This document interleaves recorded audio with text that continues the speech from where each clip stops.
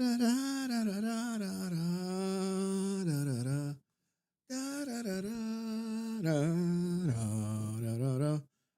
see people hating that the stream wasn't gonna start on time, but now we are on time. So tell them all to STFU, even if they are mod named Chad. Let's go. Boop, boop, boop.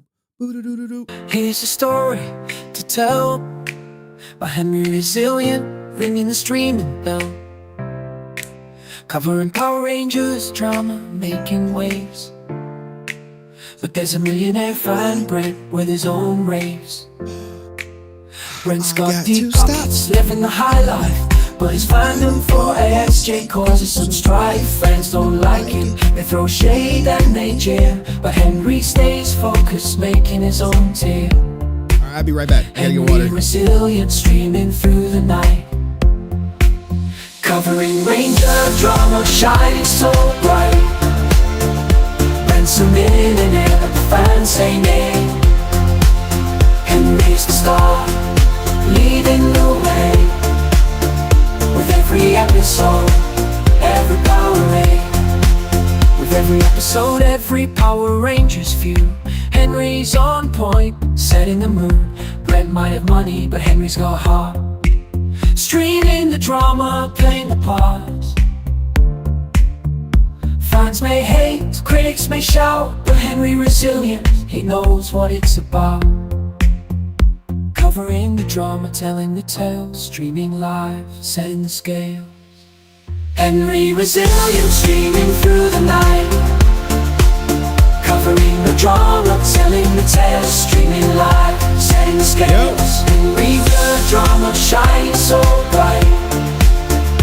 Brent's a millionaire, but the fans say nay. Henry's the star, leading the way. So here's the Henry, the streaming king, covering Power Rangers, doing his thing. Brent might be rich, but Henry's the champ, streaming the drama, making it snap. So here's to Henry, streaming king. Austin St. John, making moves in the game. Quotes on my shirt, setting hearts aflame.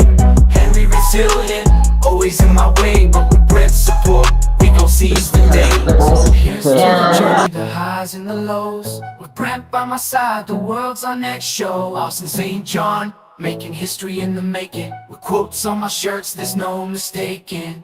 Haters gonna hate, that's the name of the tune, but I'm focused on my grind, under the moon. Brent the millionaire, he's got my back. Together we rise, never gonna lack. Henry streams, trying to tarnish my name, but I'm staying true, playing my own game. With positivity and hustle, I'll clear my name. Austin St. John, rising above the fame. Austin St. John, making moves in the game. Quotes on my shirt, setting hearts aflame. HenryResilient, always in my way, but with Brent's support, we gon' seize the day.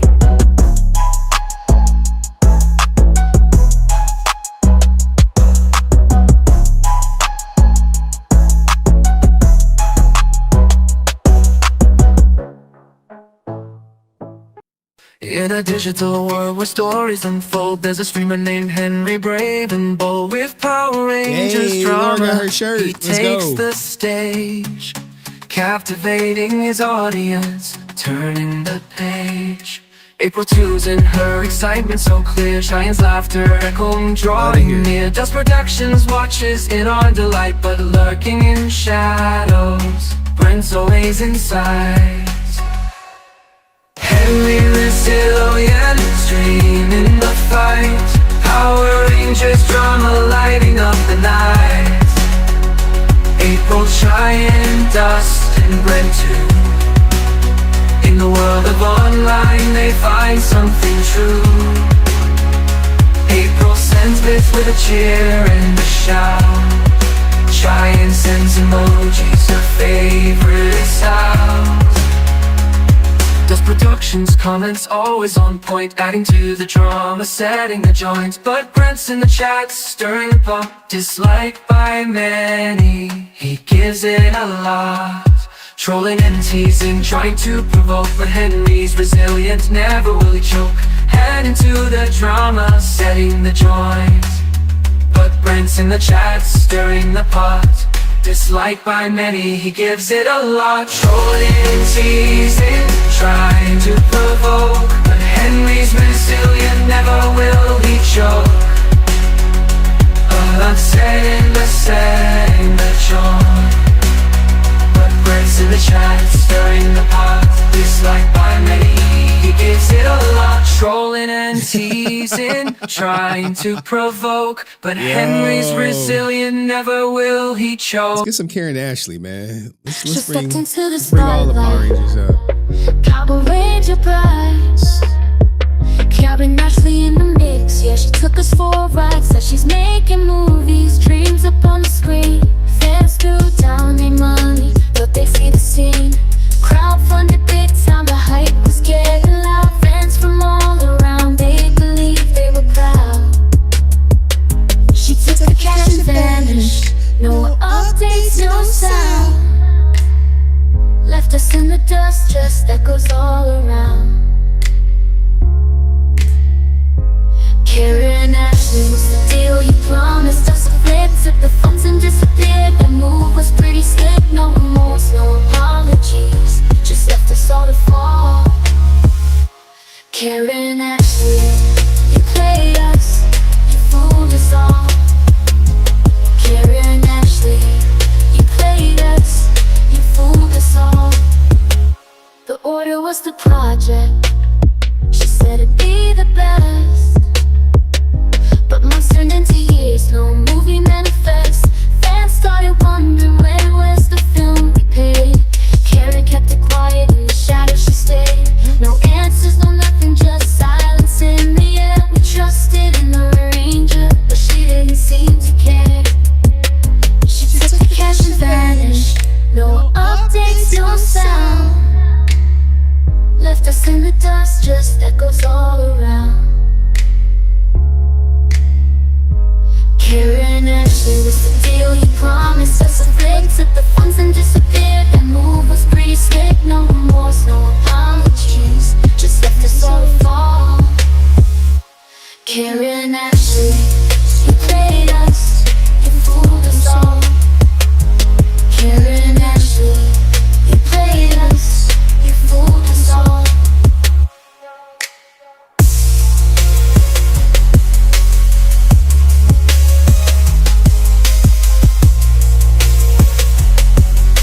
Like 2 more minutes. The order was the project, she said it'd be the best. But months turned into years, no movie manifest. Fans started wondering where's the film we paid.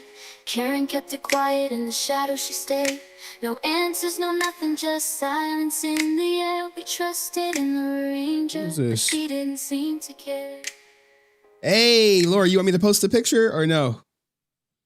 You won't be. Do you know YouTuber? Laura, do you want me to post the picture you just sent me or no? We can get it started.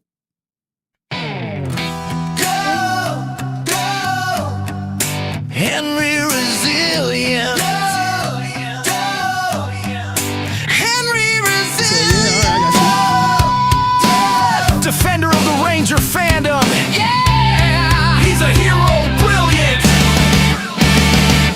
When the shadows fall and villains rise, the evil lot lizards spread their lies. Blake Foster, Austin St. John, Karen Ashley, Brent Pham, and Rican Ranger. Oh no! But Henry stands his courage bright. He'll strike with power, he'll fight the fight. No fear, no doubt, he won't back down when Henry Resilient comes to town. Go, go, Henry Resilient, stronger than the darkest night. Go, go, Henry Resilient, justice burns so bright. Lightning and courage fuel his might. Against the lizards, he'll win the fight.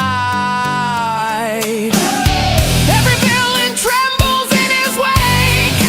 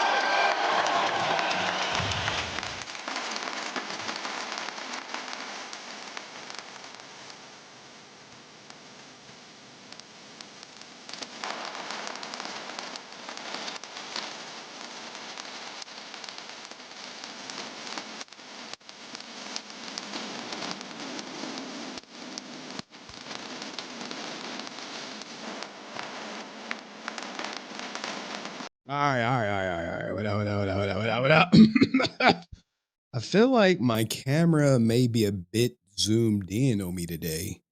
I don't know why that is, but I can do my gotta get that.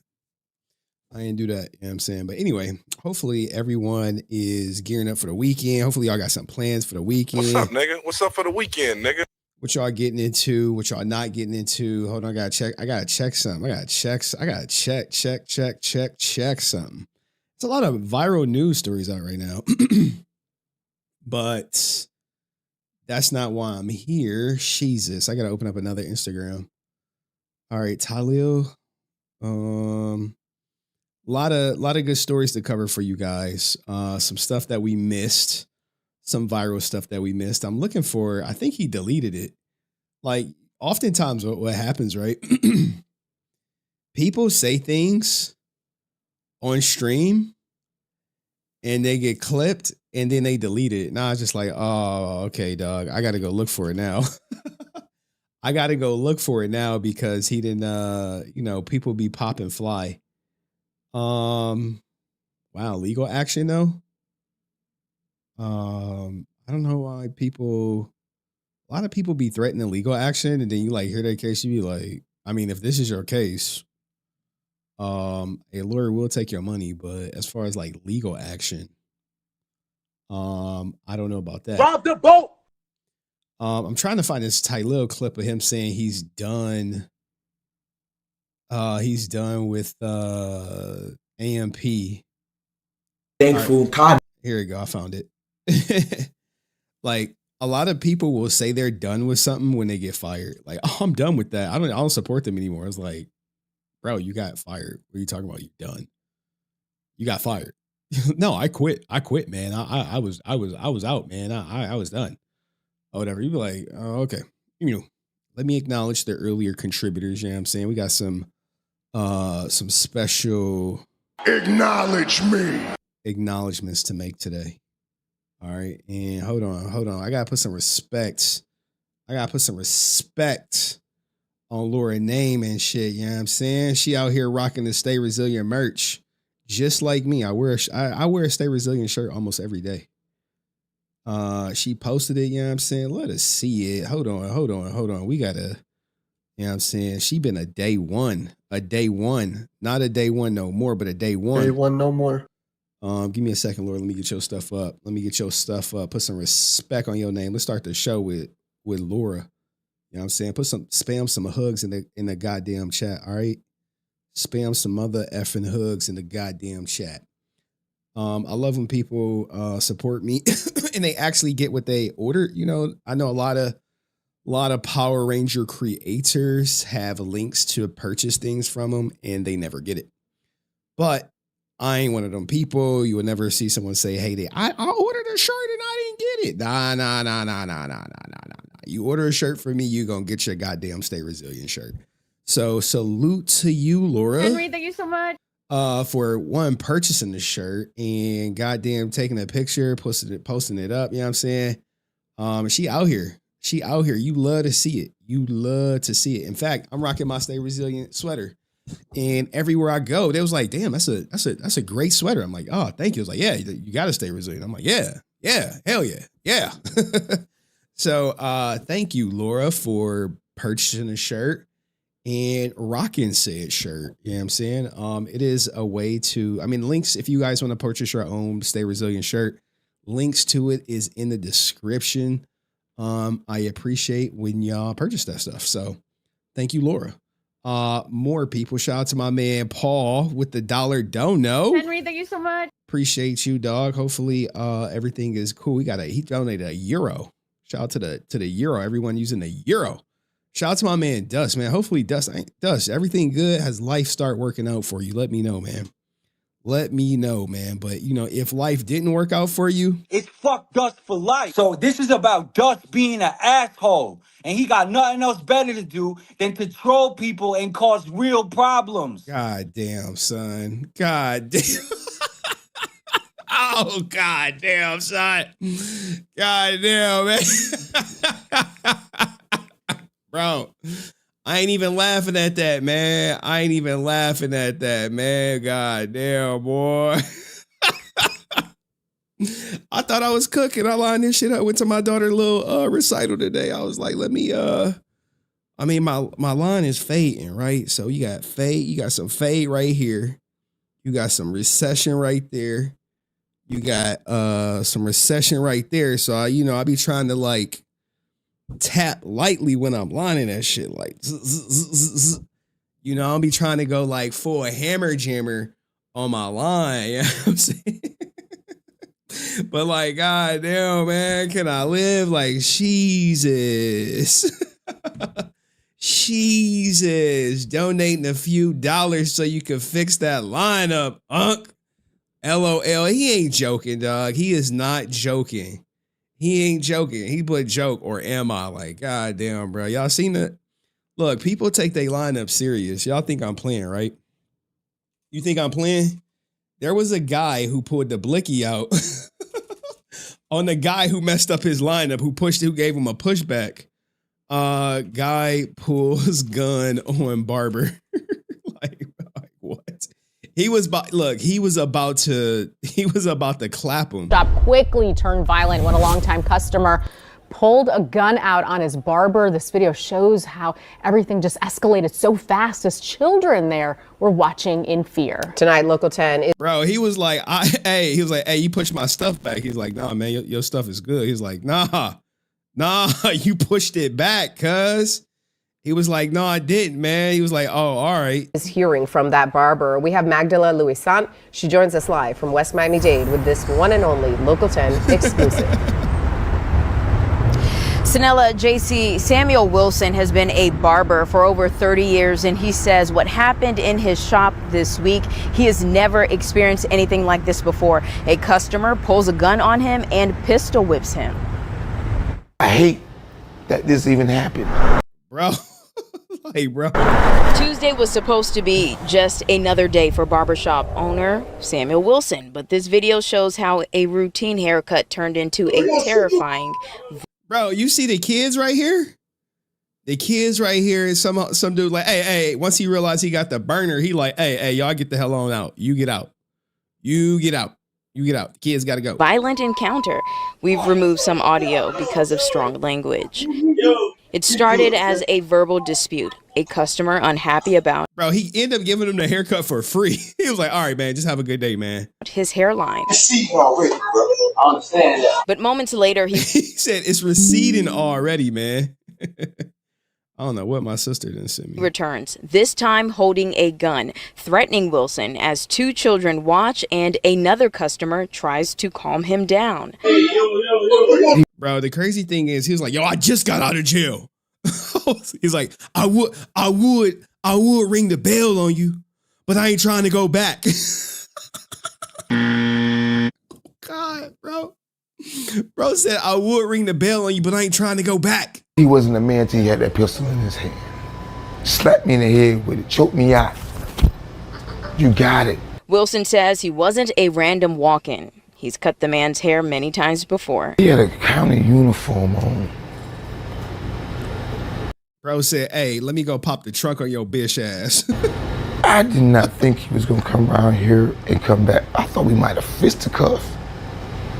But I didn't think he was going to come back with a firearm.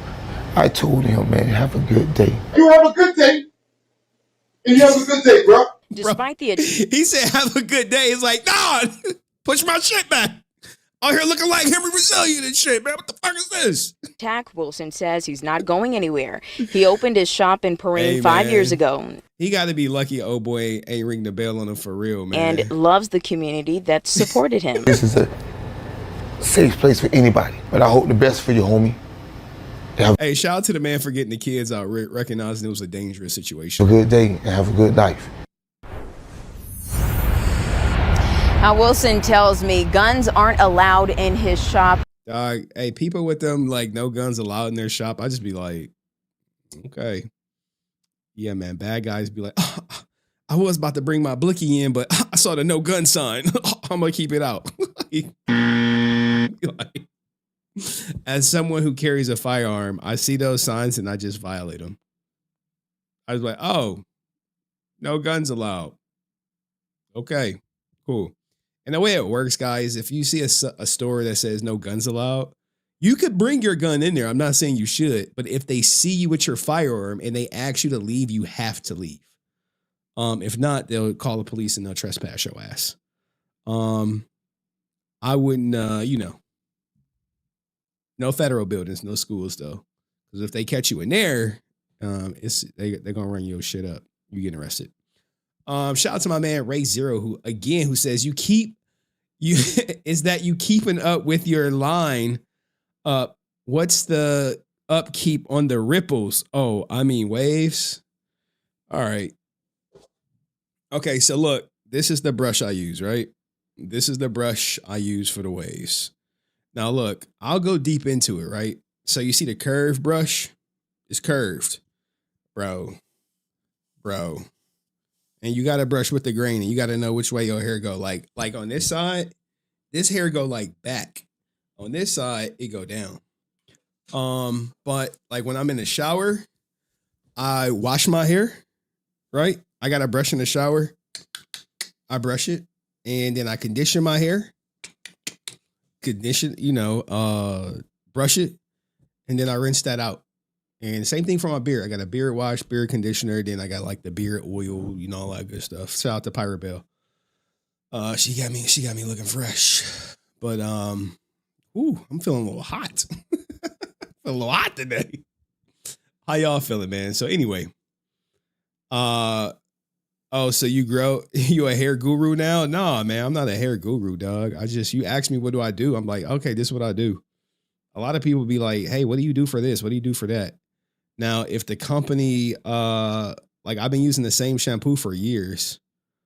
Vid, you spoke of last night, dropping tonight? Yeah, I guess. I don't know what vid I spoke of. If a company was like, hey man, we see your waves spinning out there. You want somebody to plug our product? I'll be like, yeah, dog. I'm in a bind, Nate. I'll be like, yeah, I'm in a bind. What up? I think my little niece and nephew called me and wished me happy birthday or something. I gotta check this. This is from family. Hold on, let me see. Give me a second.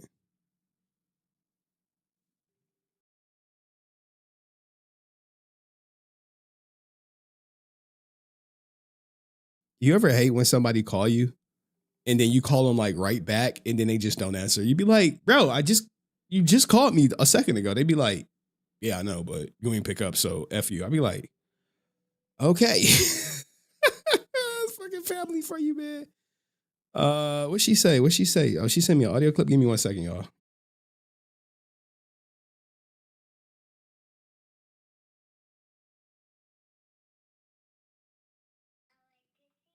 Oh, it's my little nephew, man. Shout out to my little nephew. Like, hey, Uncle Henry. Love you. Miss you. Can't wait to see you. I don't even know next time I'm going to see the little ninja. But anyway, what are we getting into today? I know we got a lot of people up in here, Aaron Goofy ass probably watching. But we finally, we got a bunch of stuff to cover. Unc Henry, yeah, when you become 40, you a unk. I'll be like, damn, dog. I look young as shit, though. I look like I'm 20-something. I don't look 40. All right. I feel like I'm 20. All right. I don't feel like I'm 40.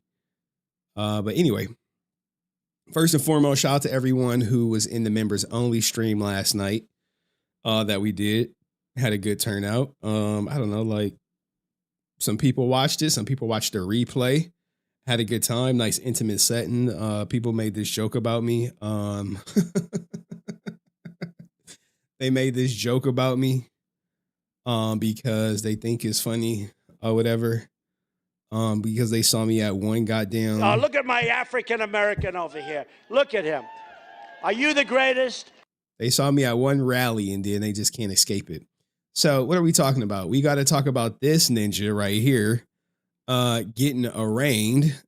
Holy shit, dog. Hey, remind me not to ever fumble a $30 million contract ever in my life. Okay. Do me that solid. We got to do Grift Watch. Aaron getting called out in his own comment section on Kickstarter. We finally found the goddamn Marisha Ray video. We finally found it. Beat down. All right. Remember when I told you she didn't like to be sexualized? Episode of Superpower Beatdown. The end of that ends with a car wash.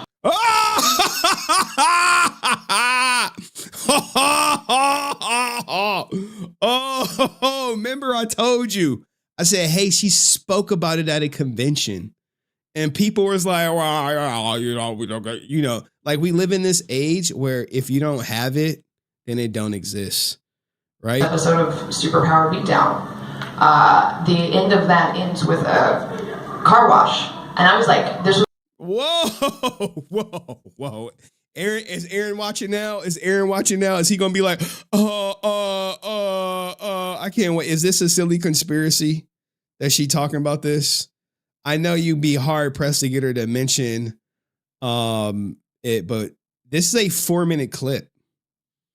But I wanted to show proof of life that I have it. Like, and look, hold on. The question was, how do female content creators stay positive when it gets dark? Did everyone heard her for the most part? For female creators, how do you stay positive when it gets dark? How does it stay positive when it gets dark? And she instantly goes to this right here. Episode of Superpower Beatdown.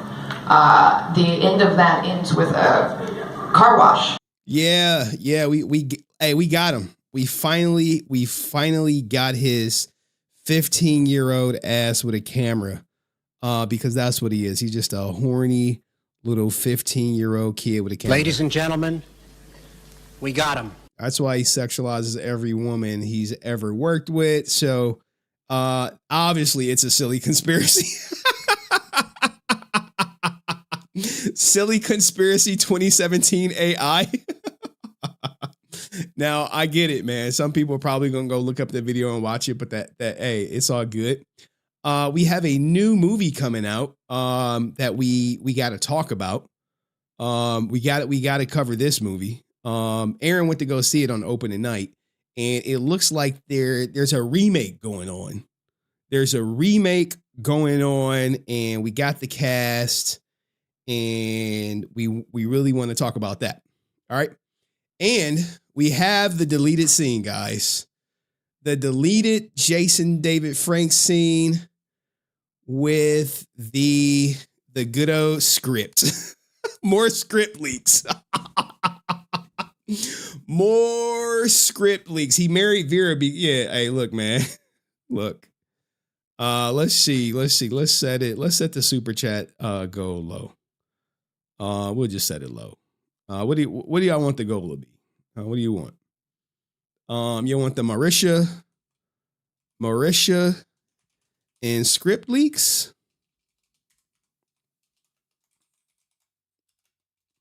All right, Marisha and script leaks. I think that's a good go. There y'all go. Have at it. Our wife. Well, yeah, if you pay $5, it could be your wife too. I think what's the going rate on the membership? $5 or something. We got, what is it, $5?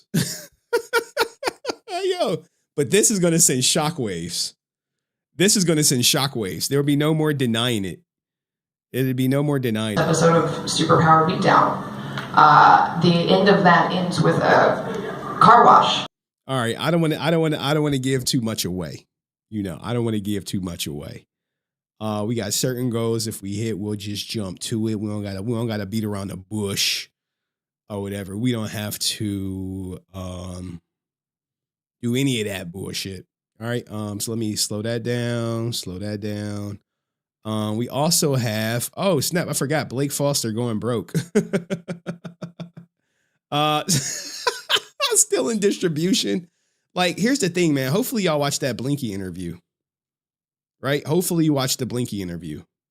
Because he was just talking about Aaron. the whole time. And we had an even better conversation off stream. And I actually wanted to bring him back for tonight's stream, but he was like, yo, I got plans. So since he had plans, we can't do it.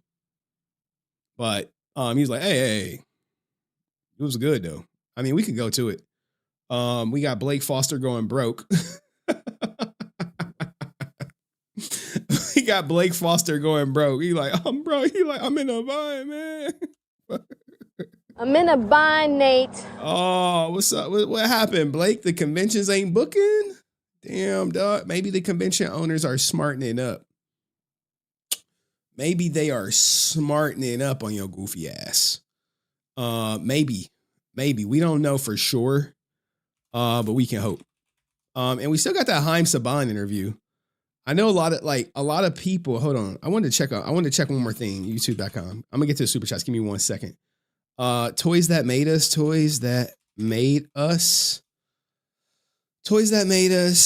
Haim. Toys that made us. What? Power Rangers. Let's see if we can find the Haim Saban part.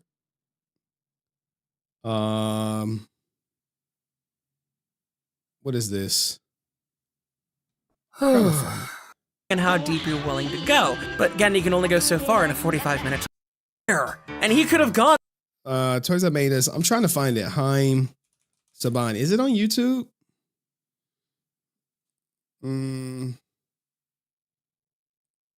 I don't think so. I don't think it's on YouTube. But what is on YouTube? Hold on. Is the bigger interview right here? Which I do want to get to this, man. Why did y'all be acting all crazy? Y'all act like y'all can't watch Haim. I started to stream on time to get to that interview though. But yeah, still in distribution. Okay, we can actually, since you started with that still in distribution, we can go to that. Brush asking for Aaron. Like, salute to you, Dom Rock. Anyway, man, what's everyone getting into for the weekend? Netflix. What's a good special? It's on Netflix? Damn, if it's on Netflix, it ain't on here. Damn, someone need to upload that shit to YouTube. Someone need to upload it to YouTube. Let me see if I can find it. Give me a second, because everyone keeps saying that that's better than the Haim interview. Do y'all agree? Has anyone watched the Haim interview by any chance? Thank you, Dom Rock. Thank you, ZJTV. Ooh. We can get to some of that Aaron stuff right away. It was an Aaron Schoenke deleted live that I got that I didn't watch. Oh,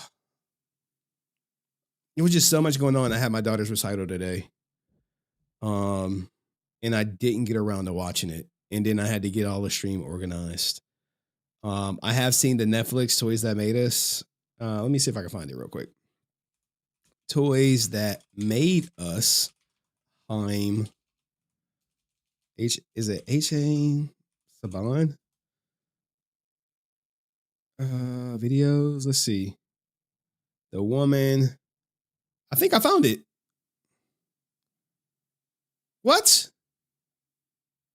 It's on Plex. Someone's Plex server? Watch Plex TV? No. Oh, man. I am tight. Hold on, man. I gotta find this. Toys That Made Us, season 3 on Netflix. Hey, toy collectors, welcome to another super exciting out. Is this just guy talking about it? I don't like it. All right, anyway. Someone sent me something to react to. Let's get to that. It's Power Rangers related. So there is that. What the hell is this? Oh, this is for Recon. Where is this tab at? Anywho. All right. Let's get into the content.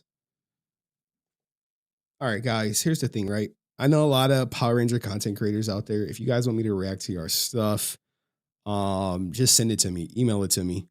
Try to keep it under 10 minutes. And I mean, like, you know, unless it's like, if it's smacking and shit, we can go like 15 minutes. But if it's, you know, if it's not smacking, try to keep it under 10 minutes. I haven't seen this, don't know if it's smacking or not. But I think y'all be liking the react content, if I'm not mistaken. if I'm not mistaken, y'all like it, or am I tripping? If I'm tripping, let me know. If I'm not tripping, I don't know why y'all don't be sending me stuff to react to. But anywho, this is all right. Hold on. All right. Someone, hold on. I gotta start recording. David sent me some stop motion animations to react to. Let's check it out. All right, Zed, you're going down. Goldar, go have fun with the Red Ranger. Yes, Master. Let's do this, Red Ranger. Going down, Goldar. Yo, this is some good voice acting off top. Yeah, did it. Goldar. Wait, what? What the hell? Red Ranger. Going down, Goldar.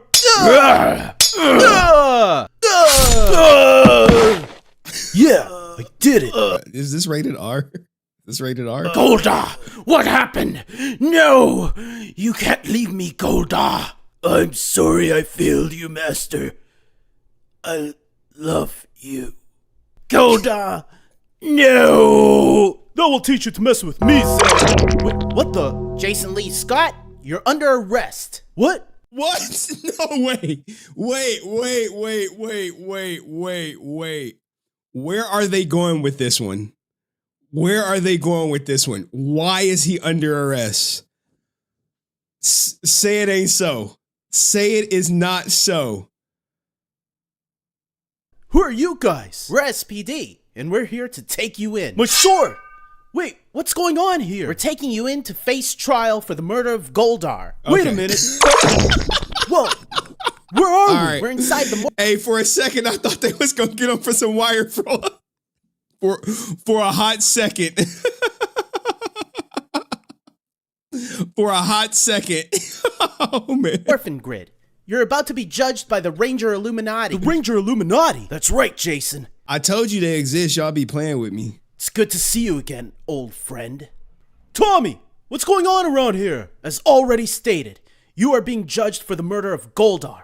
Meet the rest of the Illuminati. Red Space Ranger, Andros, Pink Time Force Ranger, Jen. Why is she so busty? Scots, Green Samurai Ranger, Cam Watanabe, Blue Dino Thunder Ranger, Ethan James, RPM Yellow Ranger, Summer Lansdowne. This is the Ranger Illuminati. We're a group of rangers that judge other rangers that cross the line. Oh, hey, look. What should his sentence be for killing Goldar? Like, are they not going to take into consideration how many, the thousands of people Goldar may have killed? What? Wait a minute. Tommy, Andros killed Zordon, remember? Yeah, but that was for a good cause. Oh, shit, yo. To save the universe. Also, you did not blow up Goldar. Blowing up monsters is what we do. You should know that by now, Jason. We don't murder our foes, we just blow them up and they return. Also, I think you did something with COVID that we're really not supposed to talk about. No, they didn't. No, they didn't. Bro. Got his ass. Yo, no, they didn't, man. I'm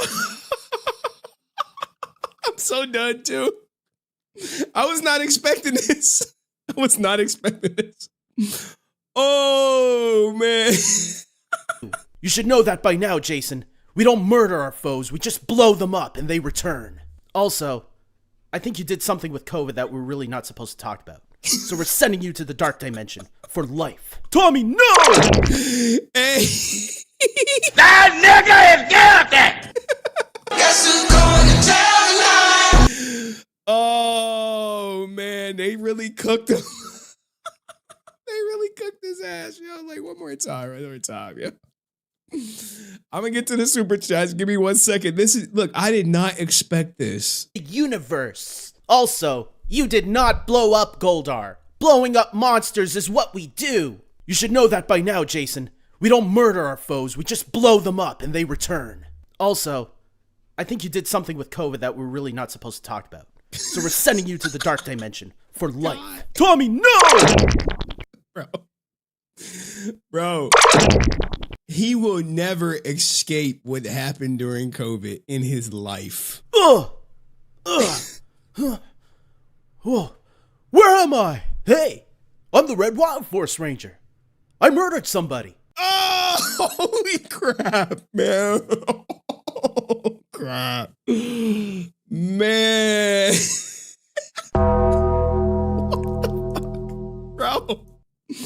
Bro, look, man, I gotta respond to the email. 10 out of 10. We need more of this. We need the crossover. We need the crossover. Oh, man. How does this only have 403 views? This is criminal. Well, it was 3 years ago. I'll give it a like. Oh, man. Wow. Like, this is too much. Whoa. Where am I? Hey, I'm the Red Wild Force Ranger. I murdered somebody. What did you do? Oh, man. Bro, David Jardow. Great short. Oh, my God. I love the humor. I love how it stayed, kind of on task with Power Rangers, but brought in that real life element of what's actually going on with the actors. 10 out of 10. Bravo. Need more of it. Go check them out. Like, subscribe. See you in the next video. Peace. Holy shit. Bro. I couldn't look, man. Ranger. Cam Watanabe. Blue Dino Thunder Ranger. Hold on. Ethan. Hold on. Jane. What? Wait a minute. Tommy, Andros killed Zordon, remember? Yeah, this was too much. But that was for a good cause. To save the universe. Also, you did not blow up Goldar. Blowing up monsters is what we do. You should know that by now, Jason. We don't murder our foes, we just blow them up and they return. Also, I think you did something with COVID that we're really not supposed to talk about. That took me out right there. That took me out. And then he go to the Wild Force, went in a jail cell with the Wild Force Ranger. Whoa. Where am I? Hey, I'm the Red Wild Force Ranger. I murdered somebody. Shit, man. 10 out of 10. Love to see it. Love to see more of it. A little late to the party. Hey, Aaron, don't go anywhere. You're next. And Vera, you don't call, you don't write. Are you breaking up with me? Oh, shit. Oh, man. Crazy. Look, man, when we get to it, we get to it. And shout out to my man Alucard with the $2 dono, man. Appreciate you, dog. Let him cook. Oh, they were cooking. Let him cook. They were cooking with this short. I gotta wonder, are there more shorts like this? But that was great. There are some more stuff, but nothing in the last 2 months. I see some goofy stuff. No Power Rangers like that. But that was a great short. And that came from an email. Someone was like, hey, can you react to this? I said, sure, man, no problem. It was short. It was Power Ranger related. It'd get the reaction every time. All right. Now, here's the thing, man. I do have a live stream of Aaron. Oh, I got to go through my notes, though, because there is someone who sends me notes. They'd be like, hey, he went live. Hey, he said A, B, C, D, E, F, G, H, I, J, K, L, M, N, O, P. And you're just like, oh, okay. All right. We'll go check that out. At some point. Don't do drugs. Because we got to talk about this stuff at some point. He left it up. What is this? Oh, I think we got some. We got some clips from it. Oh man, damn it. All right, I got some clips from it. Now, I don't know about these clips. I have to download it. Someone should ask him who has more screen time. Remember Jason? A lot of choppy. Guess who's getting food? Give me a second. Because I didn't get to watch it. That's the problem. So the person who sent me the clips, I gotta download them. Clips, you say? Yeah, dog. Clips. On some Sneeko stuff. Here's my clips. I got clips. you know that. Give me a second. I'm pretty proficient at this.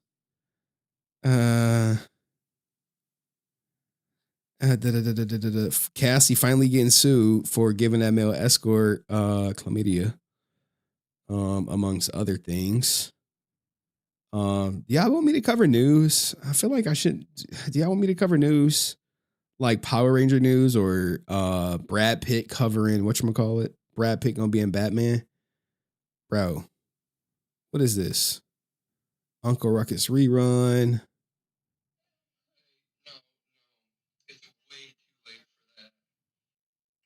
Oh man, I saw that was very dark. Let me get to whatchamacallit. Sorry guys. This is what happened when you're not prepped and you're like, oh man, I got this. I forgot he did do this. Oh, I didn't watch it. I downloaded the live stream and then I never went back. I never doubled back to watch it. Like, truth be told, I know it may not seem that way. But I do get tired of covering Aaron.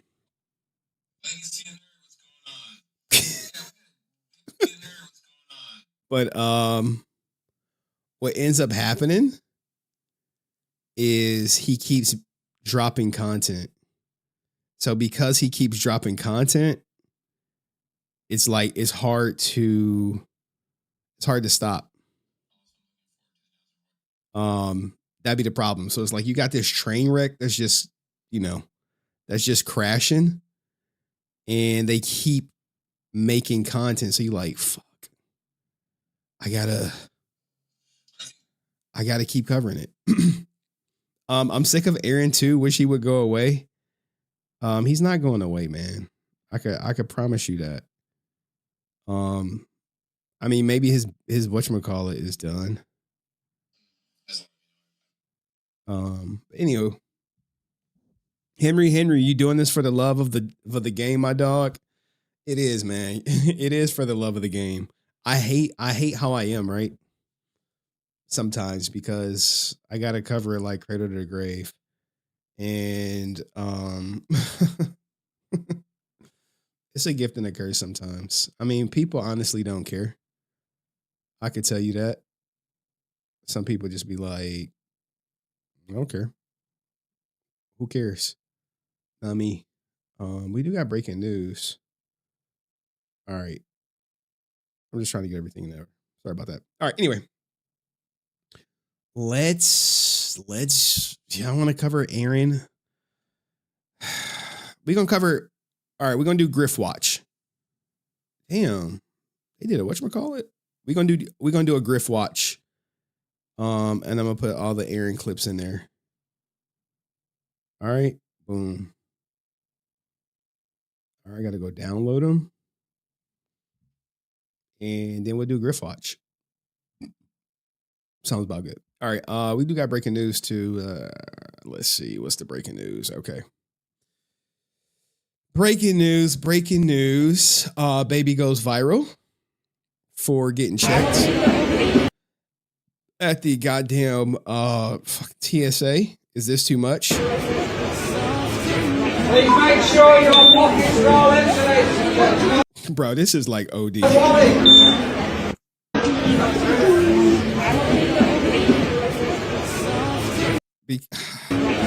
Are people using their kids to smuggle in, I guess, contraband? Make sure your pockets are all insulated. Why does it got to be a black baby? You never saw?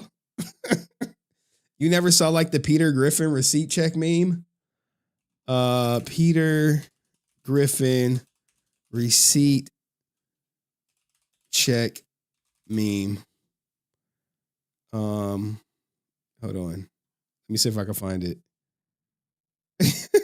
Here you go, right here. Here you go, right here. This is how they do it at TSA sometime. Like, what do you want me to do? Look, man, I don't make the memes. I look. What? What?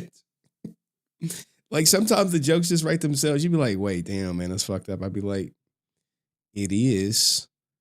But it's life. It is, but it's life. Oh snap! What ninjas want for Christmas? Here we go. You love to see it, right? You love to see it. Yes, we go.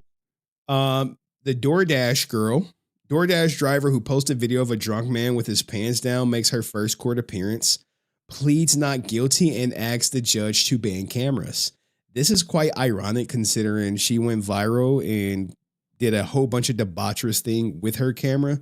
Because if you don't know the story, she framed it like she went to go drop off some food and his door was open and his meat was exposed.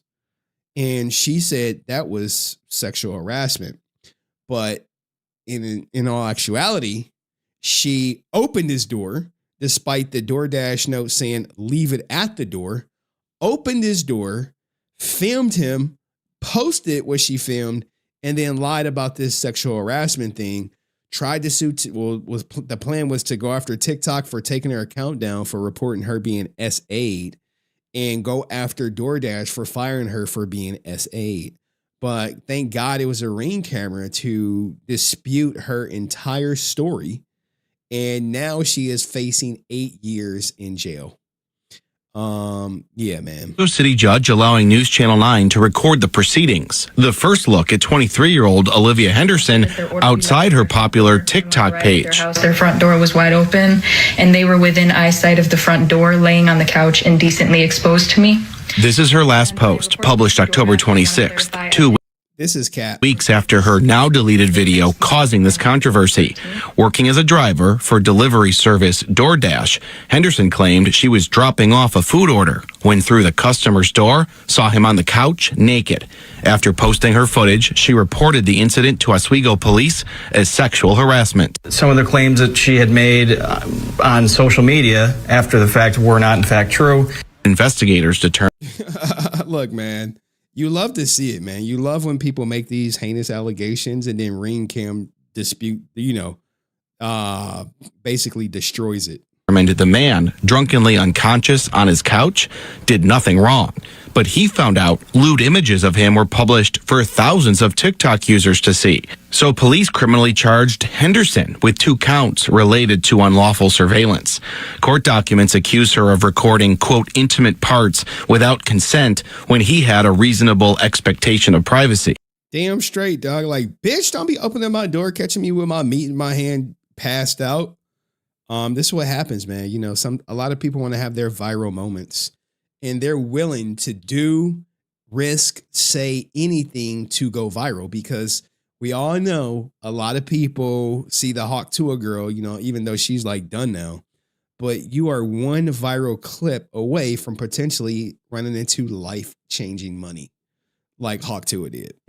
And to all those that have been supportive of me during this time, thank you so much. Bro, how could you be supportive of her? For as talkative as she's been on TikTok until now, she had nothing to say while leaving the courthouse. Livy, do you want to say anything about what happened? She like, don't film me.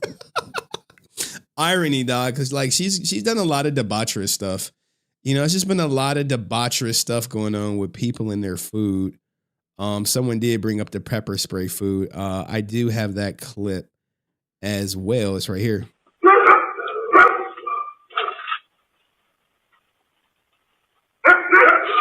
And they doing this because they didn't get a tip. Like, what? My wife had started eating and she started choking and gasping, and after she had had a couple bites of her food, she actually threw up. It's pepper spray. It's more than likely what it is, but now in this day and age, it could have been anything. Could have been rat poison, could have been fentanyl. Yeah, of course it's the purple hair one. You know, I mean, my wife could have been dead. Definitely want to. Yeah, it's always the purple hair one. It's normally blue, but I guess purple will do. But yeah, man, watch out with your food, man. And usually if people doing DoorDash, they really don't pick it up if there's no tip on it or a low tip. Your food would just be up there waiting. I may know somebody who used to do DoorDash or whatever. So anywho, anyone watching the goddamn Pennywise? Oh man, this is great. I got to open this up because this goes to the Griff Watch. All right. It's really good. Pennywise is great, dog. Y'all ready for that season finale? Y'all ready for that season finale? What do we have? What do we have?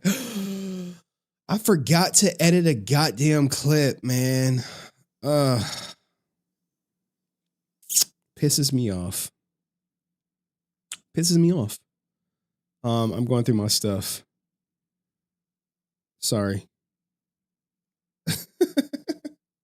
Live action Power Rangers is a go. I'm gonna get your super chat, Cayenne. Live action Power Rangers series is in the works at Disney Plus. I will not be ignored. I got you, girl. I got you. I'm trying to figure out what I was gonna do. All right, here we'll get some conspiracy corner for you. Christmas lights. This is all stuff I didn't get to cover. Like this weird shit. Ariana, okay. Cynthia, thank you for your time. What? So tell me, what was it like being on the Wicked set again? Was it a lot of fun? Why would he bring that up? Did you enjoy singing on the set? No. It's okay. We can get you a... It's okay. Don't touch her. Nope. Don't touch her. Don't touch her. Okay. It's okay. Must be nice seeing the fans. Okay. You want to wait to do that until the interview's over? Okay. Can I offer you a snack? You just, look a little hungry. Not hungry. Okay. No. You mind? Bro, they are so weird together.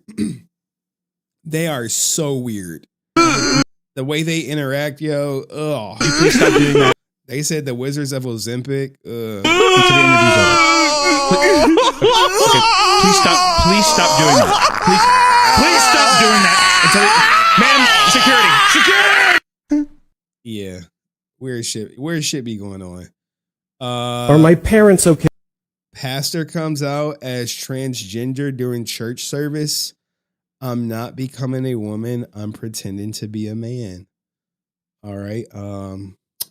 Let's get to the oh, snap. I forgot. This is VG's type. Are my parents okay with this? Absolutely not. Hey, live your truth, man.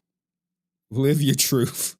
Look, live your truth, girl. They texted me this morning and they asked for me to tell you all that they do not support me. Damn. And that they have chosen their convictions and their beliefs over supporting their child. Damn. Everyone gets nervous when there's a special announcement from the pastor. VG, slide them DMs, boy. I'm not leaving. Hold on to that. I'm going to hold you to it. So, rarely do I... Where he get the rainbow robe from? I did not get into ministry to talk about myself or my personal life, but sometimes there are things that happen in a pastor's personal life that is going to find its way out into ministry.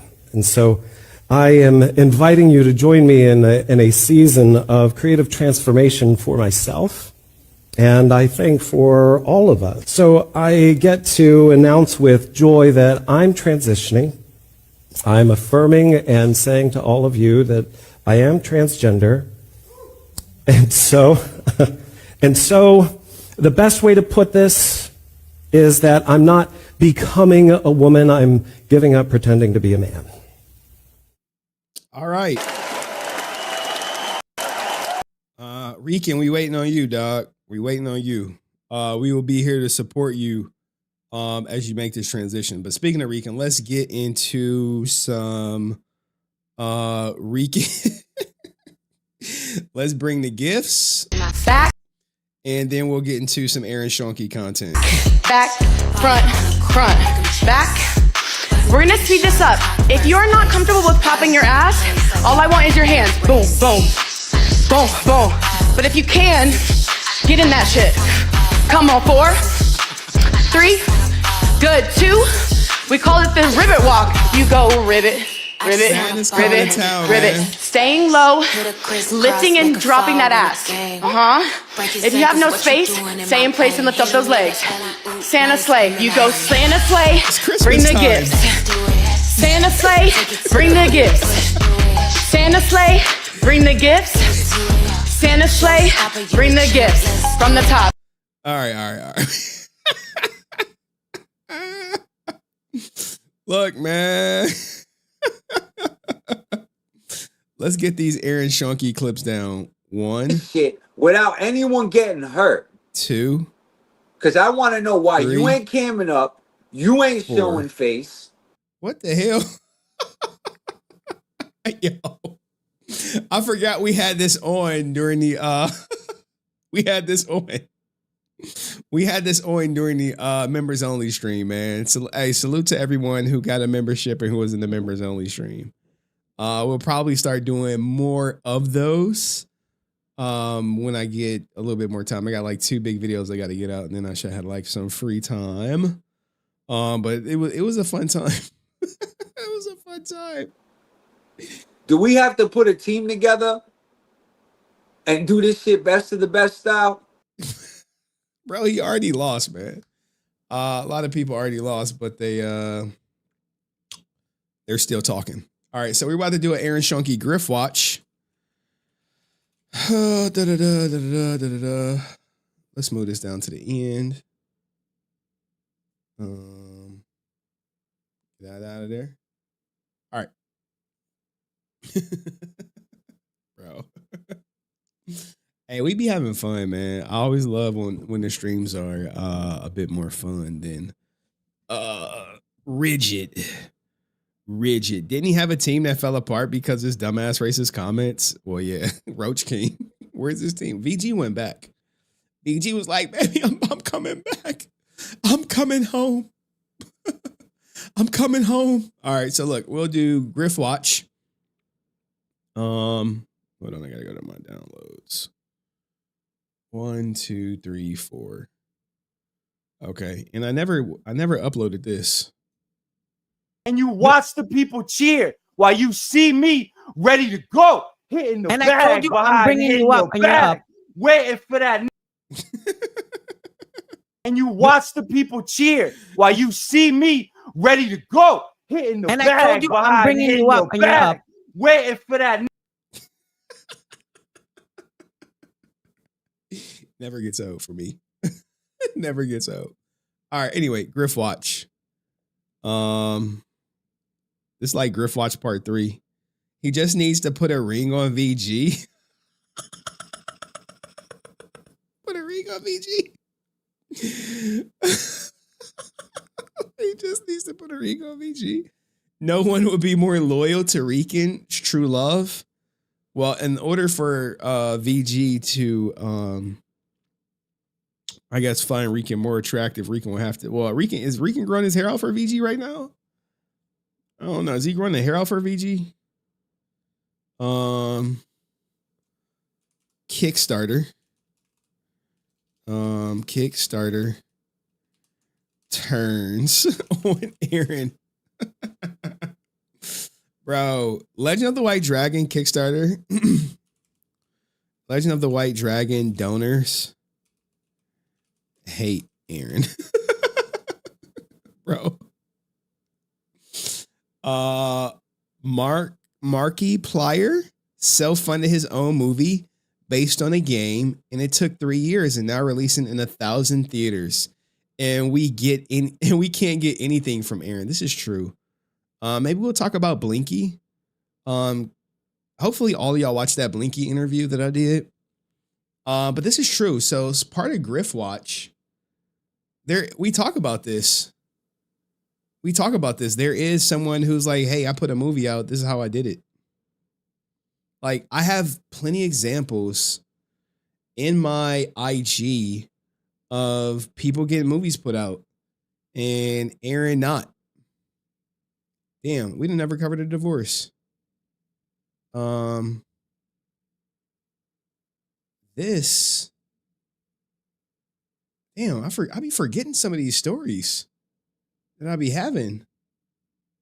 Shiza. Oh, here go Aaron right here for you guys. And I make nothing. Zero. Zilch. By the time I pay all my scientists, all my people in my research department, lab coats, it's a wash. Well, why you do it then, baby Billy? Well, because I'm selfless. And I make nothing. Tell me if this is not how Aaron talks to everybody. Oh, we don't make any money off these projects. I even put up my own money. We'd be like, bro, if you don't make no money off any of these projects and you're constantly putting up your own money, how are you able to afford living in one of the most expensive states in America? In one of the most expensive cities in America? Zero. Zilch.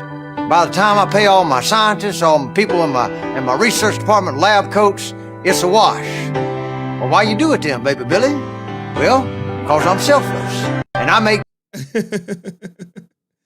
Wait. Dude, this was on a Twitch stream chat an hour ago. Bro, because his character in the Gemstones is wild. It's wild. Like, I be covering all this stuff. What else? Like, it's stuff that what happens, right? Is we start get going, and then I'm never able to double back to it. Like,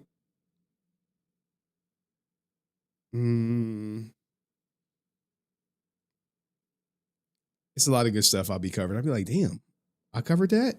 Or I forgot to cover that? Kaya talking about she ain't broke. This clip. Go Power Rangers!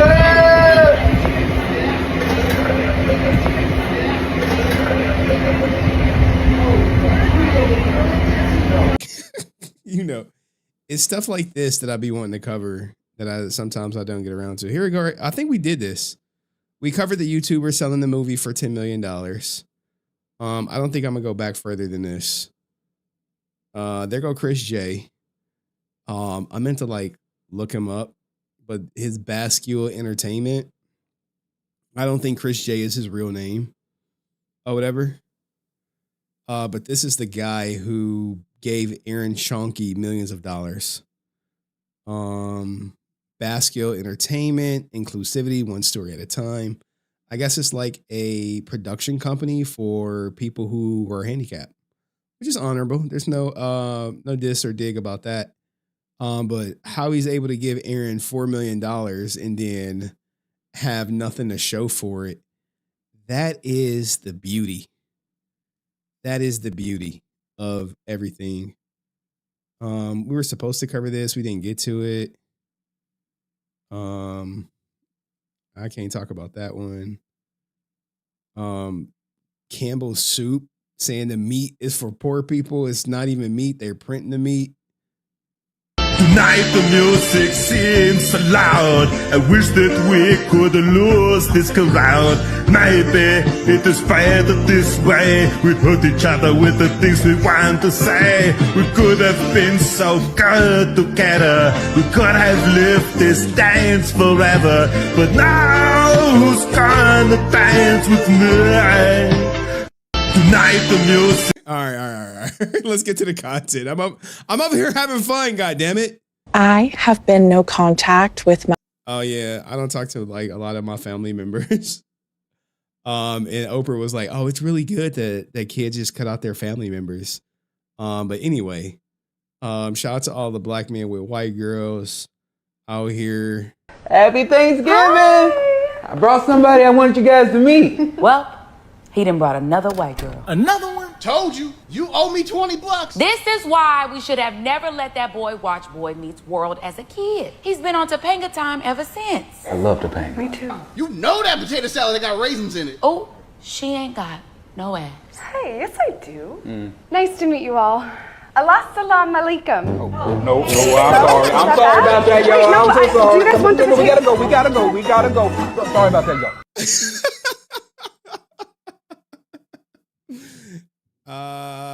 Bro, people trying to wish me that I get Shannon Sharped out here. Y'all are wild, man.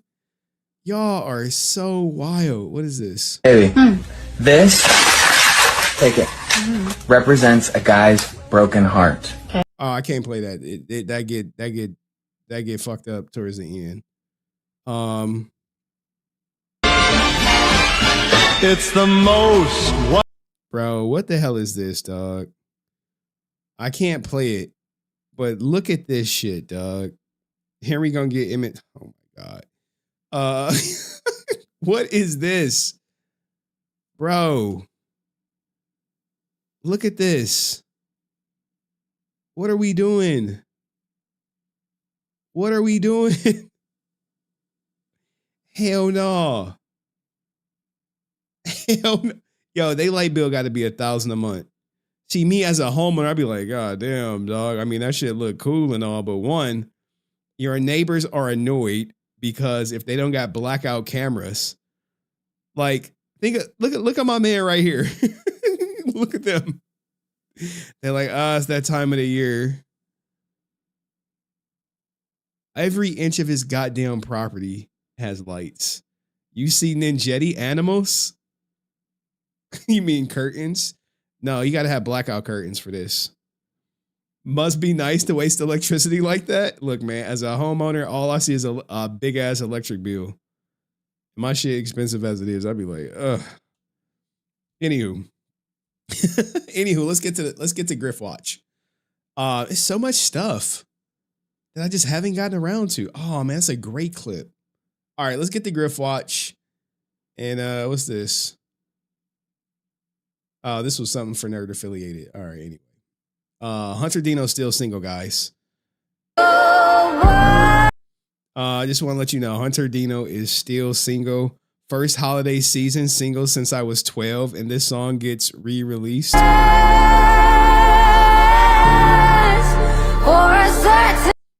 Bro, she is going through it, dog. She is going through it. Look, man.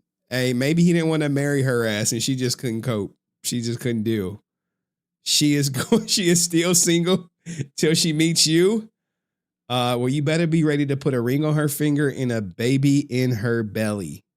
And for her to probably likely be a stay-at-home wife because her acting career is donezo. All right. Tell her I said that shit. Be like, damn, Henry was on stream said your acting career is donezo. She's getting older. Where's the little rabbit? That pull out the watch, be like,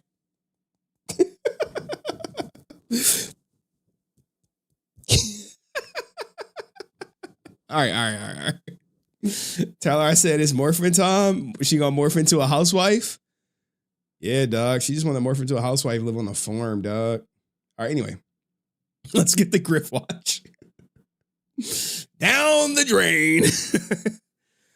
Yo, man, Derry. Man, I wish everyone was watching Derry. He just needs to admit you want to sugar her bun. I mean, what guy gonna pass that up, huh? What guy gonna say no to that? But the women who want to get married and have a baby, dog, steer clear of them. Steer clear of them. All right. Steer clear. You're getting the best advice I can give you.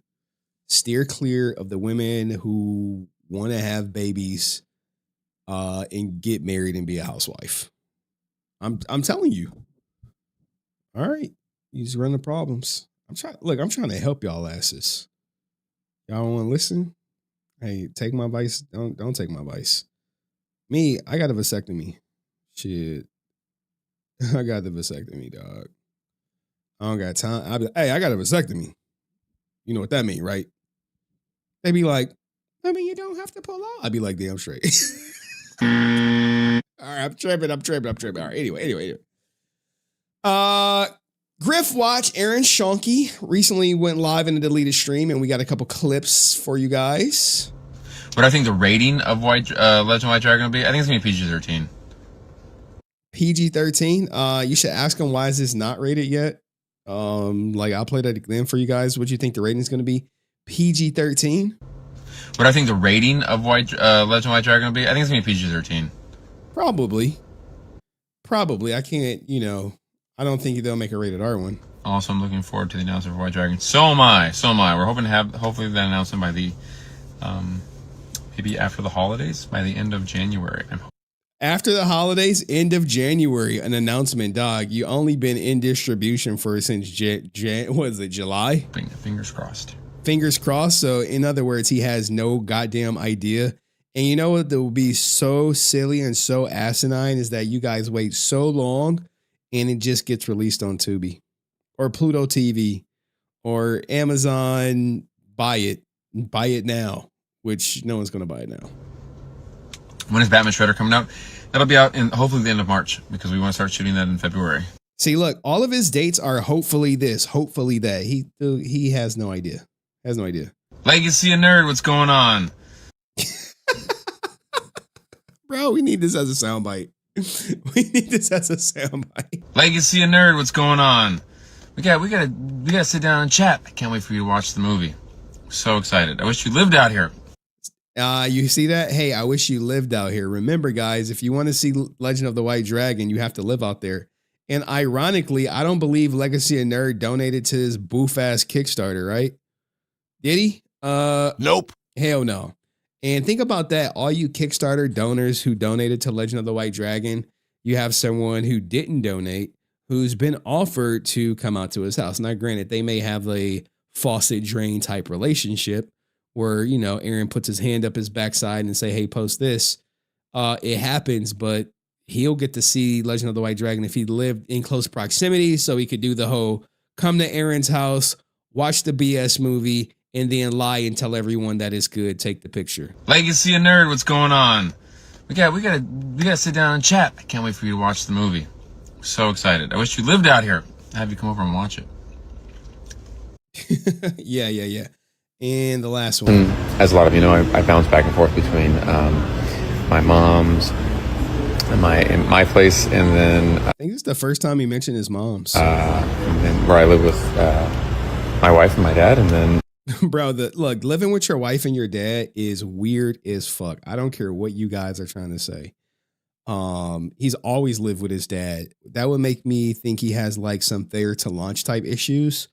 But different strokes for different folks. I mean, I was also told you could catch him at any time rubbing his dad's belly. Also fucking weird, but hey. My grandma's. So it's just.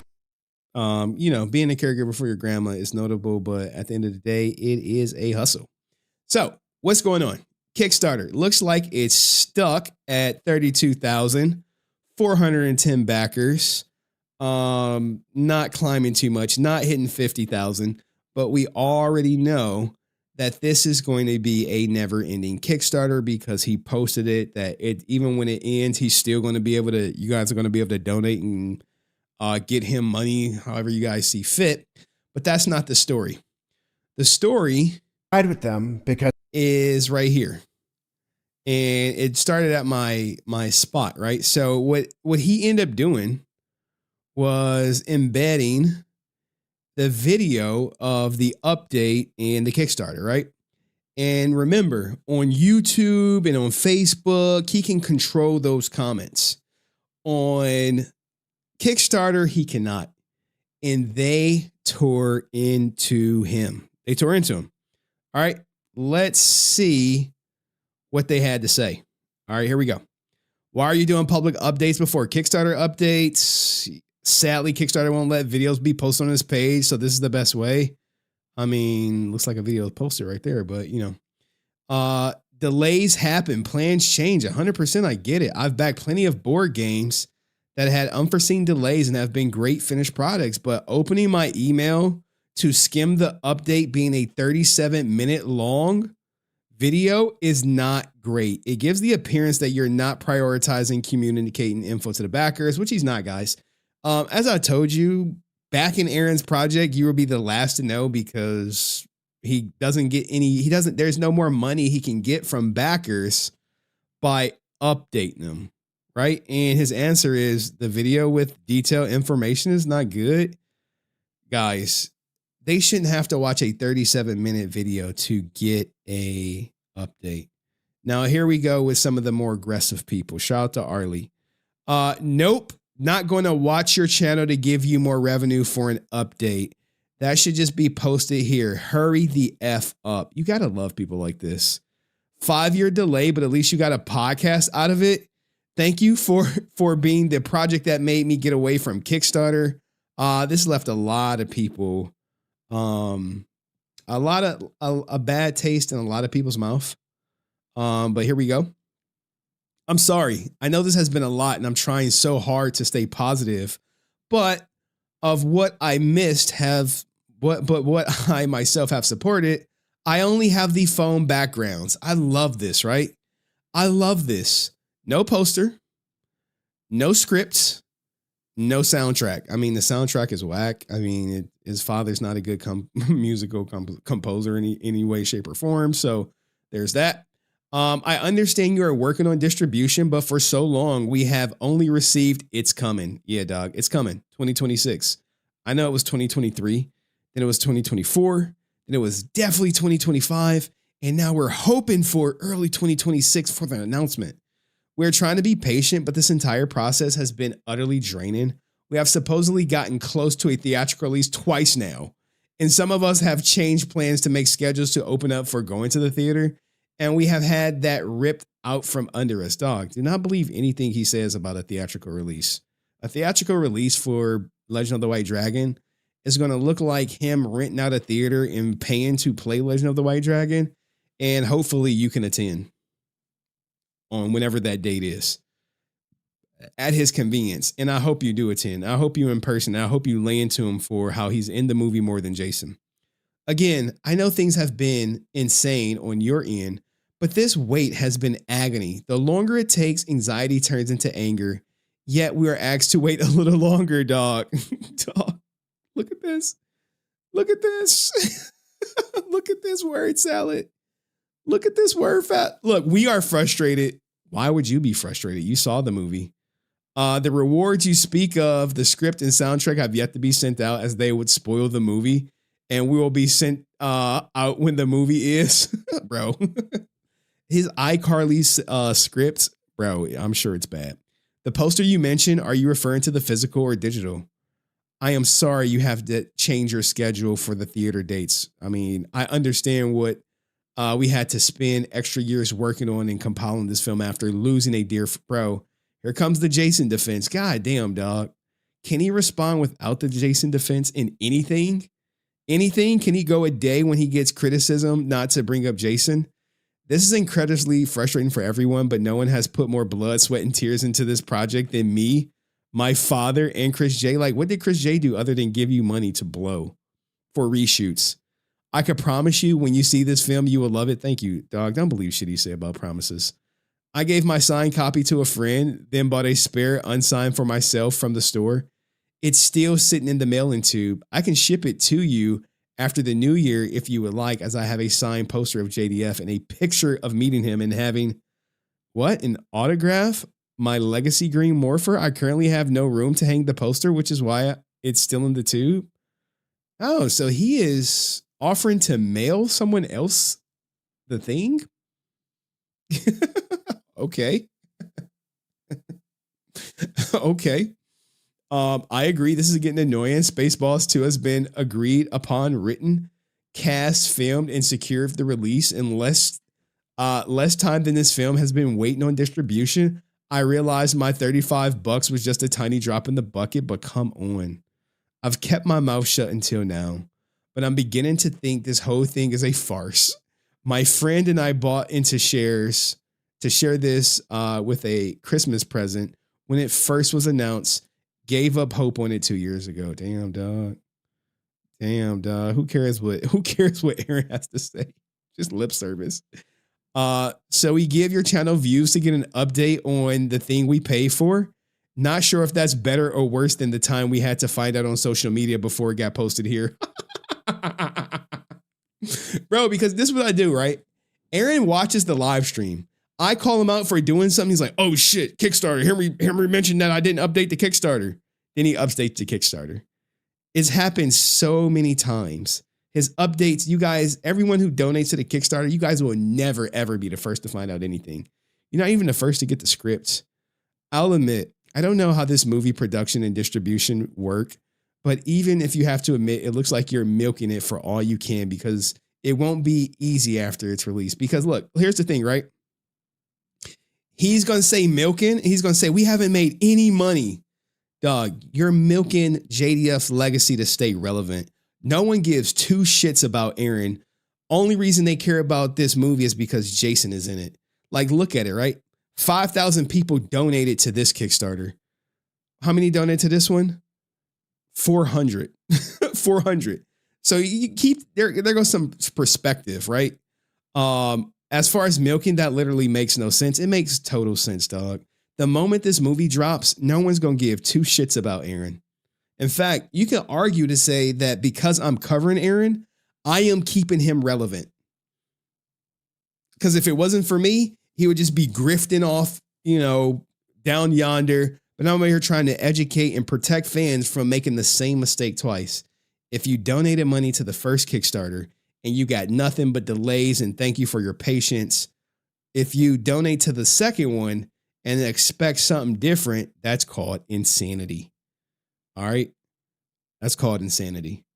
Holding on and not releasing the video is obviously roughly feathers, which is never good for business. This doesn't help revenue, but hurt it. Like, because he thinks milking it is revenue. That's all he's thinking. Someone says milking it. Oh, revenue. Dude, you milking it for relevancy. He's going to go into non-existence the moment people see 1 hour or 30 minutes or 10 seconds of this movie. Like I said, I was told it's complete dog shit. And the reason why they can't find distribution is because Aaron is the main character. Now, when asked, he'll say, no, I'm not the main character and Jason's in it more. But you can get away with that when the movie's not out. When the movie comes out, it's going to be crystal clear how he's in the movie more. And I'm actually going to bring up a deleted scene from it. Hopefully you watch the podcast. We go over a lot in there, bro. Dude, no one. We believe we are close to finding distribution, dog. It's Tubi. It's Tubi. It's Tubi. Tubi would have took the movie unfinished. Tubi would have took the movie a year ago. Tubi would have took the movie without color correction, without sign design. They would have took it. I'm glad more and more people are getting fed up with the constant delays and false promises of its coming. It's just sad that JDF isn't here to show how ashamed he is of your tactics as well. Yeah, dog. Yeah, JDF will be 100% whatchamacallit. But here we go. He was an extremely dear friend, stop the cap, who advocated for a theatrical release worldwide, which he did want a theatrical release, but maybe he realized the film was dog shit and he would never get it because Aaron was directing and editing and starring in. And that theatrical release was out the window after he saw probably the final product, which they admit to having to reshoot in the podcast. They said, hey, we didn't know what we were doing and the film didn't even make sense. So we had to reshoot everything. So that's how you know they're amateurs, right? Because who goes into filming a movie and the script is not finalized and it doesn't make sense? Hello? They're telling on themselves. And he says, Jenna and Tammy love the film and have said it time and time again how happy we would be with the film. Who cares, dog? Who cares? Jenna also said it would be better than Marvel. Who fucking cares, bitch? You think people are like, hey, what does Jenna think about this movie? Like, what is she, Siskel and Ebert now? Hell no. She has an emotional tie to the movie. and she's hoping fans buy into it. She only got what, 3 speaking roles? Come on, man. It's not about to be her big break. And neither is her plan X23. Rest assured, the film will release worldwide to everyone. Okay.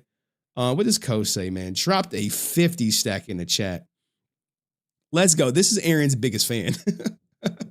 Let's put some respect on his super chat, man. I appreciate you. I got money. You would never convince me Aaron wasn't hijacking the fam during Jason's lifetime. Why not? He did it with the Nightwing Joker actors. He installed himself as director, ex-producer, actor, writer for White Dragon. Jason didn't have a leg to stand on, mate. Yeah, you hate to see it, Co. You hate to see someone honor Jason so much, and then you be like, hey, where's the scene at in the movie? Oh, we deleted it after Jason passed because it didn't make sense. Or he'll go and say, oh, Jason agreed to we could delete that footage. Because guess what? Jason is not here to refute it. There's no email like, oh yeah, Jason didn't want this scene in the movie. Jason agreed with all the rewrites. Did he? Because that's what's arguably going to happen. When the movie is bad, he's just going to say, Jason agreed he wanted it like this. Okay. That's 100% going to happen. But thank you, Co, man. Thank you. And yes, Jason's death was a convenient excuse. He was absolutely doing this garbage during his lifetime. Look, man, he has made himself relevant by staying close to Jason. That's how he keeps his relevancy. Remember, Aaron is a user, right? So he'll use you till he can't use you anymore. Jason included. And unfortunately, if you listen to the leaked audio where Jason said it was when Dinesh was like, why do you keep working with it? He was like, financially, I can't afford to leave. That's what he said, word for word. Financially, I can't afford to leave. And no matter how many times I've played it, linked it, maybe sometimes people get amnesia. All right. But look, man, people are smart, man. Hey, thanks for the 30 minutes of the same thing you've been saying every month. Content is king, sure. But people appreciate the content about a project after the main content comes out. You are a joke, Aaron. I'm disappointed people help fund your next project in Beatdown. As you should, man. As you should. He is just the last leech in Jason's lifetime. I know Jason said financially he can't leave. However, this sign said more. It was Aaron's movie during his lifetime. I agree. And I agree because I think the first page of the leaked script I got, you just see Aaron and Sarah Hannah, which would kind of make him the main story, right? you will make him the main story. And then, all the leaks say he has more screen time. And Aaron will say he doesn't because, hey, who's going to refute it? The movie's not out. Is there a code for release or more delays? Yeah, it takes time, but come on. Damn, man. They are crushing them. We only got a couple more. Yeah, sorry, but we've been more than patient. Even JDF's kids have seen the whole movie. True. Yet us backers have received squat, and y'all not going to get squat. We shouldn't have to wait for public release after all the delays and all the money we gave for this project. Y'all gave $500,000 total. $500,000 total. And you can't even be the first to get an update. Pathetic. Agreed. We gathered together and we can sue him.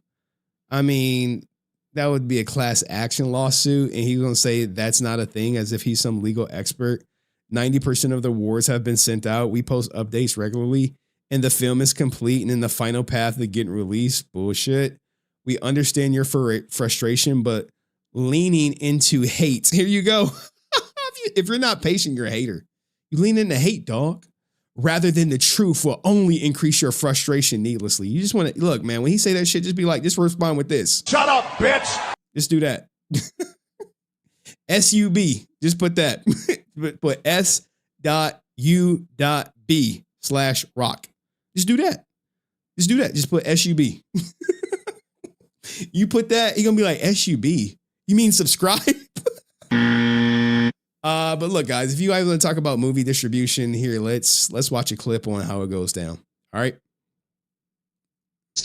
best way to get an indie movie on Apple TV, Amazon, Tubi, all those big streamers? Well, I spent 5 years getting my movie out there and distributing it. I learned a lot of hard lessons along the way. And so what I've picked up on is that there are two main options. Here we go. He's going to be like, well, look, that guy took 5 years. We're taking 5 years. To get an independent movie on a big platform. I'll try and make this quick because there's a lot to talk about. But the two paths are this. You either use a distribution company, that's what we did, or you use an aggregator. That's what we did not do, but I kind of wish I had. With a distribution company, what happens is you pay them nothing up front. It's great. They do everything for you. I mean, they're not going to give you money. Like, don't be crazy. Your movie's not, like, why would they give you money? I mean, that'd be cool. But they take your movie, they put it everywhere, they do all this stuff, and then they just keep track of the money they're spending, and then they just pay themselves back out of the money that your movie makes. You see that? You see that? Distribution. Hey, we put the movie places and we try to recoup our money off what the movie makes. This movie is not going to be profitable in the slightest. The only way this movie is going to be profitable is someone buys it for $1. Remember, 4,800 people are owed this movie. Not a bad deal, especially if you don't have cash up front. They lock you into a contract for a certain amount of years. They take 30%. The platform, Amazon, takes 50. They take 30. You make what's left over after you pay back the expenses. Versus an aggregator, they're just a straight up delivery system, like Bitmax or something like that. I'm not getting paid by them, by the way. That'd be cool too. Aaron is watching this, taking notes right now, like, Bitmax. I saw this Bitmax company. Remember when I started mentioning Fathom? He was like, oh, we may go through Fathom. And then I guess Fathom was like, nope. But I'm not. What you do is you pay them one time, and then they put your movie on a platform. You pay them per platform, and then, bam, you're up there. You don't owe Bitmax any money. They just pass through the payments to you. It's pretty simple, and you stay up there for as long as you want, or until Apple or Amazon changes their encoding settings or something dumb. But like theoretically years you stay up there. Now the difference between these two models is this. Right now, our movie is done with its contract with our distributor, and they've offered to extend the deal with us, which means we still keep paying them 30% or whatever. The problem is, if we don't want to extend the deal, they pull us off of the platforms, which that sucks, because then we would have to redo the whole thing and use like Bitmax or something to get back up on the platforms. So in the end, yeah, you spend more money up front, and there's downsides like you don't know when your release date is. That sucks. That's a deal breaker for a lot of people. But on the other hand, you're kind of joining a system that doesn't really work for you. That's why I'm building the waitlist for the thing I'm building, but it doesn't replace it. It actually is supposed to work with Bitmax and stuff like that. So here you have it, guys. He's trying to sell you on the wait list. But the harsh reality is there's no one that's going to distribute Legend of the White Dragon. It's going to be on Tubi. It's going to be on Pluto TV. It's going to be video on demand. Now, let's end it with these super chats. Co says, I understand your frustration. No one wants the movie out more than us, says Aaron Schoenke, who has literally put nothing up as collateral. How have people not started fires when he says that garbage? Because he blocks them, man. The moment you start pushing back on him, you're going to get blocked. That's why he rarely engages with people outside of his Facebook, his Instagram, his YouTube channel. Anytime he does, he gets obliterated. People literally on Kickstarter are outright saying, F this guy. If they say that in his chat, they're going to get blocked and removed. Even if they gave him $100 for Legend of the White Dragon. So, but it's coming, man. Like, as soon as it comes out, it's going to be a firestorm. Maybe Aaron is just used to waiting. Still waiting on the real wife. No green card. Bish! Oh my God. God. Oh my God. Bro. Shit. Holy damn. Why'd you go after him like that, man? Jesus Christ. You're leading with hate, my friend. You need to lean towards truth and positivity. All right, let me know what you thought about this video, this Griff Watch. And I'll see you next video. Peace. That was a good one, man. I love when we have a good segment like that. Did we hit our goal yet? Let's see. Oh, man, the chat crash. Jesus Christ. Jesus Christ. Hopefully I didn't miss nobody. Looks like I got everybody. All right, cool. All right, we're grooving. We moving along. Let's keep up the negativity. Oh man. Oh man. Oh man. All right. I do have a story. Blake Foster is going broke. I got it. Now here's the thing, right? Where is it at? Where is it at? Where's the Blake Foster? Blake. Add to group. Give me a second. New group. Blake Foster going broke. Here's the thing, right? Going broke, mate. Blake is broke. Oh, but he's announcing it to the world, right? I mean, you know, this dude is the same dude who doxed me, who shared pictures of my daughter with Rican Ranger, who shared my address, shared my name with him, all this other goofy shit, right? Blake Foster, all right here. Give me a second. I gotta find something, right? Because he was at Ranger Stop with Sky Frank. I think y'all know who Sky Frank is, right? Give me a second. I think y'all know Sky Frank, right there. And if you don't know, where is her scene? I'm not gonna lie. That's like hella sexy that you really admire me like that. And I haven't had anybody really like tip me as you did. And like I appreciate it because my situation is really hard right now. I'm trying to get a new car. I lost my car. I'm actually in a homeless shelter right now, trying to get a crib. So I'm really struggling, but like I'm real as fuck. And yeah, like I'm cool. I fuck with you and I appreciate you, Teddy. Oh man, it's one thing I have to find, right? Maybe one of the mods could help me out. When she was at the bar with Blake Foster for Ranger Stop, do we have those images? Do we have that? And I have to do the Mabel stuff. Give me a second. What the hell? I promise you. There's no smoke and mirrors going. 240. Damn, where are we at? Do you guys have that? 1, 2, 3. All right.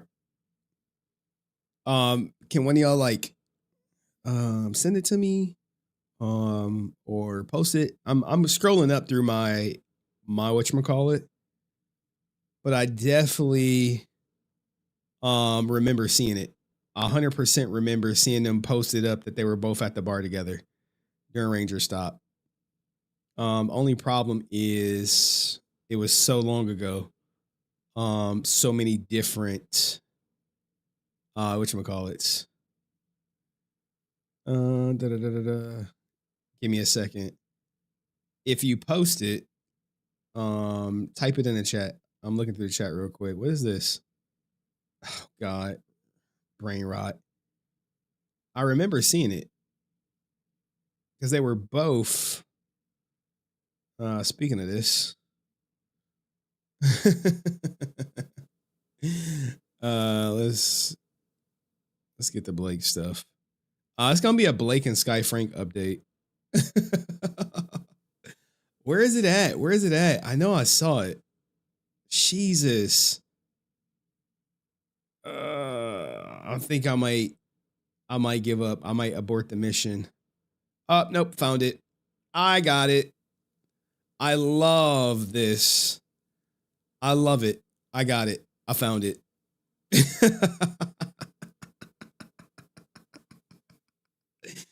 Oh man, I found it, man, dog. Look, man, do not mess with me. Okay? I wonder if these Rolexes real. I'll have to like, I am like a watch guy. Through and through.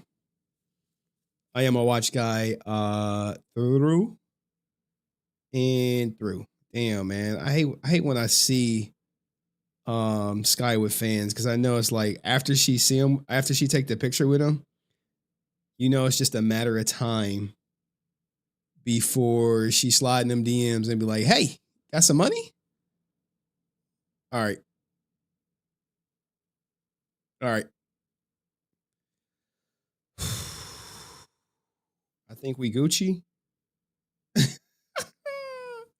I forgot, man. We never did a Sky and whatchamacallit update. Shea Corner. Yeah. Is this them? Is this both of their Rolexes?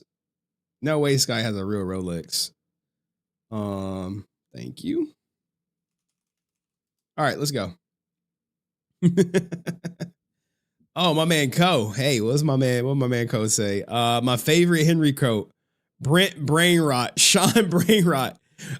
Reeking got the most effing brain rot. And then he covers Power Ranger actors. Haha, dog. It is a lot of brain rot, man. And you got Reekin's name in your mouth, man. Because you got my name in your mouth, you fucking clown. Oh man, did I just miss Marisha? We haven't got to Marisha yet. I think we may be close though. We're halfway there. Halfway to the go. We close. We got like, I don't know what, 2 more hours? Hour and 42. We'll get there. I promise. We'll get there. All right, I got them. All right. Got them.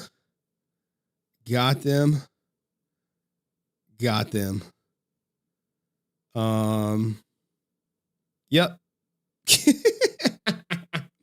We need the classic clip. We need the classic clip for this guy. I see my main channel is coming back to life. And it turned into something completely different. It turned into he's having. Where's that's not the one I wanted. And it turned. Man, but I tell you what, a lot of people are using my name.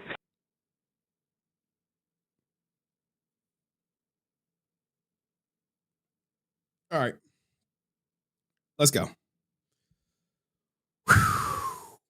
Just got back. Did I miss Marisha? No, you didn't miss Marisha. But we do got the Marisha. Like, here we go. Right here. Here's a little clip. Here's a little taste. What the hell? footage. Give me a second. I gotta print up the transcript. I don't know why they be closing the transcript on my ass. Leaves your. All right. Hold on. Episode of Superpower Beatdown. The end of that ends with a car wash. And I was like, this was one of my first jobs. I see. I see my man.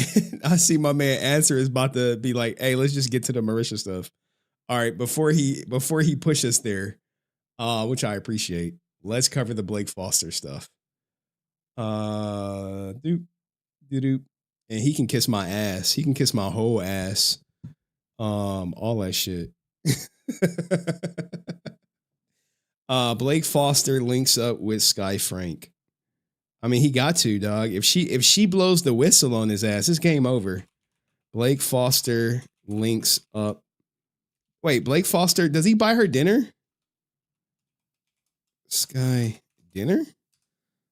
I think so, dog. It's like Dumb and Dumber. Remember, they scammed the same person, allegedly, I guess.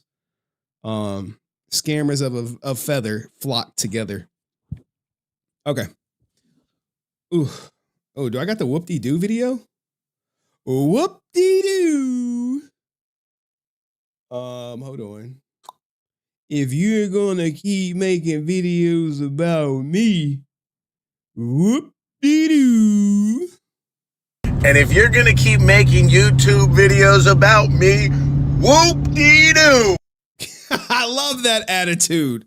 I love it because we are. Is fuck you for life, Blake. I hope your bitch ass watching. All right, anywho. Let's go. Shout out to you, Answer. I appreciate you, dog. I appreciate you. You're like, hey, get on with the show and shit. Get on with the show, goddammit. All right. Answer is rushing the goddamn show. So we'll get to Marisha Ray right after this. 1, 2, 3, 4, 5, 6. Jesus. Okay, we'll create another. Did they go through? 2, 3. Let's see. 1. Why did they go through? I'm tripping. 1, 2, 3, 4, 5, 6. Oh yeah, they did go through. All right, they did go through. All right, all right, all right, all right. Anyway, all right. Let's keep going. If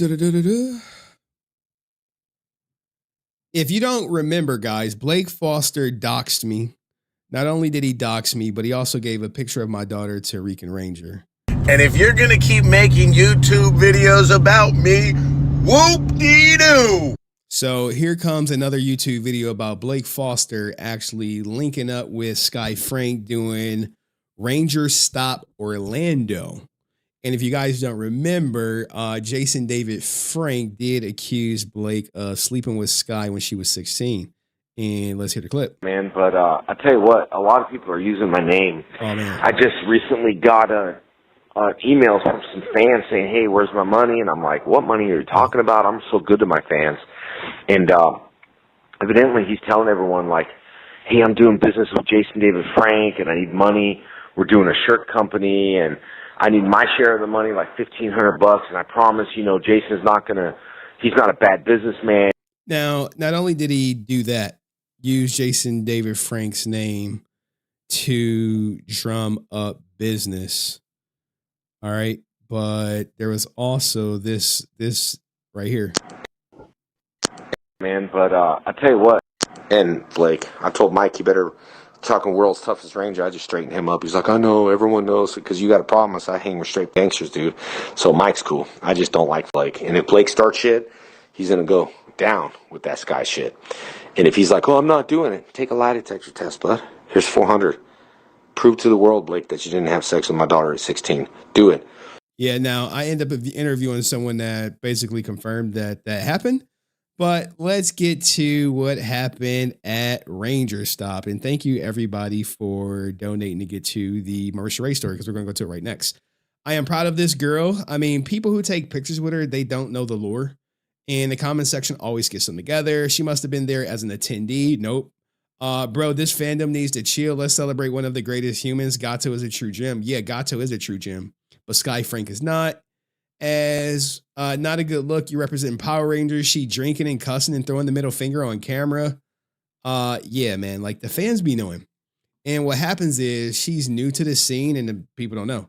The Ranger community hasn't forgotten the dishonor she did herself by trying to cash in her father's legacy by selling fakes. This was so many years ago.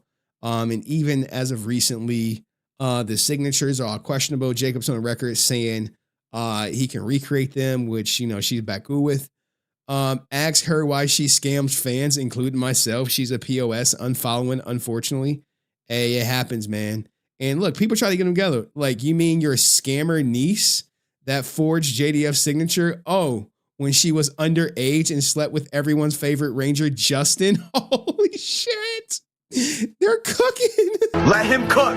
Now, here we go. Now, the crazy thing is she actually linked up with Blake Foster at Ranger Stop, right? You like, where's the proof? Well, here is her story, right? She's posting this. Now, look at this, right? I want you to look at this.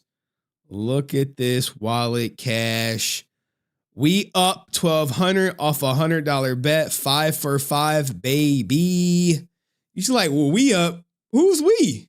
Blake Foster is we, goofballs. Blake Foster is the we. 5 for 5. Let's go, bro. You think I'll be playing? Hey, we got the matching rollies, right? God, matching rollies. Look, I don't know if these are real or fake. Skies is 100% fake. She's not gonna be wearing no real Rolex scamming fans. I guess they went to go see the fights. And where was the other one? Right here, right? There go, I guess, them at Sora, whatever in Sura, Orlando. And I'm just like, wow, it's weird, but it gets worse, right? It gets worse. Not only you see her taking pictures with unsuspecting fans, and I'm sure shortly after she likely sent them DMs and said, hey, Remember, we have some of her sayings. I'm actually in a homeless shelter right now. Actually, let's just play some of her greatest hits real quick if you guys got 1 second. I'm not gonna lie. That's like hella sexy that you really admire me like that. And I haven't had anybody really like tip me as you did. And like I appreciate it because my situation is really hard right now. I'm trying to get a new car. I lost my car. Um, I'm actually in a homeless shelter right now, trying to get a crib. So I'm really struggling, but like I'm real as fuck. And yeah, like I'm cool. I fuck with you and I appreciate you, Teddy. Well, yeah, Daddy could be Blake Foster, but I don't know. I think he has to keep her at arm's reach because if she ever comes out and confirms that he slept with her when she was 16, it's game over. All the Power Ranger fandom has since told Blake Foster from what I was told, he has to shut the fuck up about me or they're never going to work with him again. And because of they are the Power Ranger convention circuit, he already has a bad reputation with convention owners. I've interviewed one who said they will never book him again. And it's only going downhill from here. Well, all his bad karma has caught up with him. I think he thought by doxing me, doxing where I work and all this other stuff, that it was going to bring him some sort of good. Now, keep in mind, this guy has a track record for scamming fans and he has scammed them. Self-admittedly that he scammed him, and he said he was just a kid, even though he was 19 years old. Well, looks like he's back again. I'm sure his OnlyFans and Cash App link is in his bio. And he says this, it's not easy to smile this time. Hold on, we got to get the music. We cannot read this without the music. It's sad. It's not easy to smile this time of the year. When life hits hard, when money's tight, when bills stack up, when you feel like you're failing because you can't spoil your kids like you want to. But I'm learning something. My kids don't need a big Christmas tree full of gifts. They need me. Yeah, dog. Sad story, man. Sad story, man. My heart really bleeds for you, dog. Who fucking cares, bitch? No, I can care less. Life is expensive. Times are heavy, but love is free. Presence is free. And I'm still here showing the best I can. If you're going through it too, you're not alone. Keep your head up. Better days are coming, man. I hate to break it to you, Blake, but I don't think better days are coming. You screwed over far too many fans from the past. You shared pictures of my daughter, and it's not alleged. We saw proof. And then you even linked up with Sky after the allegations, probably to make sure she doesn't confirm them, right? Treat her nice before she really ends her whole career. But it is what it is, man. I have no sympathy for Blake going broke. I have no sympathy for him crying on the internet about how expensive life is or how his Christmas is going. I can actually give two shits less. It will always be F him and everyone who supports him. I said it. I'll keep saying it. Every time he pops up, I'll cover the story. He said he was going to be suing me and his lawyer is contacting me and all this goofy shit. That shit has not happened. And I did report his ass to the multiple authorities for what he did. People really need to learn word no and nostalgia. Jason is gone, and this supporting him through his kid's mindset needs to be nipped in the bud. His memory is evergreen and talent skips a generation. Sky, Jacob, who cares, man? Jesus Christ, Cole. That's a truthful statement. This is a truthful statement. It has skipped him, but sadly, there are people who think that supporting her scamming ass is actually them doing right by Jason, when it's really just setting fans up like this for her to slide into them DMs, hit him with that sob story, and then they're gonna say, hey, then it's gonna follow with a Cash App link. And her talking about how she is in a bind.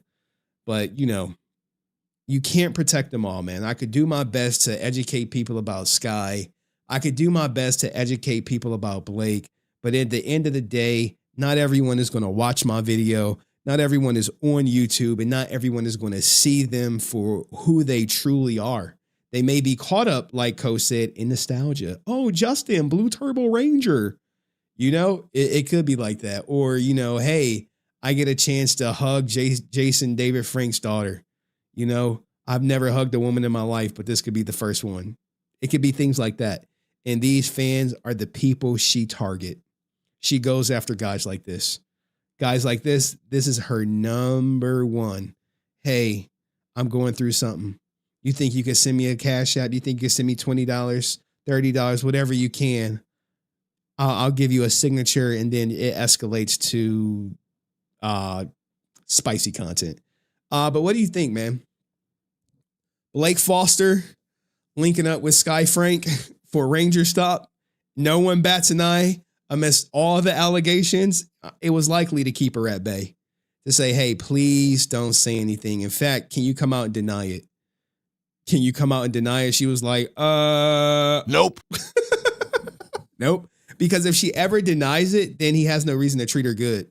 As long as she doesn't speak about it, she can kind of keep her claws into him. And she, like I said, she can also sue him up until she turns 40 in a civil lawsuit. Where she would have likely a slam dunk case. But anywho, let me know what you think. Blake Foster going broke. Him linking up with Sky at Ranger Stop. See you in the next video. Peace. Dog, it's up on all my enemies for life, dog. For life. For life, dog. I don't care if they haven't spoke my name. I don't care if they just left me at bay.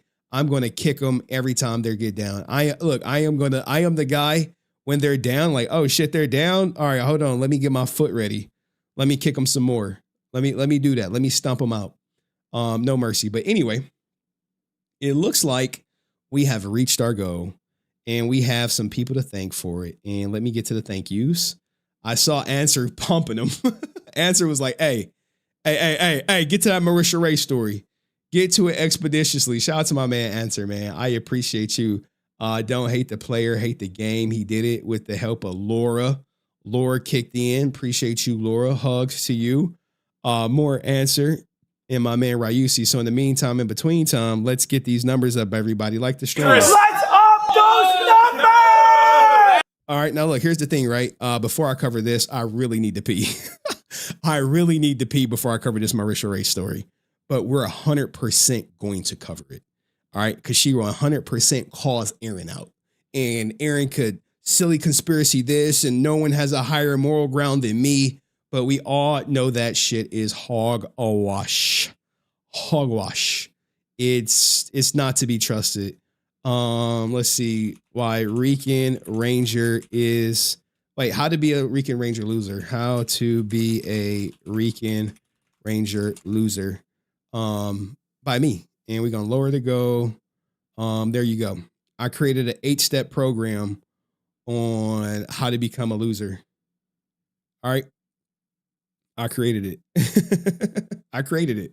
I am the creator of how to become a loser. Prostate remains undefeated. Something like that. All right. Anyway, let me get y'all a song. Any song requests y'all got? Any song requests y'all got before I go drain the main vein? We can add all these to Blake so I can group them. Type y'all song request in the chat. All right, type it. Type it in the chat. Type it in the chat. Type it in the chat. Type it in the chat. Type it in the chat. 2 known scammers linked up. Type it in the chat. Type it in the chat. We did Griff Watch. We didn't do Heim. Let's see what y'all got. Sky VG, Squeaky VG. Sky, Squeaky VG by Ray Zero. Squeaky VG. Okay, Squeaky VG, Ray Zero. Where is it at? Can y'all link it to me? I gotta go to his channel. Give me a second. Where is this? Ray Zero. Squeaky VG. Damn, it didn't pop up. Mods. Mods. Can y'all post the link in the chat? Henry 50 Cent Resilient. Dog, I am 50 Cent to these Power Rangers, dog. I am. Squeaky VG. There we go. All right, hold on.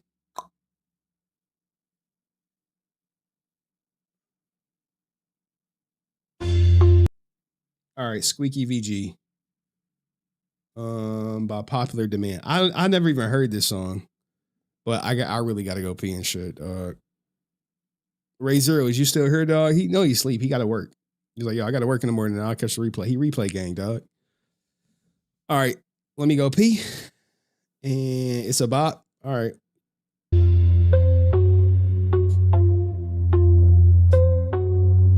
Yo, what's good, bro?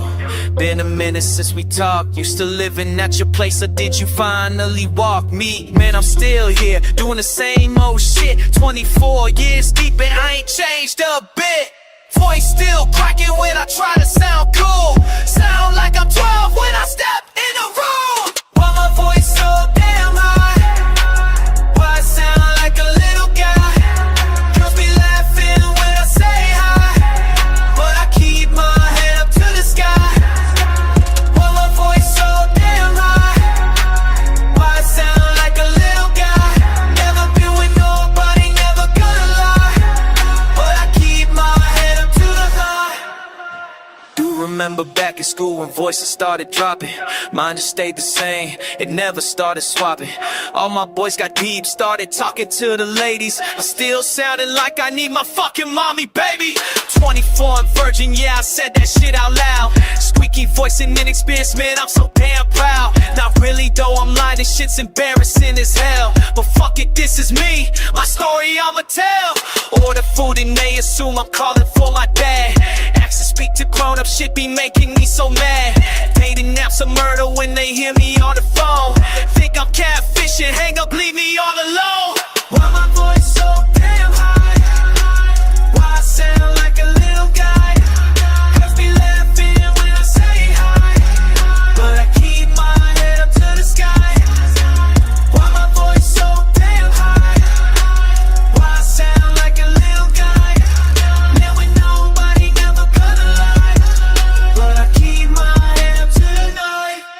Maybe someday I'll find someone who thinks it's kinda cute. Till then, I'm just out here in my birthday suit. Metaphorically speaking, vulnerable and real. This squeaky voice thing, man, it's all I feel.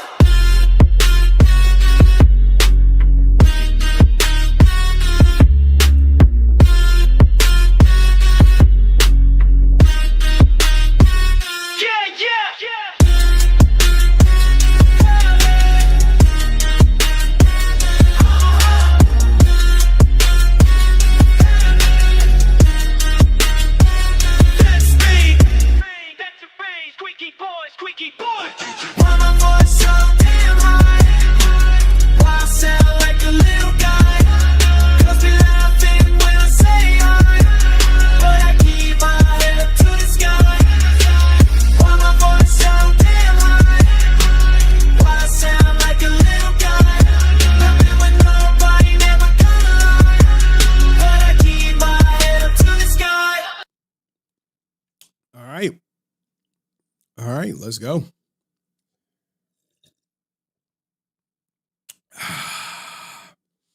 Marisha Ray. Where's Griff Watch? Because I need a Kickstarter here.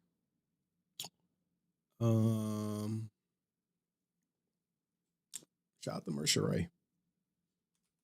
Marisha Ray. All right. Aaron Schoenke. All right, guys, this is the big one. This is the big one. What's Marisha Ray's net worth? Marisha Ray net worth. How much is Critical Role worth? They said 3 million. Critical Role worth. They be listening to me, dog. They already completed it. Look at this. Look at this. There's no single net worth figure for Critical Role as a whole, but the leaks in 2021 show they earned nearly 10 million in 2 years from Twitch alone, excluding massive revenue from merch, sponsorships like Legend of Vox Machina, YouTube, podcast, making very successful media company with millions in earnings, significant crowdfunding success like their 11 million Kickstarter. Holy crap. I know about the leak because they had like they were the highest paid on Twitch when the leaks came out. Wow. Kickstarter success raised 11 million. Jesus Christ. The pale leaks. Archive posts. Oh man, hold on. I should be able to find it with images. Critical Role Twitch leaks. Here we go, right here.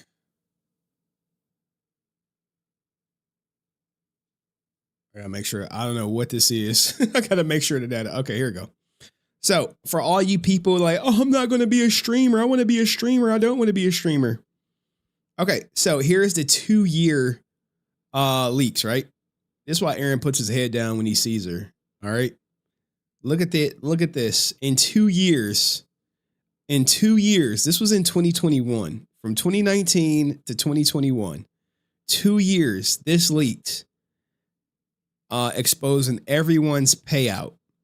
So when y'all think that streaming is stupid and no one should be doing it, yada, yada, yada, it's big money to be made if you can cultivate a big enough audience to essentially watch ads for the most part. The biggest money comes from people watching ads, not necessarily donations or subscriptions.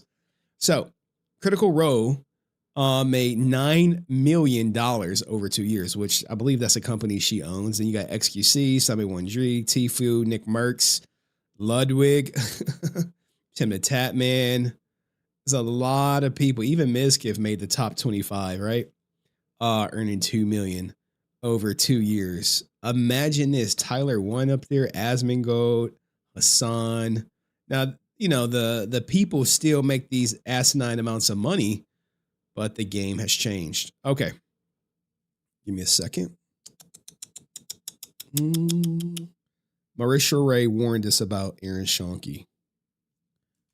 Marisha Ray warned us about Aaron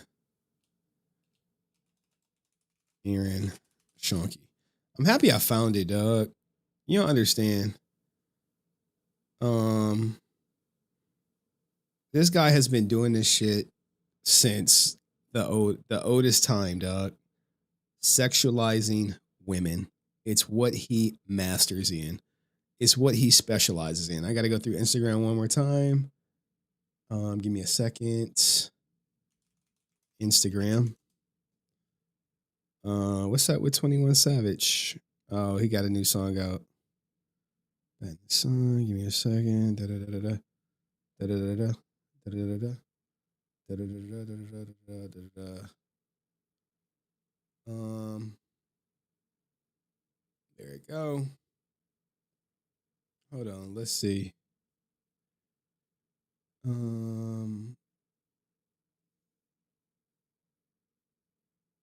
Jesus Christ. Open link in new tab. Because there's a pattern here that I want people to see. I want people to kind of know. If you haven't noticed, Aaron sexualizes every woman he works with.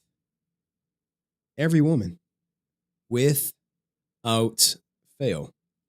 And I'm sure a lot of people don't believe me, so I have to sometimes provide examples.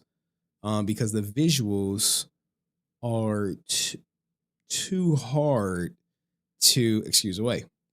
And if you guys don't remember, Haley Grace Peterson actually called his ass out and like, dude, why are you sexualizing every woman? Every woman. Why is every woman sexualized?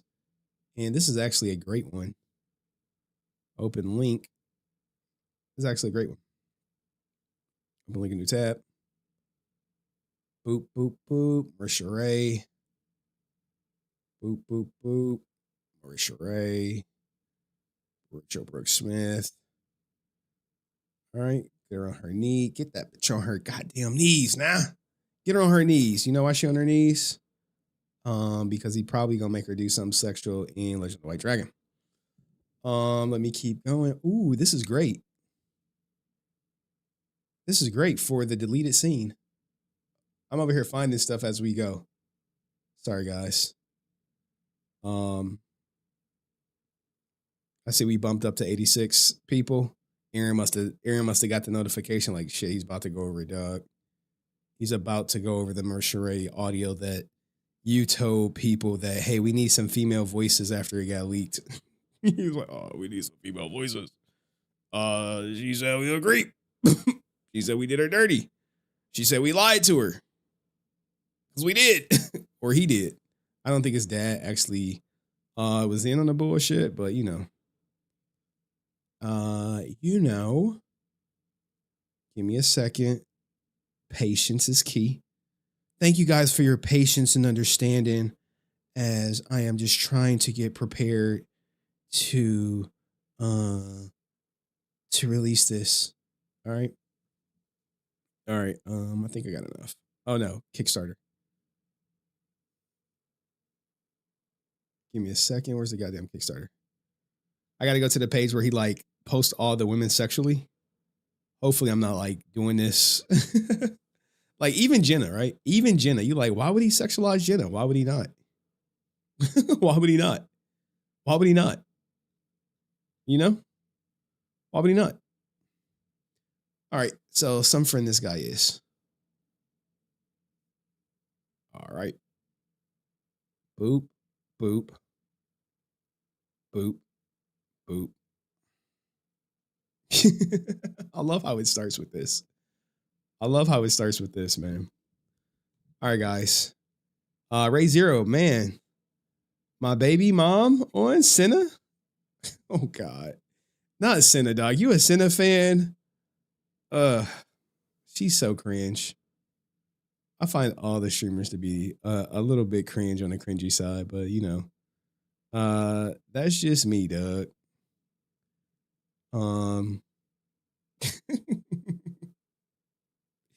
That is just me. Y'all can say they're not cringe. Y'all can say y'all like her. Oh, Ashtagore. Open link a new tab. Like, I realized, like, I think this guy has spoiled most of Legend of the White Dragon on his, whatchamacallit, on his page. This is what happens when you like shit posting constantly and you're shit posting to stay relevant. All right. Y'all gonna get the picture. We're about to cook. Do me a favor. If you haven't already, like the stream. Damn it, stream crashed. And let's get into it. This another one? Yeah, that is. Like, it's so weird, right? Where someone's like, yo, he always sexualizes women in pictures and videos and all this other stuff. And then you like, after someone says that, and then you start looking through his stuff, and then you're like, oh my God, he totally does. He totally does. Here, go right here. Here, go right here. Boop. You're like, he totally does do it. You're like, damn, really? Like, yeah. Why would he not? Why would he not? Let's bring this up. This is a good picture to have up in there. And the over-sexualization of women who work with Aaron. Yeah, there we go right there. This is perfect. This is a perfect picture. All right, we're gonna get you guys together. Make sure both of you guys have your boobs out. Yeah, just like that for me. Thanks. Thank you. Had no idea that Henry was gonna cover it like a year later. And he's probably watching right now. Yep. You gonna work with him? Here we go. I love this. I love it. All right. Let's post her in a bikini and say, hey, welcome to the cast. And we have her wearing nothing but two pieces. Yeah. And you know, she wanted that. She wanted it like that. Like, every woman wanted that, you know, low cut shirts. Okay. All right. I think we got enough. We got like 5 examples. I don't think we need any more. All right. But it's just like, I'm just going back and I'm just seeing it like, damn, dog. How did he survive so long without someone calling him out? Oh, because his videos got like millions of views back then. Yeah, that shit's donezo. Millions of views, kiss that shit goodbye. Millions of views would be on all platforms. All right, we good. Oh wow, is this an old Marisha Ray video picture? No, not Marisha Ray. Sorry, guys. I'm just trying to make sure we have everything. But he shits posts so many times, dog. It's like, God damn, he's constantly shit posting.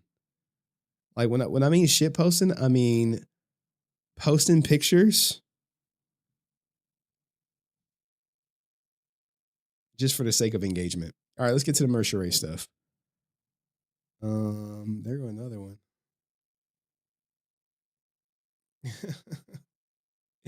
All right, this is the last one. That's the last one. All right, I found it. All right. Okay. Let's check our scenes. Scenes are good. And let's get into it. All right.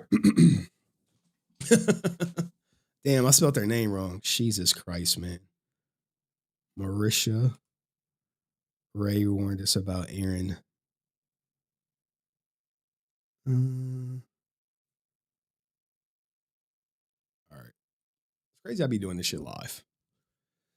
Do me a favor, like one for the algorithm. We finally have her talking about Aaron in the worst way, you know? And it's about the car wash scene. Episode of Superpower Beatdown. The end of that ends with a car wash. And I was like, this was one of my first jobs. I was like 21 when I did this. Ooh. All right. We're not going to start right there. Hold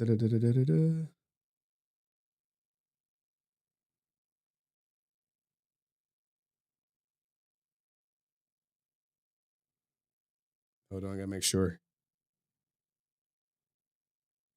Like she was talking about making $100 a day. Like, and this is like some bat in the sun type stuff. Here, I'll play this clip. It's not going to be in the clip, but here we go right here. Noob source. And then I'm like, oh shit, you just got pwned. Suck it! You just got pwned! So you wanted me to say that stuff. So you get to see me being an embarrassing representation of what none of us are.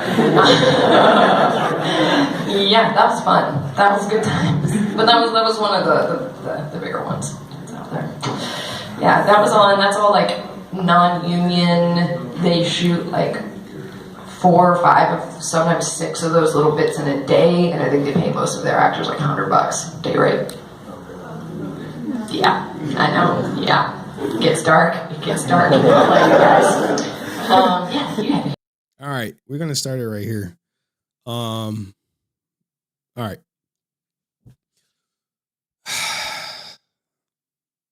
Let me make sure my car scene is right. All right. I don't want that shot. Okay. That's actually a decent shot. All right. Okay.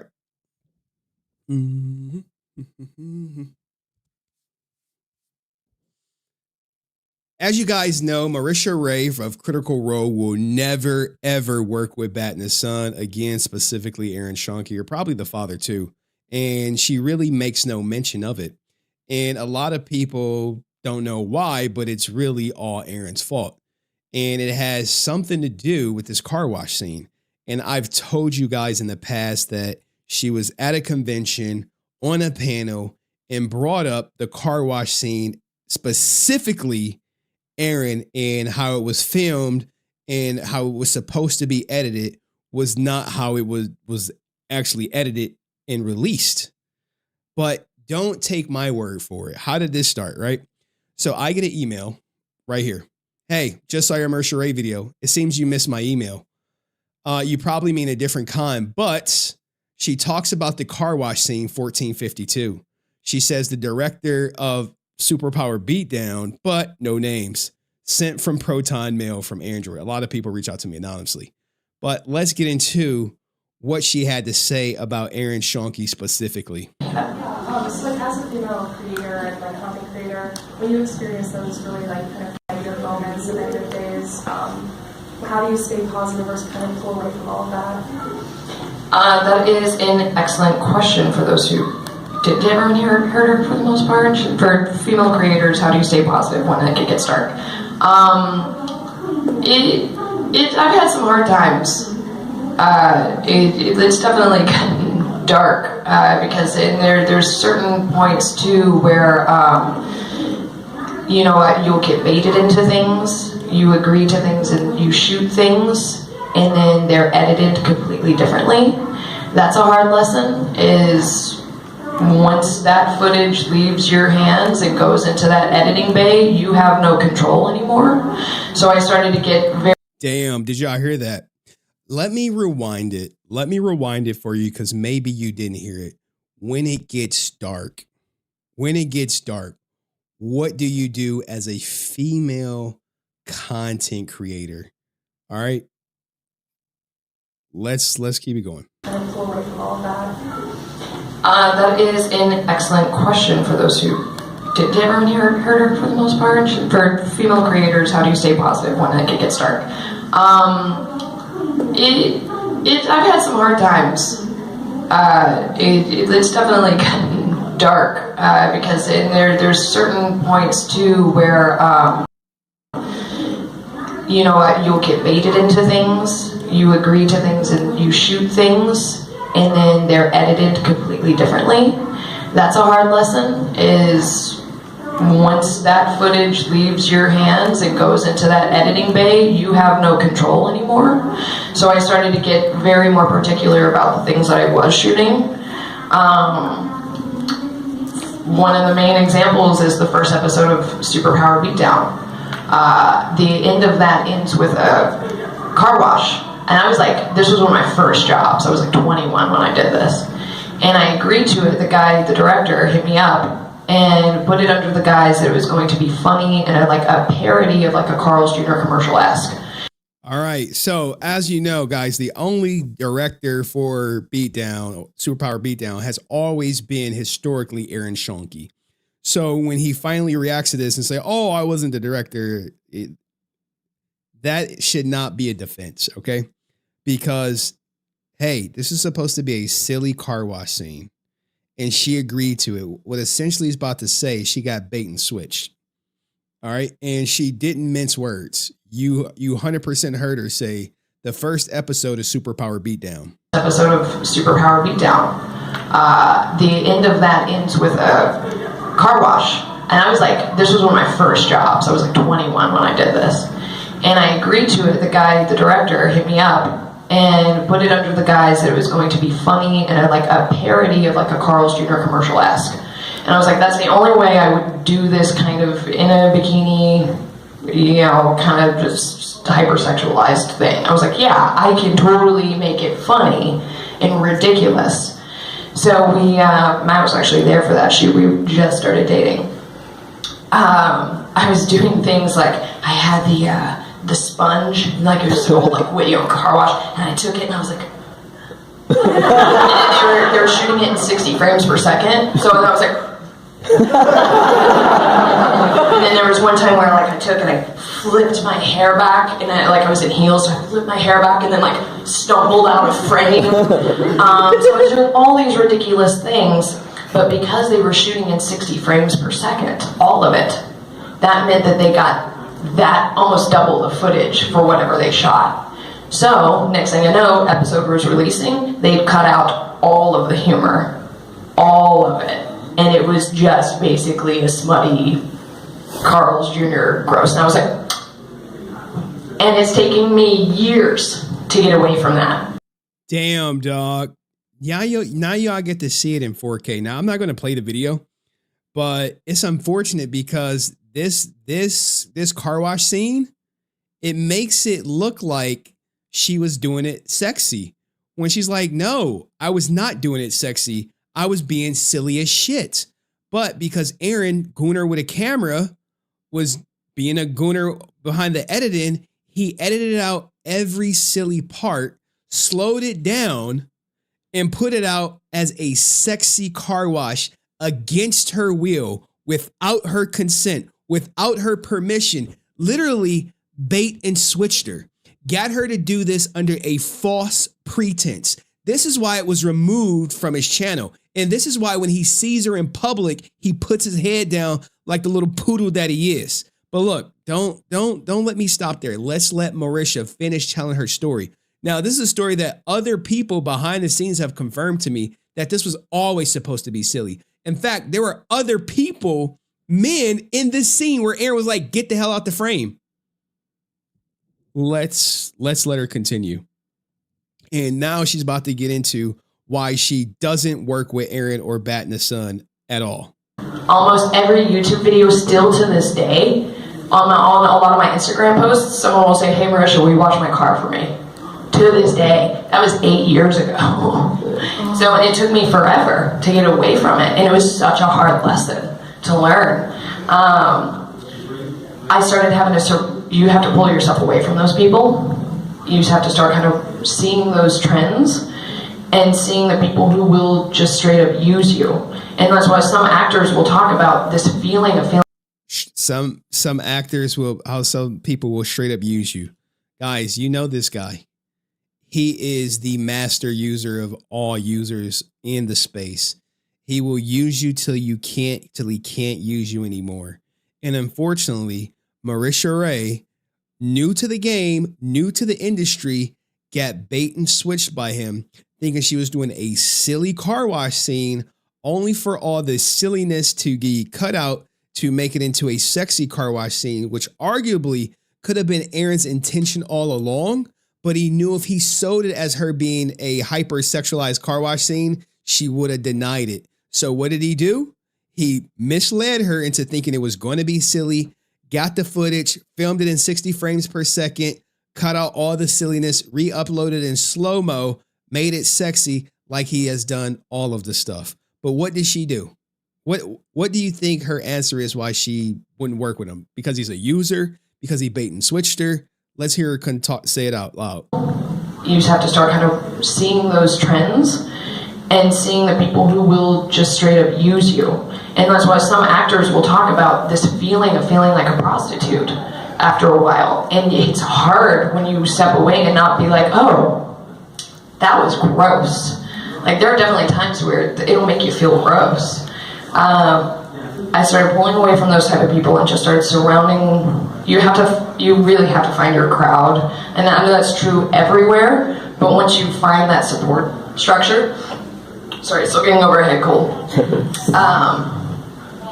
Finding those like-minded people, and you know, like a lot of industries, the entertainment industry, especially in the creative and especially in the in the geeky video games and comedy side, are mainly male-dominated. I often find myself being the only female in the writer's room. I often find myself being the only female in the conference room when we're taking a meeting. And unfortunately, she was the only female on set, I believe, when Aaron sexualized her against her will. And this is the kind of thing that he does. He's always been sexualizing people. Even Jason David Frank's daughter. Hey, I'm gonna try to sell sex for our Kickstarter. Hey, can you take this pose? Or he chose to upload this video. But it's not just her, right? It goes back. Hey, Brooke. Hey, we're gonna sexualize you for Legend of the White Dragon. Hey, get on your knees. And we're gonna probably have this dude try to put something in your mouth. How about that? Yeah, does that make for a great movie script? More her on her knees. We're trying to do Daphne and Velma. Let's sexualize them. Oh, Black Canary. Let's sexualize her. You know what? Black Widow too. You hop on the sexualization train. Hey, we need this photo shoot. I need both of you guys to take your goddamn boobs out. I need you to do that. Why? Why do we got to do that? Hey, you know what? We're bringing on. Hey, she's coming back for the role of Black Canary. What are you gonna do? We're gonna show her in a bikini and then we're gonna show her in a two-piece. Yeah, let's continue the sexualization. Literally every woman in his projects are constantly sexualized. But here he goes, right? Here he goes. Cheat codes for life. Cheat codes for life. Don't drink. Don't do drugs. Never cheat on your partner. Go to the gym. Avoid sugar. Avoid negative people. Read comic books. Maybe he needs to amend this list, right? never sexualize a woman against her will. Maybe that should be on the list. Maybe don't cut out your quote unquote best friend who passed away out of his own movie. Maybe that should be on the list. Maybe not lie to fans.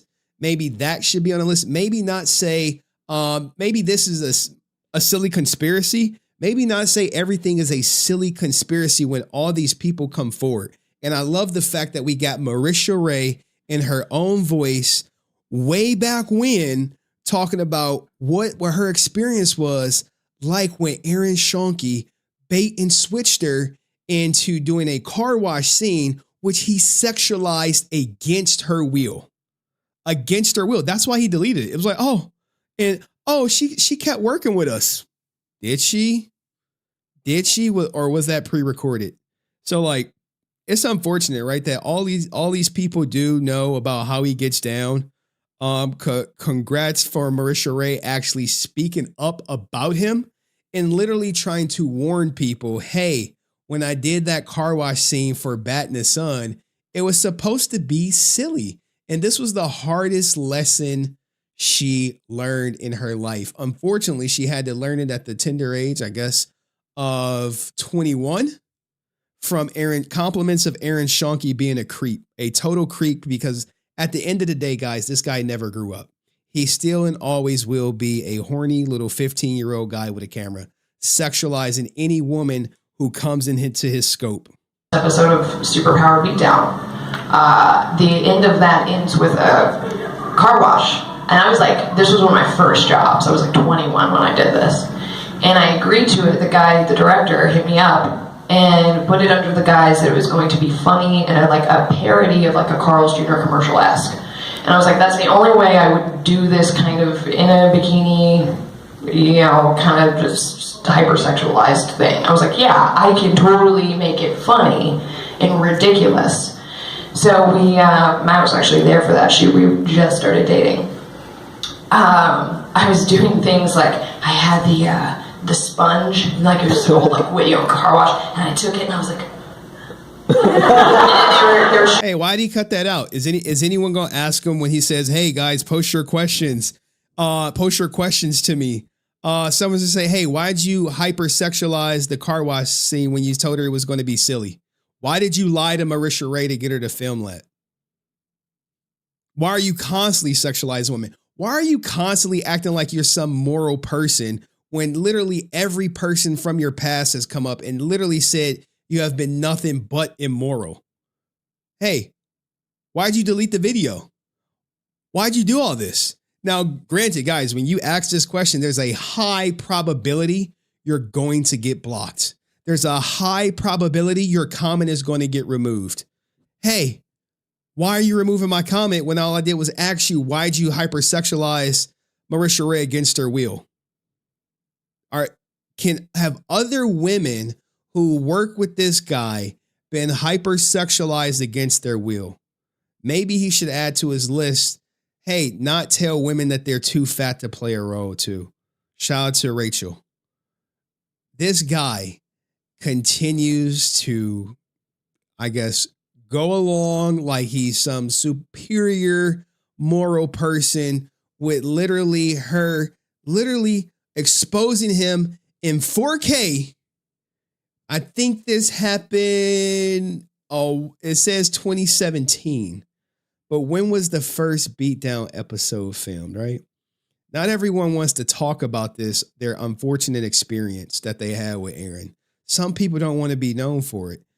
I imagine she's not going to talk about this now. If I was to reach out, I'm like, hey, can you go a little bit deeper into how Aaron Baton switched you and sexualized you against your will and put it on the internet for all to see? Because I imagine this came to her as a surprise when she filmed a bunch of footage of being silly, washing a car, only for all of it to come out. And I bet you she was not given any advance warning whatsoever. Like, oh, by the way, I know I told you it was going to be a silly car wash. Yeah, I cut all that out and I made it hypersexualized for you. There you go. Have a great day. And at the time, hey, she's just getting in the game. Welcome to the entertainment industry. Welcome to working with a total creep with a camera. learning lessons. Unfortunately, it's people like her who got to learn the lessons, and hopefully her story inspire other people to be more diligent about how they're captured, and more importantly, how it gets edited and disseminated.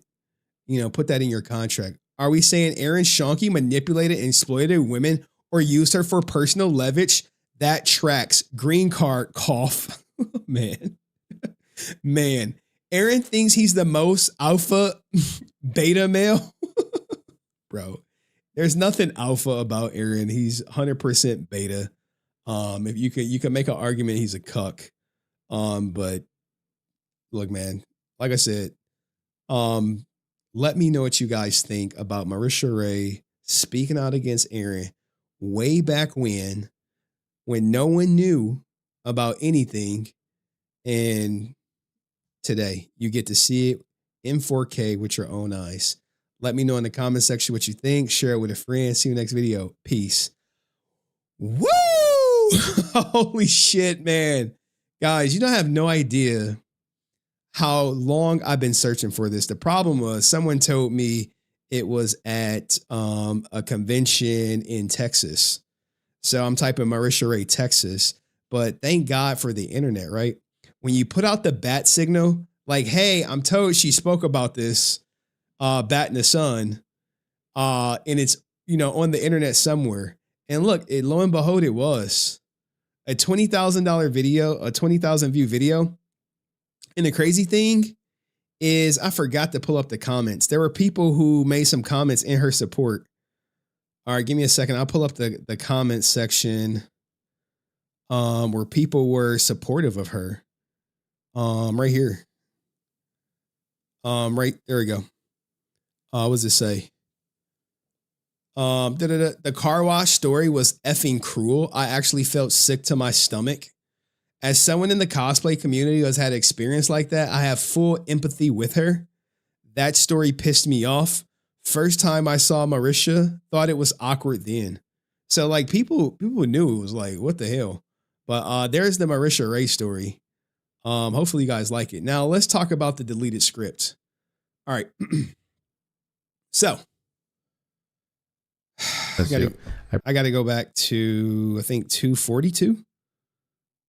Where he talks about how we they say like, oh, we have to keep everything adjacent. Oh no, someone has come forward, guys. Someone has come forward. Hey, if you want to use this as an anonymous source, then by all means, for 3 days when we filmed at that weird witch house in Glendale, JDF, Font, and Rachel were all filming those days. You like, wait. What weird house? What? Henry, what are you talking about? What do you mean, what weird house? This house. Right there.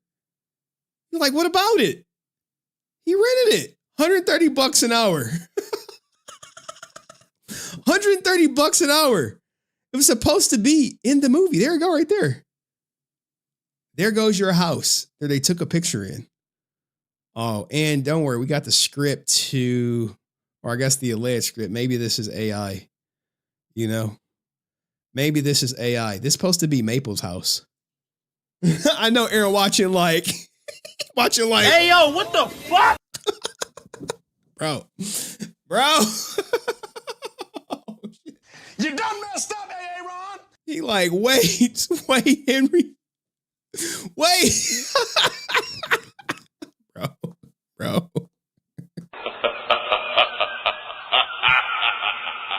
Oh man, this guy has to be like the fakest mofo walking the earth, dog. Fakest mofo walking the earth. Oh man. Like when he say Jason David Frank was his friend, y'all should be like, dude, shut up. Shut up. Just ask him, hey, did you cut this scene out the movie? That's it. That's all I guess. Hey, did you cut this out the movie? Did you cut this out the movie? That's all you got to do is ask. He's like, oh, I don't want to spoil it. That's what he gonna say. That's what he gonna say. Dog, we are exposing this guy like he's never been exposed before in his goddamn life. And all the people, like all the Marishas, they're loving this shit. The Blinkies, they're loving it to no end. to no end. God. Let's get Aaron up on the screen. You know he watching this. He's like, oh, I don't watch those segments, dude. You're lying. You're capped out, dog. Kevin Feige. If I was to say, hey guys, I got the Doomsday script, Kevin Feige would be all over my ass. Bro. But you know, maybe the script ain't the script. Or does it count as not being the script if it's not in the final cut? I don't know. How's that work, man? Or is the script AI? You know, AI is very powerful out here these days. Oh, Aaron, no, I don't like you. The stink of being bossed around and written yourself in it to be a bully under the guise of leader is all over you. Mate, and I had you pegged from day one. Never was being. God damn, Co. That's a truthful statement. Look, every now and then, people have the foresight to see through fraudulent people, right? You're like, damn, I can see that guy's a fraud. Well, yeah, dog. All of his credits are stuff he made. No big studio is going to work with him. You're like, wait, this is starting to get crazy. Yeah, it is starting to get crazy. I don't know what to tell you. It is. It is starting to get crazy. What did we expect? What did we truly expect to happen? Nothing. He don't know. He just like, damn, man. He probably in his mind, he thinks he fancies himself like some celebrity. I bet you like, oh, I'm special. He's covering me every day. He's obsessed. I'm like, dude, if I could just educate one person from falling for the grift, my job is done, dog. My job is done. All right. So let's get to it. I've seen footage online of an old black lady feeding the treasure. Whoa!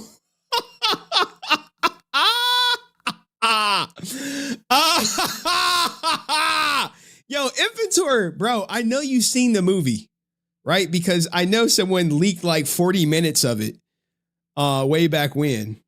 And I actually know the person. Well, I don't know them personally, but I was told who did it. And then they took it down. Did you by any chance, did you download it when you saw it, Inventor? Did you by any chance download it when you saw it? Now, Inventor, who was in that scene? I love when people can be like, oh yeah, I saw that. You're like, hey, was that black lady cut from the movie? You can be like, what black lady? He's like, dog, there's only one up in that bitch, dog. Don't give me that what black lady shit. Like, well, it's technically two. We got the newscaster and Maple. Just be like, hey, was Maple cut from the movie? Like, was Maple cut from, hey, was she cut from the movie?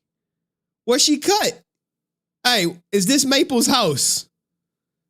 Maple's house? Maple's house?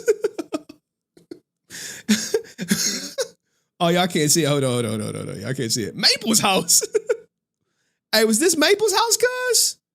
Hey, cuz, is this Maple's house? Was this Maple's house? Shit. Oh man, damn, he cut Sky from the movie. Sky was never in the movie, dog. Sky was never in the movie. Did Aaron delete Jason JDF scene from, let's just say scene. JDF Street Legend of the White Dragon scene. Okay, remember, we have to keep all of Jason, right? Aaron is definitely the guy out of some pocket-ish about black folk when people look at him sideways. No, it's okay. I have black friends. Who? Walter. Walter is black friend. Walter, like, I just met the guy. Just met him. He asked me to be in his beatdown and film some goofy shit. So anywho. Hey, this Maple right here. Maple right here. She on the IMDb. Oh man. He gotta update this. He gotta update this. He gotta update it. Oh man, he gotta update it. Hold on. Hold on. Tati. Damn, Tatiana looked like she was cut from the movie too. Tatiana got cut from the movie. Holy shit. Hold on, y'all want to see something funny? Look. Let's go here real quick. YouTube.com, right? Tatiana Neva got cut from the movie Legend of the White Dragon. Bro, where's the trailer at on this goddamn goofy ass channel? Here we go. Shit.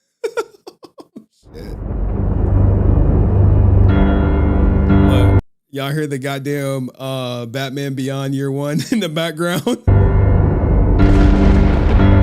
All right, we don't need that. We just need to, let's see the Tatiana. Oh, shit. Damn it, this is not the trailer.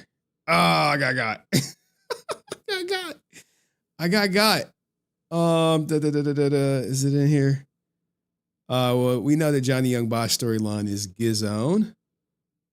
All right, let's check this trailer. All right, Falling Forward Films. Got the Captain America Super Serum. Got the Black Dragon helmet. You got Jason Morphin. Fight at the Tempo. Weak CGI.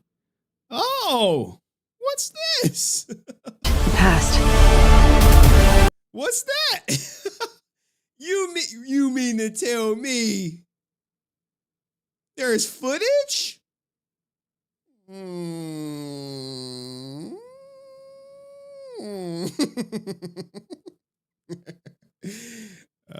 We got to keep this. We got to keep that. We don't care about that. Where is the Tatiana get cut from the movie? I swear I saw her. Didn't she have like a walking scene? God, man, it's so much of this stuff is out. I think y'all remember the walking scene? She was walking with like Kevin Porter. This is Ashtagore. Ashtagore helmet. No in pass for Aaron. Dog, I just have to find the scene where Tatiana's in here. You know she's in here because they were on set. All right. Aaron, we had to cut her because she was too negative and it was hurting us on set. Bro. Bro. Hold on. Look. We're gonna get to it. Let me just find this picture. I know this picture exists. I know it exists. Because they were on set. I know it exists. Like, hey, just ask Aaron. Like, hey, was Tatiana's scene cut with Jason David Frank? You just gotta ask. Like, hey, was it? Was it cut with Jason? Was it cut, dog? I remember seeing it. I've used the picture already before. Do I have to go to Tatiana Neva's page? All right, guys, I'm trying to find it. That's all. I'm trying to find it. I remember seeing it because I used it before. All right. Tatiana, she posts a lot too. So, oh, look, signing at the house. Damn it. All right, give me a second because it was at the mansion. All right. Give me a second because I'm not seeing it. I got to go to Tatiana's page. Jesus Christ, man. This is what I talk about. All these shit posts. Shit posts, reposting the same shit over and over and over again. I hate it. Let's see, is this a scene? Yeah. All right, I gotta go to Tatiana's page. Shisa. Oh, here I go. You mean to tell me we gotta keep everything adjacent in there? Hey, did you cut this? Bro, look, man. They were filming there for 3 days. Did any of that footage make it in the movie? Oh, they're going to Tony Diaz being an extra. Bro, the leakers be on point, dog. The leakers who was like, yo, this was in there. You like, damn, how'd they get all that? All right. Give me a second. I'm gonna find it because then it all makes sense. He cut Tatiana out from the movie. Tatiana, Neva, Jason, David, Frank. Images. Damn, all my shit pop up. I'm not even lying, dog. Oh, here we go. Here go the scene right here. All right, it's on Tatiana Neva's. Okay, so here is the trailer. Next year. This was one of the scenes. In there for a minute. There we go right there. So you have to wonder, right? Why is her name no longer in the IMDb? Because he cut her ass out. Cut her out. Like, hey, we gotta cut her out. She spoke to HenryResilient. Get her out the goddamn movie. She said she got nothing to say about me. Get her out the goddamn movie. Get her out. Get her out. Get her out. Get her out. We cutting her out. She ain't make the cut. We getting her out of there. Bro said, yo, we got to get you out of here. Hey, what happened? I thought I was in the movie. Nah. As soon as you went on HenryResilient, we knew your ass was, you was done. We ought to ring bell on you. All right. So you have to wonder because I'm pretty sure I did see a picture with her. Here, we'll do this. We'll go to it, then we'll start the clip. Because it's on my YouTube channel as a post. I remember posting it. Posts. And I was like, oh, color correction is taking longer than expected. There I go right there. Hey, did she have any scenes with Jason? There she go on set with him. Hey, we gotta keep all the footage of Jason. We gotta keep in there. Except after he passed, he's like, wow, we gonna cut it out. Why? Well, she was talking to Henry. We hate Henry and anyone who's associated with him. All right, let's start the clip. Give me a second. I gotta pull up the transcript because the father was snitching. Father was snitching without snitching. Aaron was like, hey, shut the fuck up, Dad. Why isn't... All right.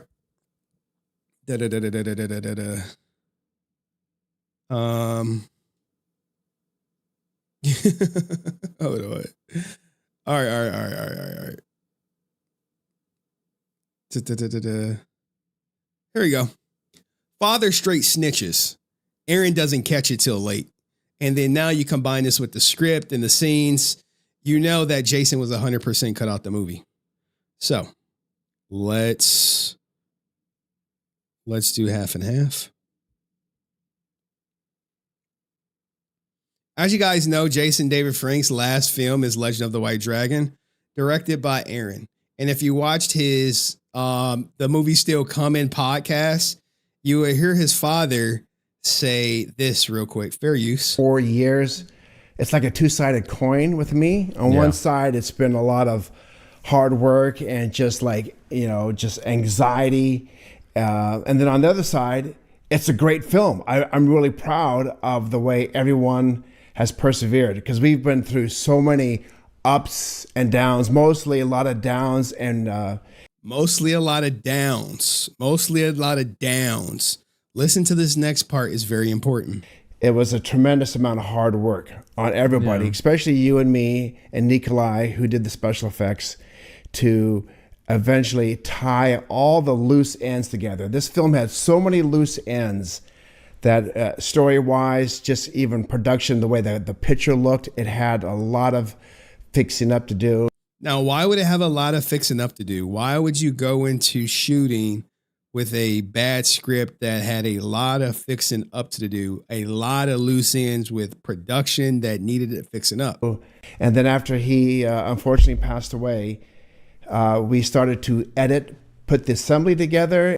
After he passed away, remember, keyword, after Jason passed away, we started to edit.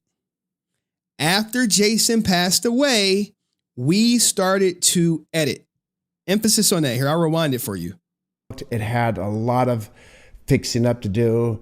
And then after he unfortunately passed away, we started to edit, put the assembly together, and then you see what's working and what's not working. And there was a lot of things that weren't working. A lot of things that were not working. Put your listening ears on. But we had to keep everything we shot at Jason because we no longer had him to shoot more footage with him. So we had to let's see what can we keep everything at Jason, and let's now reconfigure the story, a lot of the dialogue, so it all ties together and has a flow. Because the story, because it comes in on the story comes in on a prequel. All right, that's Cap. They 100% cut out footage of Jason, and we're about to prove it. Okay, so Legend of the White Dragon, we got this freaking ad, but as you know, it was supposed to come out in 2023. And you look to the cast, and I want you to look to Louisa Abernathy, right? Louisa Abernathy, who played Maple. If you need a visual, there she goes, Louisa Abernathy, Maple. Now, someone reached out to me because it's rumors that, hey, right here, if you want to use this as an anonymous source, then by all means, for 3 days, when we filmed at that weird witch house in Glendale, and JDF, Jason, Font, and Rachel were all filming these days. Well, according to my sources, this is not in the movie at all. All right, so here is the house that you see, and you can actually match it up with this picture right here because they're out in front of it. And hey, you can even say, hey, we can't wait to show you this film going into next week to finally sign off on the film's color correction and sound mixing, which is very odd to sign off next week on color correction and sound mixing while JDF is alive. This is still on their page. Okay. Now, when we get deeper into it, you can actually see footage. There's footage right there of them going into the house. All right. You see this? Good. Great. There's footage of Maple serving them tea. Now, what also my source sent me is, I guess you could say, a leaked script where we have Maple scene. Now, bear with me. This is written in some iCarly style. All right, Eric and Iris look at Connor, then reluctantly they head inside. When they say they head inside, I can only imagine they're heading inside Maple's house, okay? That's what I imagine. I could be wrong. I don't know. Shout out to Co. Let's see what Co has to say before we go any forward anymore. Shout out to Co, who says, Jason has joined the exclusive club of doing just as much good in death than life.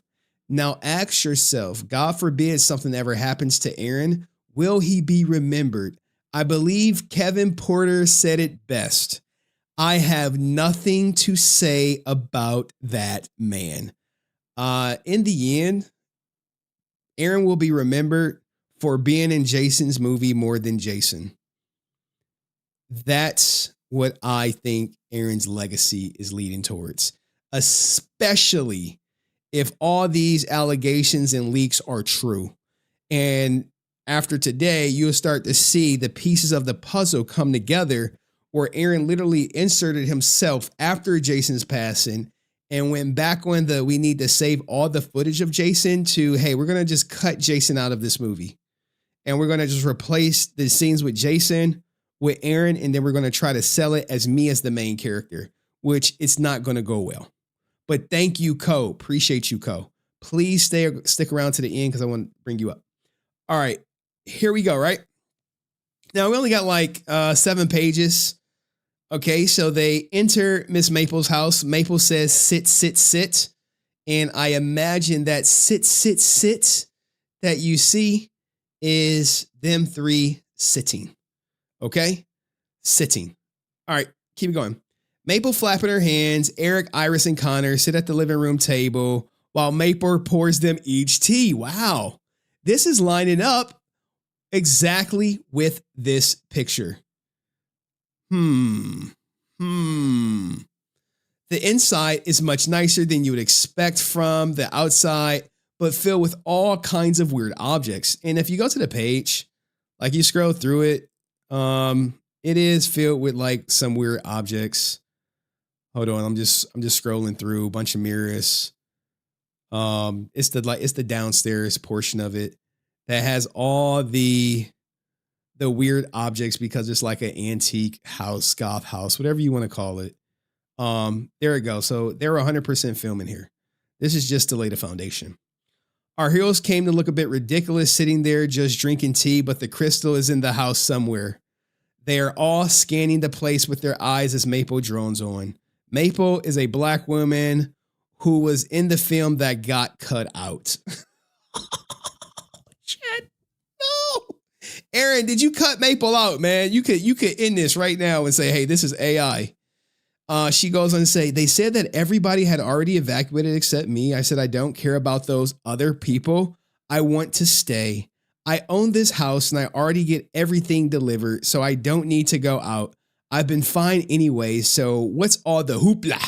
What's all that hoopla? Maple finishes pouring and sits down, finally taking a pause from taking a sip of the tea. Iris, thanks for the tea, takes a sip.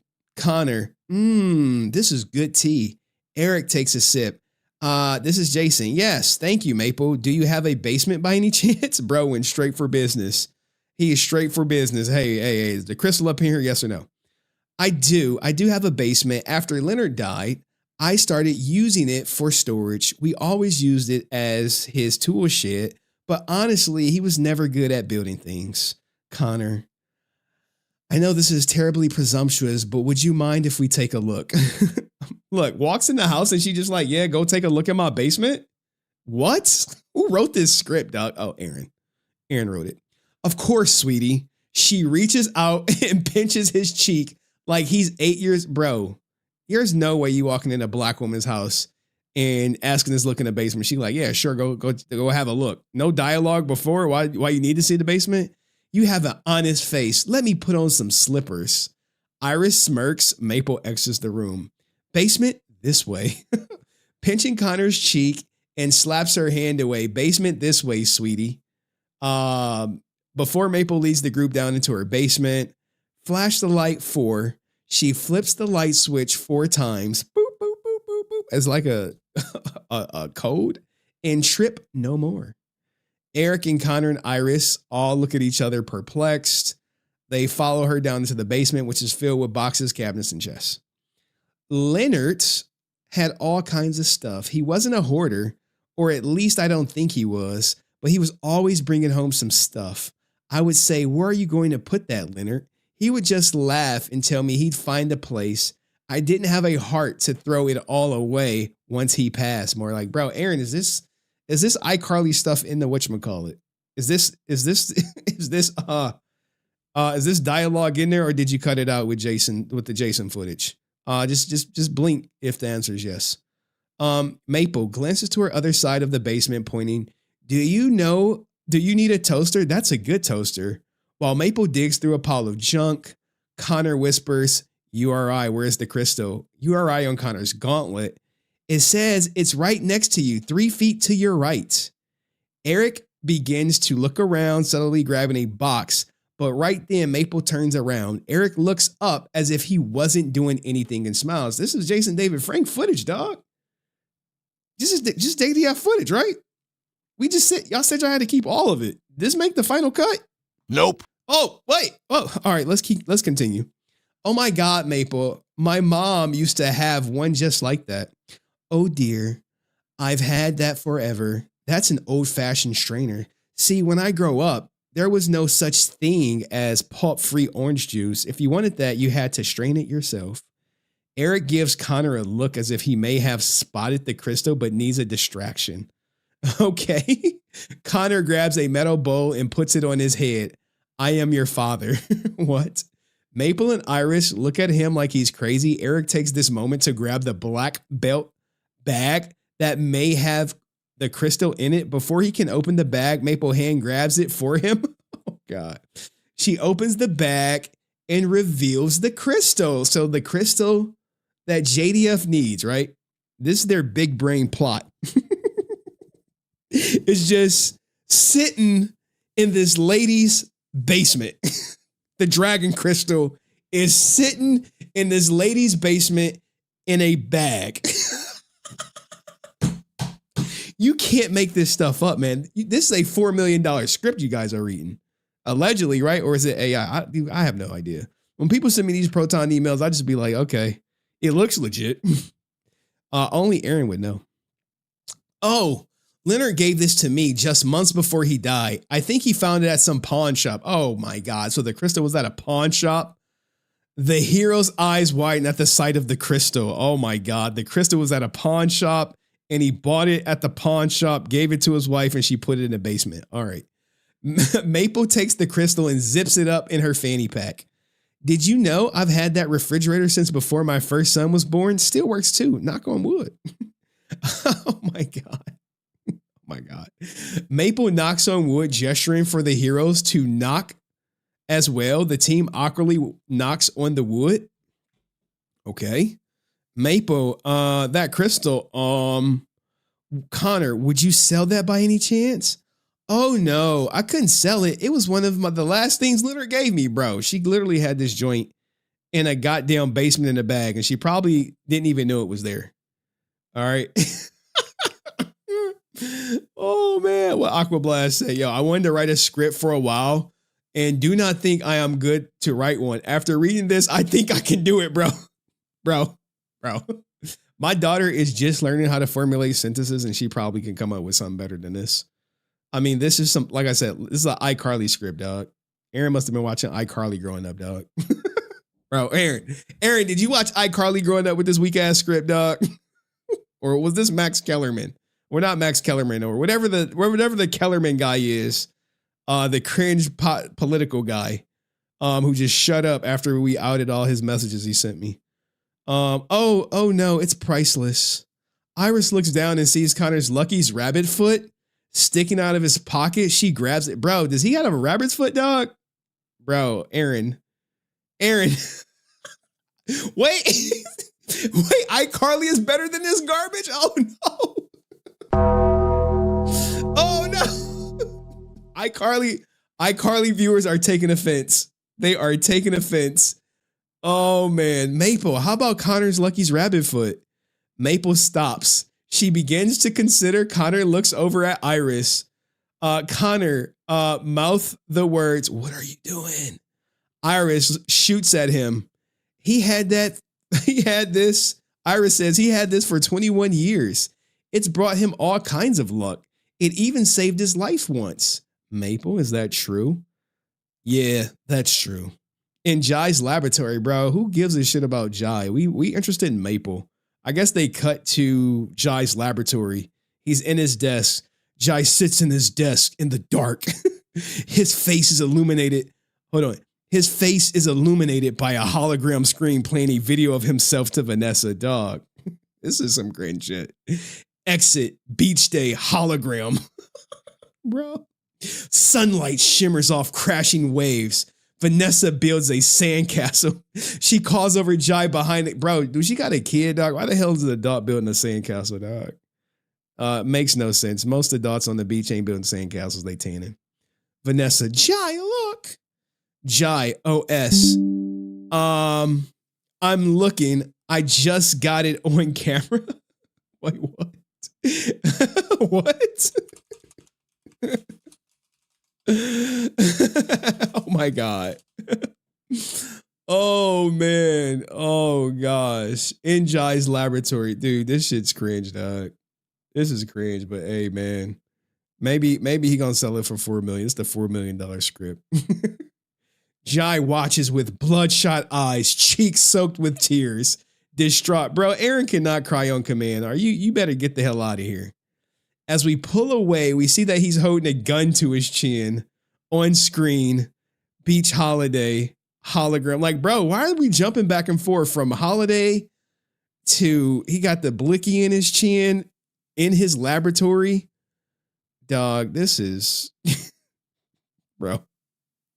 The only people who like this script are the people in the movie who want to collect the check and not piss Aaron off. Jai, with the camera moves closer, examining the sandcastle. It's our dream house. Jai, is that a moat? Yeah, don't you want a moat? I thought everyone wanted a moat. Jai puts the camera down on top of the sandcastle so it stays facing Vanessa. Only now he's free to enter the video's frame. He tackles her. They both fall into the sand. Bro, what the? Hey, yo, what the fuck? What? What? Baby, if you want a house with a moat, you can have it. I forgot his character cured cancer, so he should have a moat, right? Jai kisses Vanessa. She laughs. Jai watches pain twisting his face. He cocks the gun. He might actually just end it right there, but one of Jai's scientists, Lee, enters without waiting for an answer. He's carrying a metal briefcase. I'm guessing it's the super serum or whatever. Jai's chair is facing the opposite direction. It's impossible to see Jai holding the gun. Jai puts the gun down. His decision is made, but he does not turn around. I thought in the leaks they said he was about to bling himself, then Ashtagor popped up. So I'm guessing he reshot this. Wasting money, dog. Wasting money. He went from about to bang himself in the lab to banging himself at home, and then Ashtagor shows up. Oh man, then let us begin. Jai pulls out his pills, shakes it, pops 2 pills in his mouth. Back to Maple's house. Maple's house right here. Our team exits the house, heading towards the truck. Thanks again. Thanks again for the tea, Maple. Connor, bye, Maple. Maple, good luck on your mission. Walking back to their truck, they typed, woman trade magic crystal for rabbit foot. Makes perfect sense. None of this was in the movie. God. Oh, God. Bro, where does he get these Mickey Mouse, these plot lines or whatever? Oh, gosh. Connor, 21 years. 21 years. I had that foot for... Do you really have to trade? Iris, I didn't see you coming up with any other bright ideas. Eric, well, look at it this way, right? This is Jason David Frank. Well, look at it this way. Your rabbit's foot may have just saved the city. Was this cut out, Aaron? Connor takes a moment of pride. Connor, you're right. Eric extends his hand for the crystal. Oh, hands on the crystal to Eric. Eric stops walking. Iris, what's wrong? Eric, this only half the crystal. Eric holds up the crystal. It's clear now in the light of the day that it's broken in half. Iris and Connor look perplexed. Didn't the leak say like they gave him the crystal? Like Jason Font and whoever the other girl's name, I don't know her name. No disrespect to her, but they gave him the crystal after they found his ass in the warehouse. Like, bro, this script is trash, dog. It's trash, but Aaron thinks it's worth $7 million. Where's the other half? Or it was just enough to fool Chris to invest money. Yuri pops up on Connor's wrist. My scans have not detected a second energy signature, but this explains why the original signal was so weak. Yeah, well, one thing's for sure, it's not here. Back in Jai's lap. Damn, dog, they should have sent me more. They should have sent me more. Damn, dog. Aaron, is this AI or what, dog? That same day, the metal briefcase is set down on Jai's desk and open. Inside, the other half of the dragon crystal and 2 vials of red liquid. Jai stands looking over the contents of the briefcase. This is the latest iteration. Oh, damn, dog. Yo, man, y'all Proton email users, I appreciate y'all. But at the same time, sometimes y'all suck. All right, I guess we got more Maple right here. In the mayor's mansion day, Mayor Trevon Stearns holds the photos of Eric Reed's family in his hand glaring. Okay. He draws the blinds, goes to a locked cabinet, passing a collection of ambient weapons and photos of himself from previous decades. Even century, he appears the same age in each one. So Mayor Stearns doesn't age. He pulls a necklace from behind his neck. His clothing, his key on it. He uses the key to unlock the cabinet inside the Ashtagor helmet and armor. I think we had a picture of the Ashtagor helmet. There we go. Ashtagor. Oh, big bad. No, Ashtagor. Oh, Ashtagor. No. Don't be so evil. Welcome back, White Dragon Black in post credits. Back to Maple's house, living room. We pan over to the table, revealing Maple land on her stomach. Blood is on the floor coming from her shoulder. We hear the same time. Police responding, voiceover, just stay calm, ma'am. We're sending someone over to you right now. As we draw in close, Maple rolls over. The phone is nearly in her head. Maple breathing heavy. Oh, thank you. She lets go of the phone. Maple continue. I'm alive. I'm alive. She holds up the lucky rabbit's foot. Maple continue. It worked. It really worked.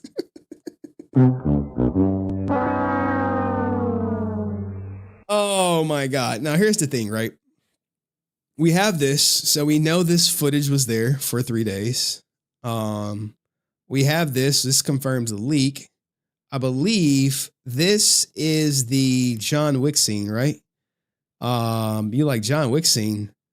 What's the John Wick scene? There's your boy John Wick. So like, as we start getting these leaks and you start going through like these old pictures, you like, oh snap. This was on set of Legend of the White Dragon 79 weeks ago. You like, wait, 79 weeks ago? June 4th, 2024? Wait, June 4th, 2024, Jason was gone. Wait, June 4th, 2024? Jason was gone. You know why? This is an added scene, dog. Hey, insert Aaron Moore into the movie. Insert Aaron Moore into the movie. You see how it works?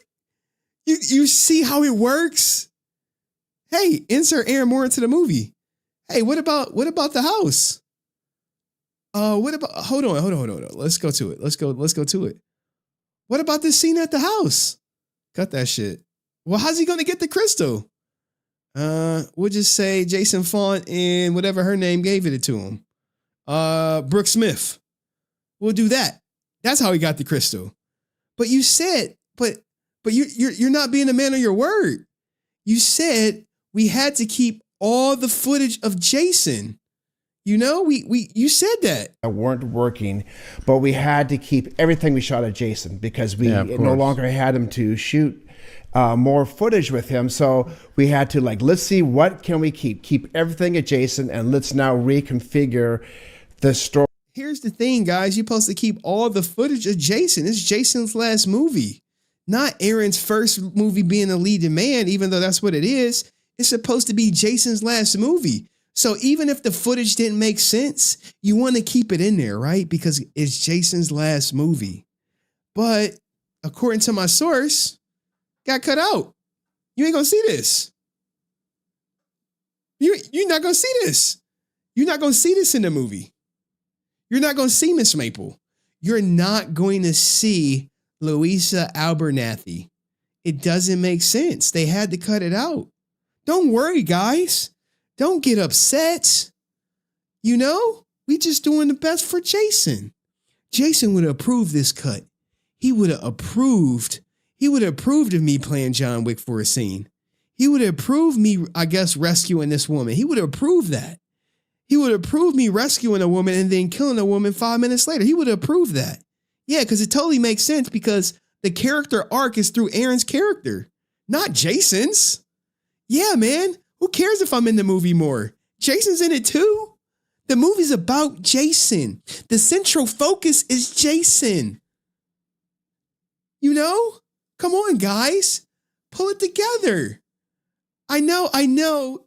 This was supposed to be the opening scene. I know we got Ashtagor. I know we have this. I know we got that. I know we got me playing the piano. Yeah, I know, but I know I'm in the movie more. But it's really about Jason. Come on, guys. Don't believe silly conspiracy theories. That Henry guy is so negative. He's leading with so much hate. Yeah, I know Tatiana's not in the movie anymore. I don't know if she had a scene with Jason or not. I don't want to spoil it for you guys. I know. Is this scene in the movie? Is that scene in the movie? No, but you got me, man. You got me in my CGI room.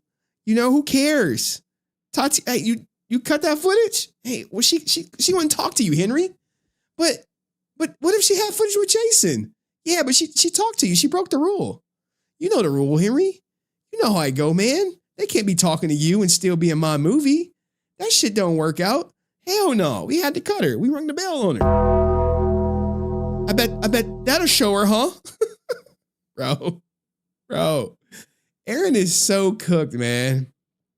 So cooked. Aaron Schoenke is Cole's bestie, man. What's up, my bestie? Aaron Schoenke, my bestie, the director who only knows his own reflection in the mirror in stupidity. True. You said it best, mate.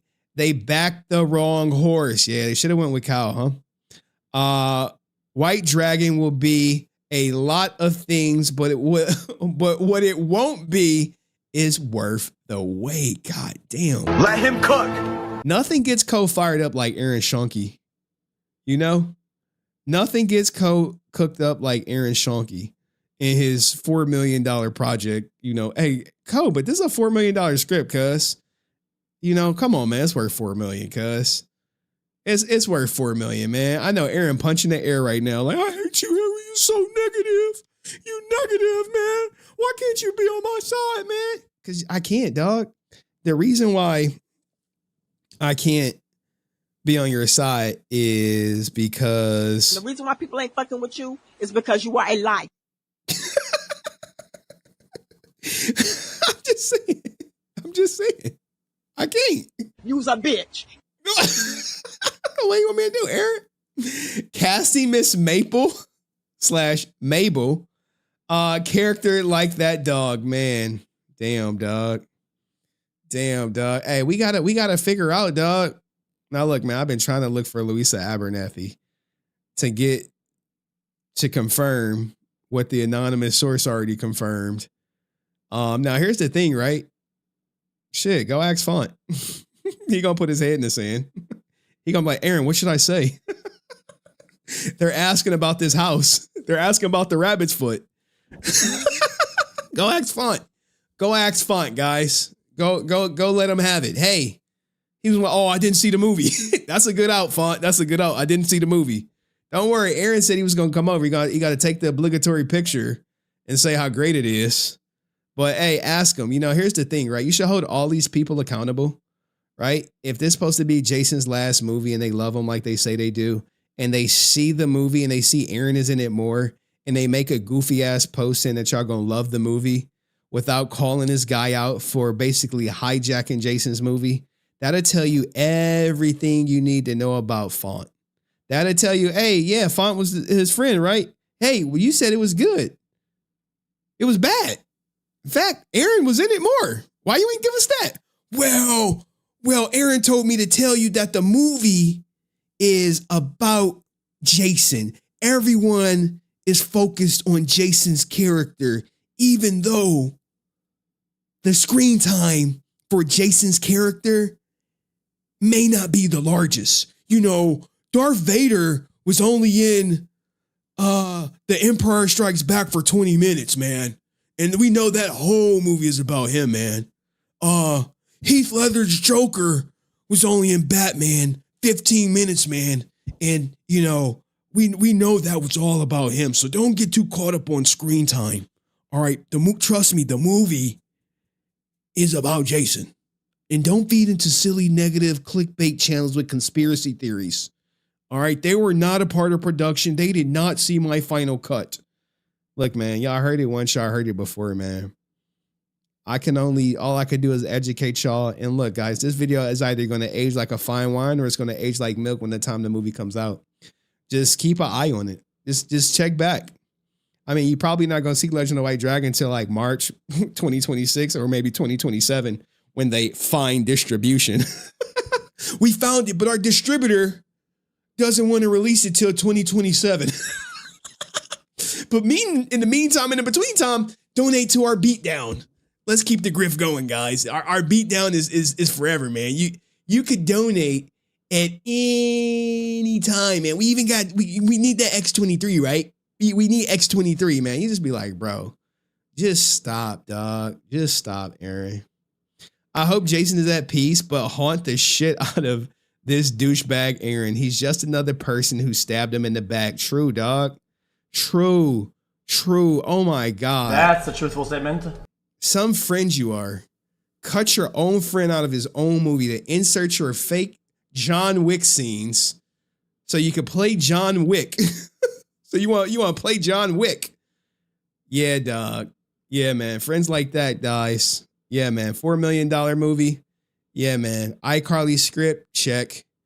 Oh, we did it for Jason. No, you didn't, dog. You did all this stuff for you. This has always been what we always known it was. A vanity piece for Aaron. A chance for him to try to prove he could be a leading actor in his own movie. That wasn't even supposed to be his movie. It was supposed to be his friend's movie, but he cut him out of it. Don't worry, guys. When you ask, he's going to say Jason's in it more. You're not going to find out until you see the movie. Now, what we can only hope is he changed it now, right? See, he probably could have got away with putting out a movie with him in it more. Now he probably got to be like, we got to cut some stuff out. This Henry guy is on to us. He's on to us. He's educating people about it, man. He's doing. Originally, I wanted to do 250,000, but Aaron wanted more. Greed. I don't know how he's getting his information, but we got to stop him. We got to prove him wrong. We got to saying negative conspiracy theories is not cutting it anymore. It ain't doing it. Maybe, you know what, Vera, let's do the podcast. I'm going to have you ask me, is Jason in the movie more? And I'm going to say he is. Okay. And then we're going to dog Henry. And then when the movie comes out, everyone's going to call me out on it. And then by then we would have got all the money from the Kickstarter anyway. That's the plan. But let me know what you guys think in the comment section. See you in the next video. Peace. Bro, we got his ass, dog. Bro, I love that he be shit posting all the time. So when you see the movie and this is not in there, you could be like, wait, we saw this in the trailer. Jason, where's it at? We saw it in there. Where's it at? Where's it at? There go, look. Hold on. There go Ash Tagore looking at the picture, which literally aligns with, where's the goddamn script at? Is this the last page? Yeah.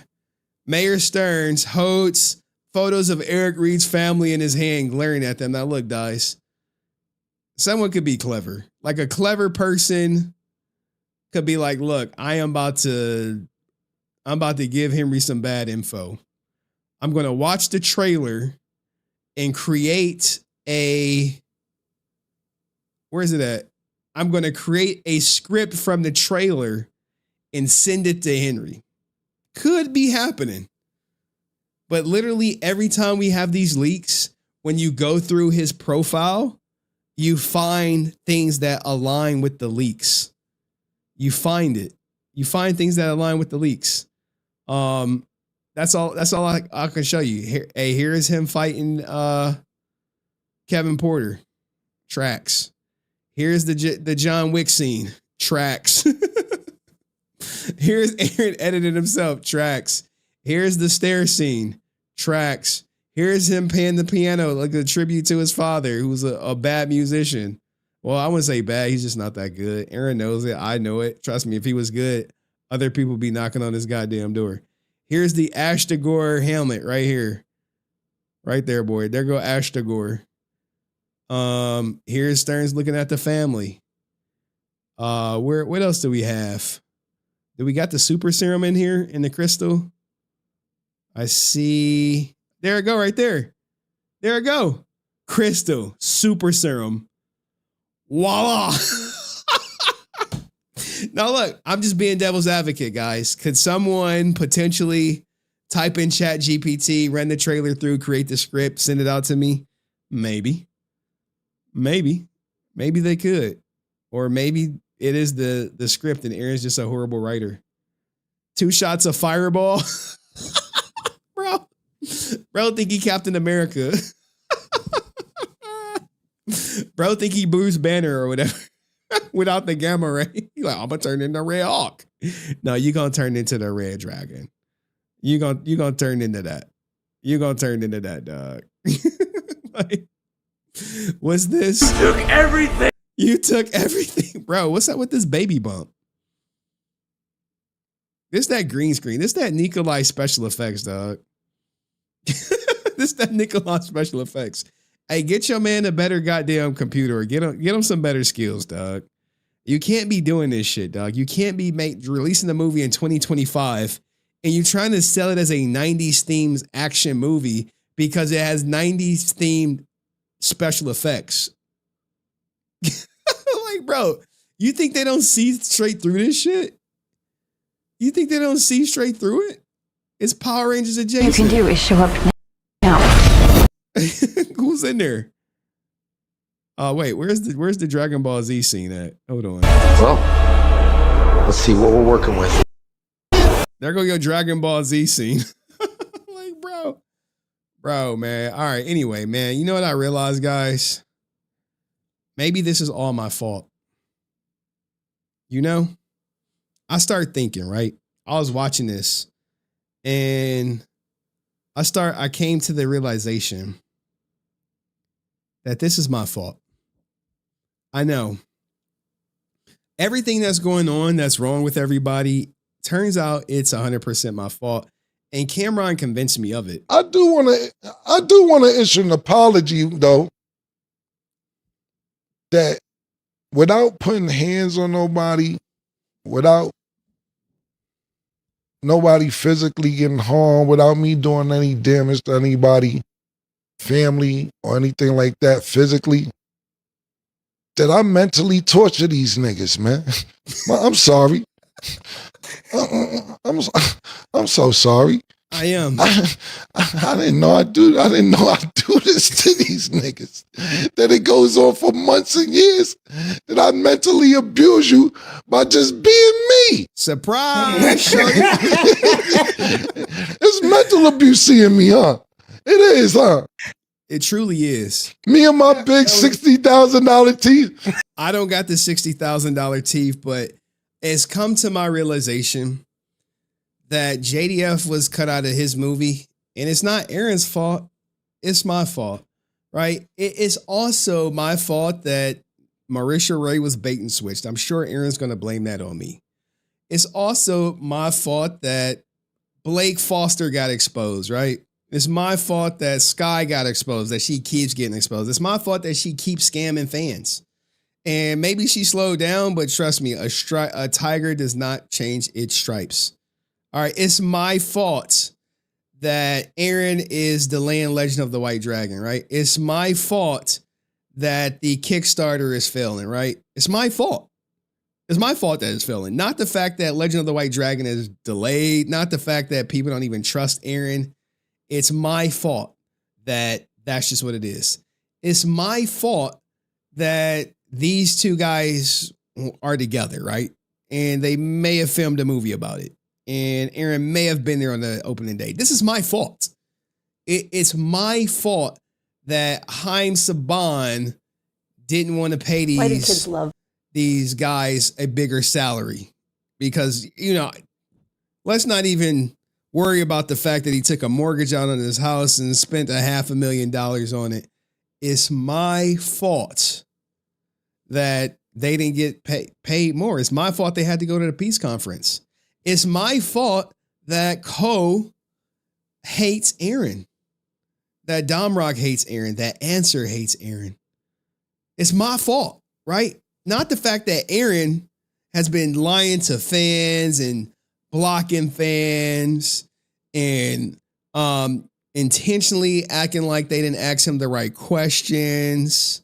It's my fault that all the people against Aaron has come forward, right? It's not his fault. It's my fault. It's all on me. I got to put the blame all on myself, right? It's extreme ownership out here, right? It is, man. It's my fault that Blake is going broke, dog. It's my fault, right? It's not the fact that he doxed my daughter or doxed me or posted me or, tried to, do whatever he thought about doing to intimidate me. That's not on him. That's on me. It's my fault. He did that because of me, right? Not because fans came to me saying, hey, he said he had a t-shirt deal with Jason, took my money and never gave it back. No. That ain't on him. It's on me, man. It's on me. Everything you think about that's on my channel where all these people refuse to take accountability for is my fault. And I'm hoping in 2026, I do better. And, if I take more accountability, then people like Break won't be going broke. People like Sky won't be scamming fans. Aaron going to do right by JDF, right? Right? If I do better, Aaron to do better, right? They gonna re-put Miss Maple back into the movie. Ashton Gordon not gonna hurt nobody, right? He gonna put this back into the movie, right? He gonna put Miss Maple back up in there, right? He gonna give her a call. I'm like, hey, Henry on us. We need to redo those scenes because we getting exposed. But yeah, everything is my fault, guys. Just blame me for everything. Don't look at yourself and how you put yourself in this predicament. Don't look at how you got here. Just go on the internet, blame me for my hate campaigns, my silly conspiracy theories, my clickbait drama. Do all that stuff. Don't take accountability at all, guys. Just blame me. It's easier if you just blame me. Put it on me. I'll take it. Just be like, that HenryResilient guy, he's so negative. He's always exposing people. It's his fault. But if you think it's my fault, you truly think it's my fault, do me a favor, like this video and share it with one of the people who came up, whose name I said, because at the end of the day, it's my fault y'all don't got the order, not Karen Ashley's. No. Karen had nothing to do with it. Nothing to do with it, right? It's my fault Power Ranger actors can't feed their families, not because they committed, wire fraud, not because they wanted to make t-shirts that supported Hitler. Not because they made fun of gay people, but my fault for exposing all that, right? That is my fault. It's my fault when these convention owners don't want to deal with them. It's my fault. It's not their fault. It's not because they did something to make a convention owner not want to do business with them. It's my fault for bringing attention to it, right? It's my fault that Walter got beat up at Six Flags.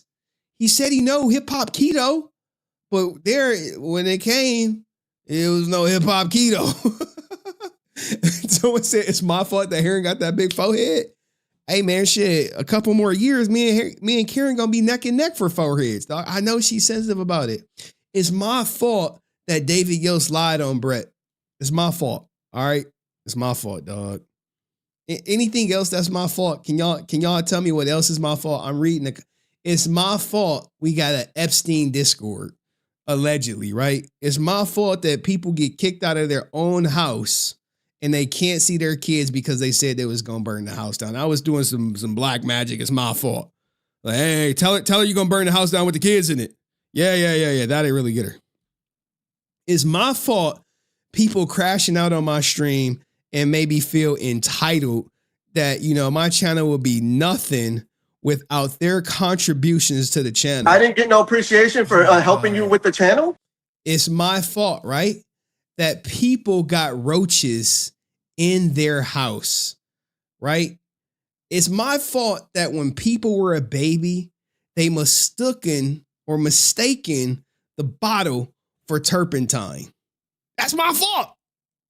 I switched it. I was like, oh, you think this is milk, huh? Like, oh, it's some turpentine, dog. Enjoy that shit. It's my fault that there's so many pedos in the Power Ranger community, right? It's my fault, right? It's my fault that I say, hey, you should just like the younger ones, right? Yeah. Who cares, Who cares? It's my fault that people spend $10,000 on a Power Ranger suit and they don't know their name. Yeah, it's my fault, dog. It's my fault people go to sleep in my Discord, right? They be like, in another man's Discord at that, right? All right. These are all things that are my fault. Like, it's my fault that people are 40 years old sleeping with women who have dementia to pay their goddamn bills. It's not because they're a loser. No. It's my fault. But anyway, guys, do me a favor in the comment section, write some other things that's my fault. And I'll see you in the next video. Peace. All right. I had to do that, man. Someone asked me to do that. Someone asked me to do that shit. It was like, hey, can you do this? I was like, yeah, all right, got you. No problem. You guys, what you don't know is a lot of people tell me to do a lot of things. They're like, hey, can you do this on stream? Because they don't want to do it. And I'm like, all right, I'll do it. I'll do it. I'll be your instrument of destruction. All right, I'll do that shit because I'm about that life.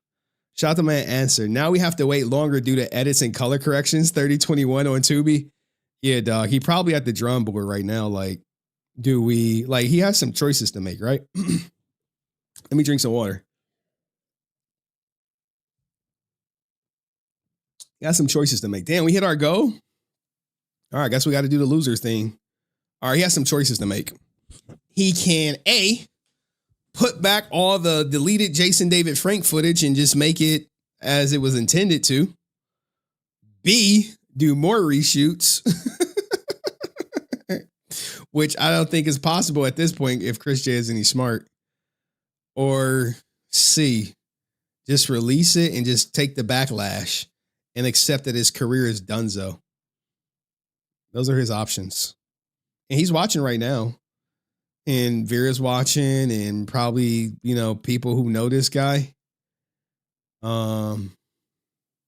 It is what it is. We'll see what happened. We'll see what happened. My man Cole says, I hope JDF fans don't do this. We've all said our farewells and honor him in our ways. There is a subset of people that say White Dragon is a goodbye to Jason to honor him.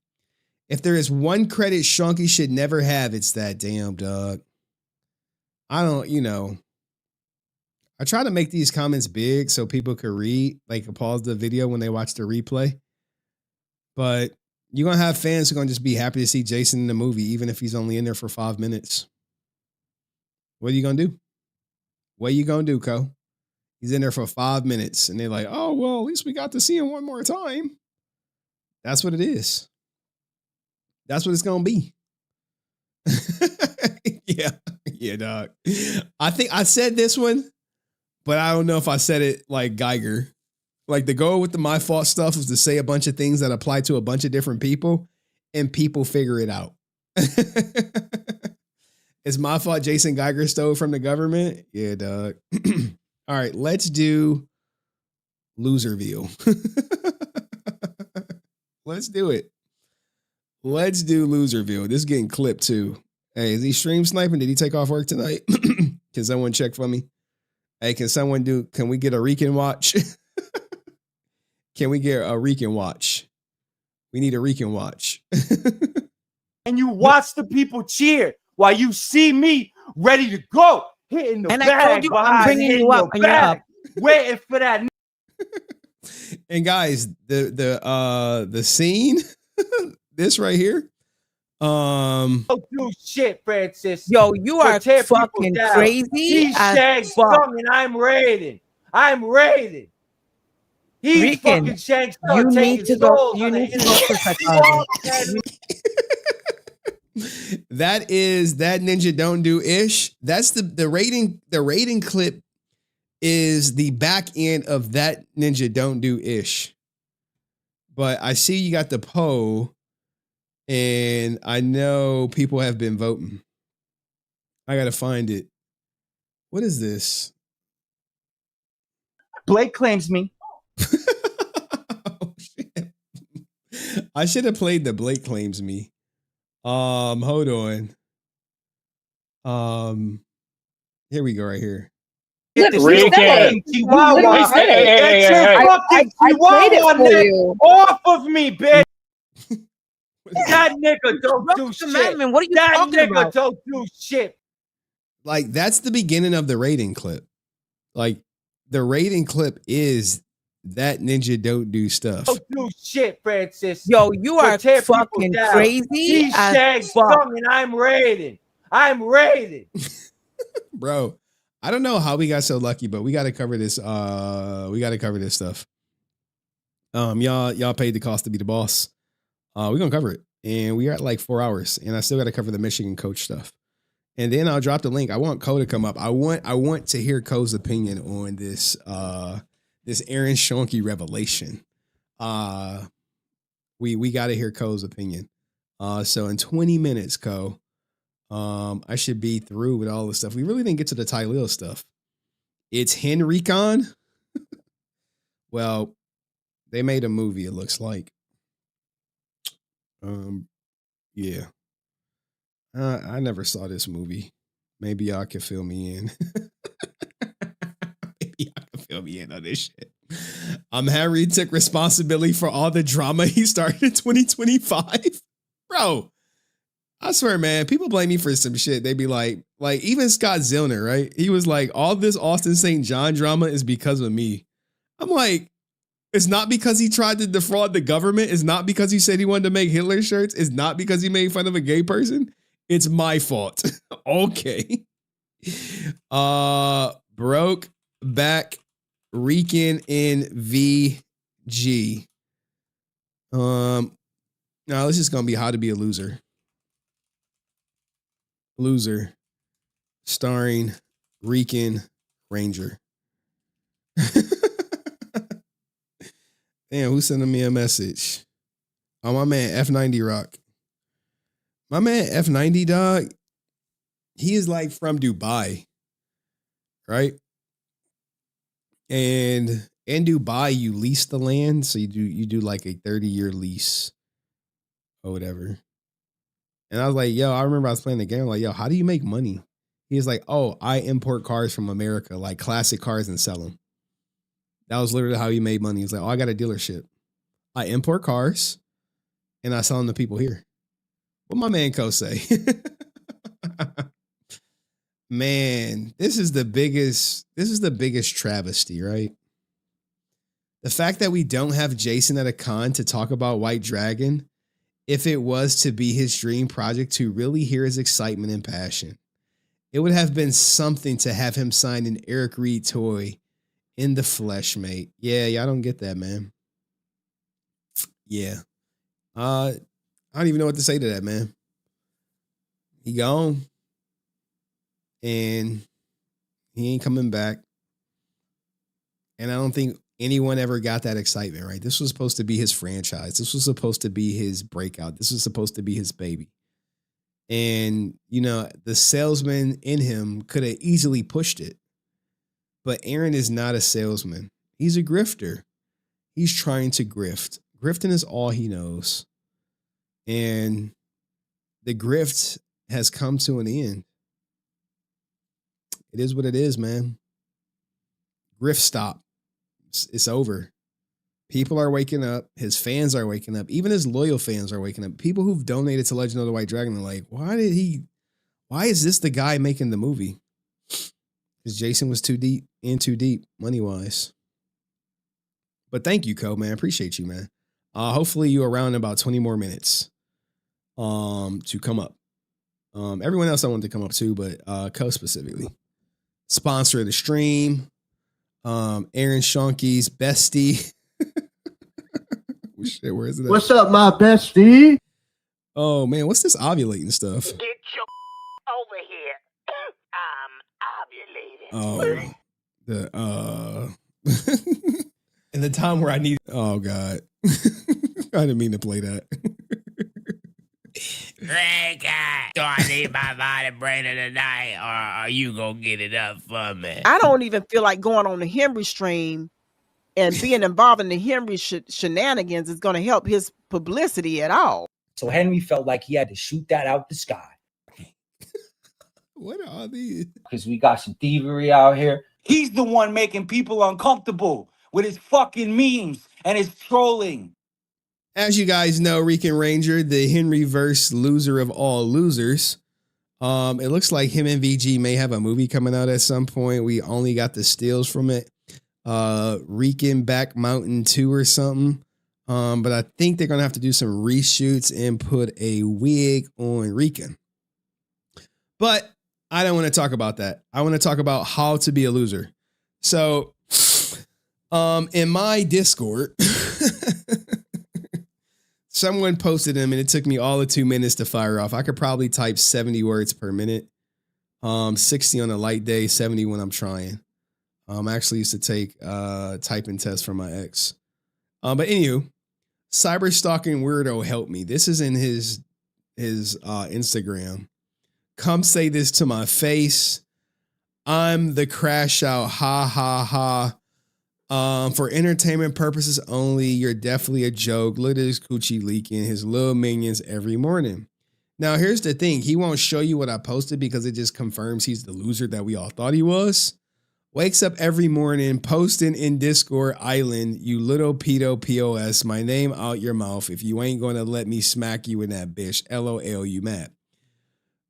Nuka wrote a whole novel, a narrative for his followers so they don't leave his whack behind. Like the mama did at the dumpster, I'll bail her out since you won't. Like, how are you going to bail her out of jail, dog, when you're banging women with dementia to pay your bills, dog? And you might have to grab your ankles for VG if you need the rent paid, dog. Think before you type. Tell her 10 Sadie Biff, the Zeo crystals, you ain't funny, bitch boy. So what did I type? Well, before we get into it, Booker T. Washington. Booker T. When you hear a grown man talk about being bullied, he's a punk ass. He talking about Rican. So what did I type? All day, every day, responding to Cayenne, I say, well, it's over for him. Where is his dementia having sugar mama? Shocked he ain't post old videos of his kids on his supervised visits. Saw him post an old video of him and his son load. Ninja dropped the act like you ain't a deadbeat dad. He want to post a picture of my daughter because he's frustrated he can't see his. Ninjas like him should not be around their kids. He clearly he's mentally unstable. Bad choice of judgment. He has not a bed for them to stay overnight. He will say this is material things. No, Ninja, this bare necessities. Where's his old head to put him on game? Oh, wait, I forgot. He surrounds himself with losers. Maybe he'll post this to his IG so that all can see what a loser he is if they haven't already figured out. Ninja was on some, I'ma just stay with my parents until they kick this ass out. His dad was like, no, you not. Get your bitch ass on. 40-year-old loser. I hope people look at his entire life on what not to do. He is a case study. Giving the whole world a masterclass lesson on how to be a loser. Step 1, get kicked out of suburban home that dad pays for. I'm trying to keep y'all. So if you want to be a loser, follow these steps. Step 2, develop a weed substance addiction. Step 3, if you have kids, be sure to threaten the baby mama, telling her you're going to burn down the house your kids stay at, especially when she move on and she puts down the shrimp jetty for the BBC. Step 4, berate the other baby mama for giving up the shrimp jetty for the BBC. Step 5, replace them with an old woman with dementia who will pay your bills to clap her cheeks. Step 6, obsess over people online. Step 7, post these you obsess with online and recruit other losers to be obsessed too. Like he's doing this. Step 8, get multiple part-time jobs that kids who turn 16 look forward to having. It's a good idea to be a loser. Repeat steps 5 through 8 until a glass of bleach looks more thirst quenching than a glass of water. Look, man, I'm giving y'all the step by step. And I say, class dismissed. And I say, screenshot everything and send it to his loser ass, right? And why do I say that, right? Because I know someone is sending it to him, and more power to him, right? More power to them screenshotting him so he can crash out. You know, I mean, if he drink the bleach, he'll have a happy ending for sure. Okay? He'll have the bleach for sure, man. It happens, man. It happens, man. And I guess people are getting harassed. I guess the Roach King is feeling the wrath of his loser ass.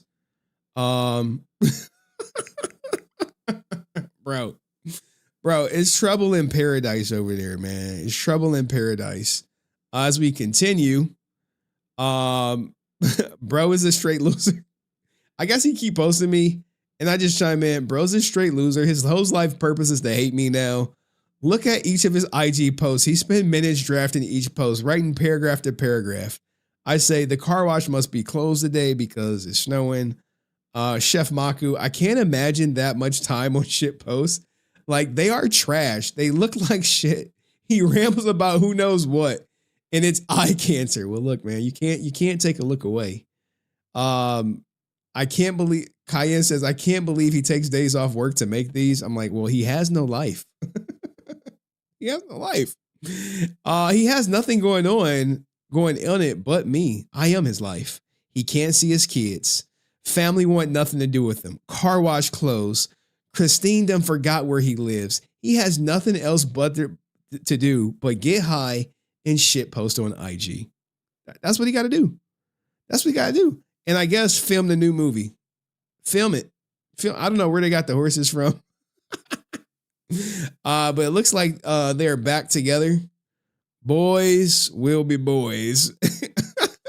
And I guess he did a photo shoot with Reality. And yeah, I'm wanted. But guys, remember this, right? I want y'all to remember this. Take this. I dated a passionate reason, or probably all four. Number one, they want people hate you for one of four reasons, or probably all four. Number one, they want to be you. They tried their best to do what you're doing, but it didn't work for them. They tried their best to walk like you, talk like you, sing like you, swag like you, pray like you, preach like you, dress like you, do everything you do. They see what you post, now they mimic your post. They saw what you wanted to do, now they all of a sudden want to start a nonprofit because they want to be you. The problem is they don't realize you sometimes don't want to be you. I didn't pick who I am. What you see, God made me. Do you know how many times I ran from being who I am? I didn't pick this, it picked me. They want to be you. They want. It happens every time I do a Power Ranger stream. I'm like, I'm going to get back to Twitch. Power Rangers be like, come on home now. I'd be like, fuck. All right, Power Ranger stream it is. Let's go. Want to be you. Number two, they hate themselves. They are not satisfied with who they are. So in return, they look for people who look satisfied and they attack you. See, bitter people, when they hear other people say stuff about you, and yet they know enough to correct them, they just sit there and be like, there's one thing to want to take you out. But certain people get to a point where they realize they can't take you out. So now they just sit around waiting to see who can. Number three, they see you as a threat. They see you as a threat. You ain't did nothing to them, but they see you coming. I would like to make a public service announcement that if anybody desires to knock you down, they better hit me with their best shot, hit you with their best shot. Hey, you got to aim for the head. Shout out to my man Ryusi. He says, Recon, drink the bleach. Maybe then you can have a happy ending and a clean start for you and your family. Hey, man. Girl, but she was too emotional. Because I'm coming. Woo, 75 people out of type. I'm coming. It may take me another. Hey, sometimes that bleach might be looking like a thirst quencher, dog. Yeah, but you better believe I'm coming. I am on my way to becoming what God has called me to be. Number one, they want to be you. Number two, they hate themselves. Number three, they see you as a threat. Number four, they hate the way others love you. Oh, shit. Look, man. This prosperity preacher is cooking. He cooking. I recognize the prosperity preacher when I see the Gucci watch. You saw so-and-so did so-and-so. They be killing it, don't it? It ain't all that. I mean, y'all treat them like they Jesus. Yeah, hey, we in the cult, right? They hate the way others love them. Saul was bitter. Saul just killed his thousands. But David... Everything was an emergency. People hate you. Oh. She's drama queen. Cried all the time and threatened suicide. So I decided... God damn, man. They be doing this autoplay on YouTube. Answer said, nah, he went to work today. He didn't call out. What? Damn, he didn't call out because we trying to get him to call out every day. I'm going to just start putting Rican Ranger in the title of every video. We need to see him call out more. We were not going to be happy till he, at the end of a freeway exit, asking for spare change. And the only reason he asked for spare change is because he don't want to go steal the bleach. All right, but let me know what you guys think about how to be a loser. Did I get it right? Let me know in the comments section. See you next video. Peace. God damn. All right, we got like 2 more clips. Well, really 1 more. I got to cover this Michigan stuff for my other channel. We'll cover Tylil a little later. And we still haven't got to the Heim stuff. But overall, I think it was a great stream. I'll be dropping the link in about 10 minutes. What y'all say to that? We Gucci? Thanks for letting me know about the super chats, man. Y'all been so supportive of this stream, man. I really appreciate it. I do appreciate it. I can't even say how much I appreciate it. It'll get me feeling some type of way. But anywho, let's keep it going. Let's keep it going. Former University Dumb Ninja Award recipient Sharon Moore. To the front, please. We have to give him his Dumb Ninja Award. Remember we used to do that? And then they removed the post that was like, Ninja. The Dumb Ninja Award post. I don't know why they removed it, but they removed it. It's gone. Let's go.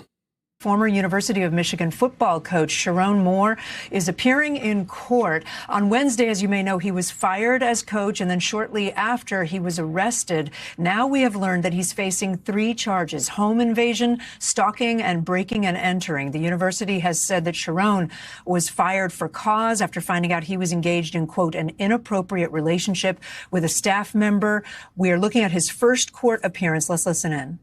This prosecutor is about to cook him. In light of the factual scenario that gives rise to these charges, my best understanding from a thorough review of the police report and as much body-worn camera as I've had an opportunity to review is that I understand that our victim broke up. They had an intimate relationship for a number of years.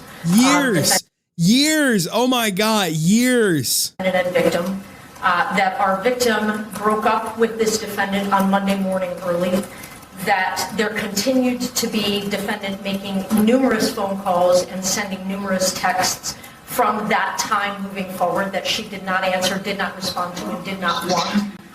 That eventually she presented herself to the University of Michigan, cooperated in some form of investigation there. As we all now know, defendant was at some point on Wednesday afternoon fired from his employment. Damn, dog. So she notified them on Monday that this fool, they broke up. He kept harassing her. She notified the school. They fired him for having an inappropriate relationship, and he went crazy. And the fact that this was going on for years is wild. He then, at some point soon thereafter, came to her apartment in the address that is alleged in the complaint, barged his way into that apartment, immediately then proceeded to a kitchen drawer, grabbed several butter knives and a pair of kitchen scissors, and began to threaten his own life. I'm going to kill myself. I'm going to make you watch. My blood is on your hands. My blood is on your hands? He went and grabbed the goddamn butter knife, dog. The butter knife? Jesus Christ. You ruined my life. And a series of very, very threatening, intimidating, terrifying, quite frankly, statements and behaviors there in that apartment. It was only then, Your Honor, when the victim, she called her attorney and then at some point indicated she was going to call the police, and then he left. And so, Your Honor, while I understand that... Damn, dog. He is cooked. There isn't... He's going to plead out. Don't worry. He's going to plead out. ...evidence to suggest that he directly threatened the victim with any of those implements that I've indicated. The totality of the behavior is highly threatening and highly intimidating. Look, hey, you see hey, you see him in the back? You see him in the back, they laughing and like, another ninja. Another ninja. We got him. She was terrorized, Your Honor. Mr. Moore, could you state your name, please? Look, man, we got to do better, right? And you probably hear a lot of people talk about sexual discipline. And when you're at this level, the level he is, you cannot be sleeping with subordinates, let alone giving them a 55% pay raise, which you're going to learn about later. It just doesn't work like that. Especially, I'm sure some people are going to argue a racial element, as there have been other coaches who've done what he did, probably didn't get any sanctions. They probably didn't lose their job, but he probably would be okay, maybe, if he didn't continue to harass and stalk her after she clearly ended their relationship. Sir, you are not to use alcohol, marijuana, or any other controlled substance that is not prescribed to you. You are not to possess or purchase a firearm or any other dangerous weapon. You are not to engage in criminal conduct of any kind whatsoever. You may not leave the state of Michigan without permission of the court. Cut. Prior to your release, you will be placed on a GPS tether. You will not be released before that GPS tether is placed upon you.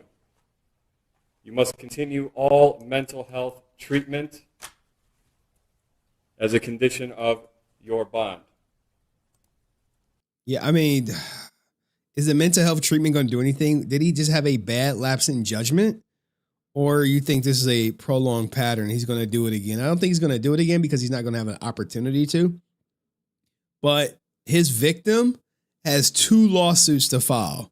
One against him for being a multimillionaire and causing her she has a slam dunk case for punitive damages for, was it the stress one? Extreme stress. I can't think of it off my head. And she has another one on the school. So she's about to get paid. Granted, she may not never work at this school again, but she's going to have that $5 million that they were going to pay him this year is likely going to go to her. The named victim in this case will not be placed on the record.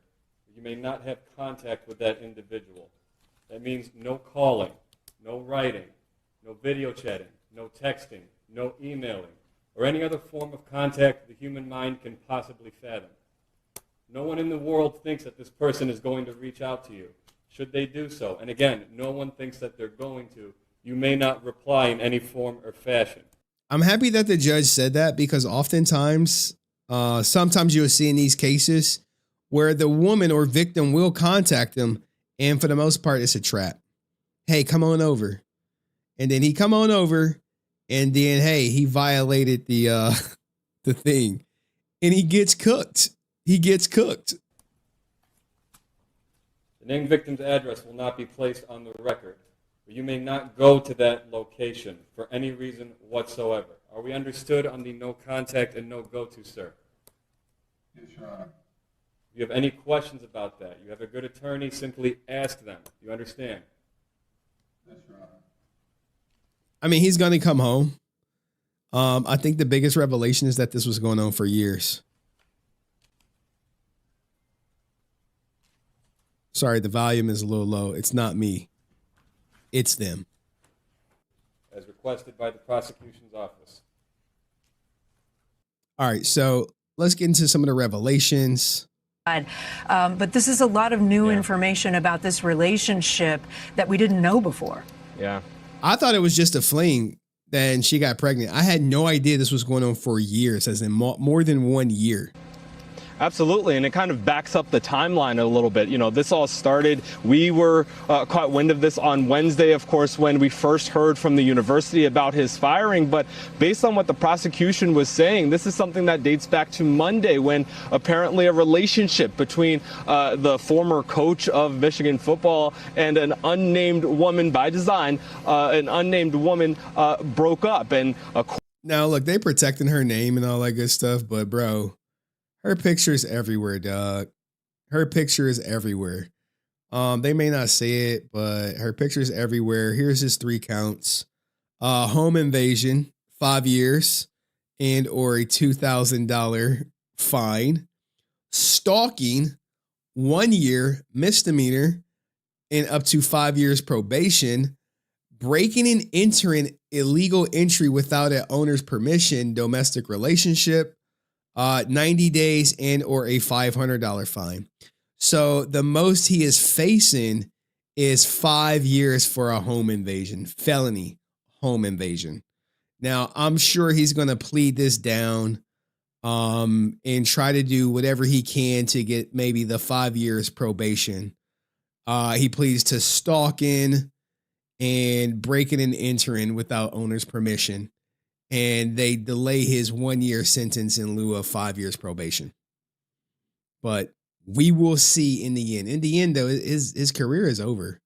His career is over. Now, there has been like some people breaking down what he's been doing with his life. I guess he reached out to an OF model. Is that he texted her or he DM'd her. This is real? Yeah. Yeah. He DM'd her. And that was his girlfriend or the wife? This isn't neither. Oh, that's a fans page one. This is an OnlyFans. This isn't the side chick or the wife. She's making money. She is, but she's saying that he DM'd her during halftime of the. Bro is not focused. You and IG models DMs on halftime of the game. Bro may have a problem. Game last week. You got to be kidding me. He wouldn't even have his mind on the game. I mean, I don't know if the guy's going to come out and say that he had a sex addiction or whatever. That seems to be, what the case is whenever you see something like this. But he can't say anything to get his job back, can he? No. No, the job is done. job. You could ring a bell on that. That's donezo. Oh, no. He's not going to. I don't think he's going to be working and with kids for a long time. He hit her.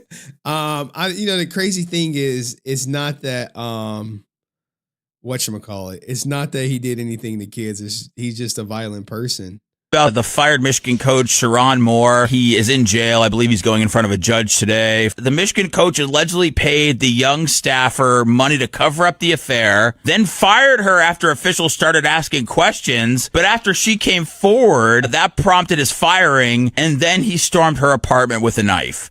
That's wild. The girl's 32. She was given a 55% raise last year. Said the university previously invested claims of his inappropriate relationship with a staffer, but he denied it. Also, the athletic director. Yo, this actually happened to me before. I was at I'm not going to say which company, but the boss started sleeping with one of his subordinates. Both were married at the time, too. Both were married. He started sleeping with her. Gave her a raise, updated her schedule to like a more favorable schedule. And then they both end up divorcing their spouses, living together. But the company ended up getting sued because he promoted her without like a interview. And she was making way more than everybody. He ended up getting fired. And then she eventually quit and they're like working together. They're still together. For Michigan has been fired. What people are saying now is that they knew about this for a while and they were waiting for the end of the season to decide what to do with the information. From what I heard from a big time alumni is that it had nothing to do with that. They were just trying to get all their ducks in a row before they fired him so they could fire him with cause. They didn't have their ducks in a row because they fired him without HR around. Damn, without HR? He got fired. It was a one-on-one thing, which I know you're supposed to have people prep. Oh, man, he might have a wrong for termination, but I don't know if he's going to fight it. Yeah. Then after he found out, didn't he go to a team meeting or something because they were having a team meeting without him? There was a lot that was going on. I meant they wanted to make sure that when he was fired, they had with cause. Yeah, because if they fired him without cause, they owe him $14 million. So they didn't have to pay him. They were just worried about the money situation. They said that he had been acting strange, berating assistant coaches. This appears to be a much bigger than just a perverted coach issue. This seems to be a university issue. Ooh, they attacking the program now. I don't know, man. This guy has ruined his life. Divorce is loading. Civil lawsuits are loading. Potential jail time is on the horizon. His life is essentially ruined. All because one, she rejected his ass. And two, because he chose to mess with her in the first place. It's ultimately his fault. He should have never messed with the subordinate. I don't care how cute she is, dog. Get an escort. Or maybe be faithful to your wife. Bring her with you on tour or something. Anyway, what do you think about Sharon Moore ruining his life? And I know people are going to say Snow Bunny did it, But this was all his own doing. Let me know what you think in the comment section. See you next video. Peace. All right, let's drop the link now. We can get to it. Now, the crazy thing is, man, we had a great story right here. I was sexually assaulted. This girl saying she was SA by Ty Lil, the crash out. But let me drop the link for everyone who want to come up. We got to hear your opinion first, dog. About this Aaron Schoenke stuff, man. How you feeling about your boy Aaron Schoenke, the donkey? Hee-haw, hee-haw. Damn, dog. I was really hoping Rican would whatchamacallit, call off work again, dog. We not gonna be satisfied till he at the end of a freeway exit asking for spare change. All right. We're not gonna be satisfied until that happens. Now, this story will take like 10 minutes to cover. Y'all want the Ty Lil story, or y'all just want me to bring some people up real quick? Let me know in that comment section. Join the stream. Whoop-de-whoop. I'll pin it to the top. Pin. Join the stream. Hopefully I didn't disappoint y'all this time. Sorry. Ty Lil, to be honest. Y'all want the Ty Lil, huh? Yo, Ty Lil, it's a good story. It's a good story. The only thing I don't agree with is maybe how she went about it, but you know, with these streamers, man, this is how they do. This is how they do. This is how they do. All right. Now, you know what I'm thinking about? I'm thinking about, oh, hell no, not that. Anyway, HenryResilient clips. You missed my membership, brother. The fuck? Let me see, brother. I missed it. Oh, snap. You right. All right, hold on. Let me. I think I still may have it. I still may have it, brother. Here we go. Membership chat. Shout out to the people with the memberships. This is the wrong one. You said it's my fault. Don't miss my membership, brother. I got you. Hold on. Let's scroll up. Shit. Did I miss it? Damn. Hold on. I got it though.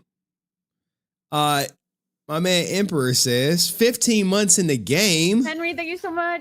Appreciate you, Emperor. Who says, Henry, it's your fault those ops of yours crash out. Lol. Regardless, brother, support whatever happened. Hey man, appreciate you. Let me check something. I gotta check viewer activity. Okay, there we go. There's a way for me to look at like all the super chats now. They did their they changed the layout of YouTube. Whatchamacallit? Whoa. Cancel. They changed the layout of YouTube and it just looks different on the back end. What's this? Oh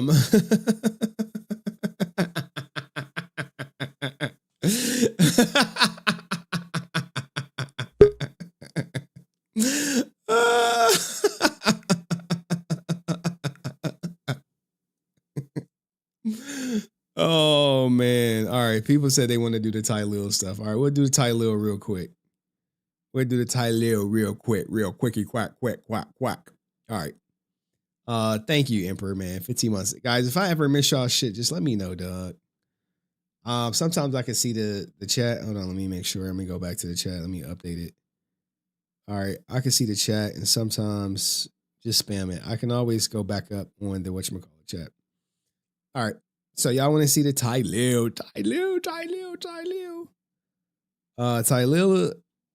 Ty Lil accused of SA. This is like fire, dog. You know how many clips I be generating a day? I'm starting to generate like way more than I have time to edit. But you know, I'm still celebrating my birthday this weekend though. Hopefully. Everything goes as planned, man. That's all I can hope for. Okay.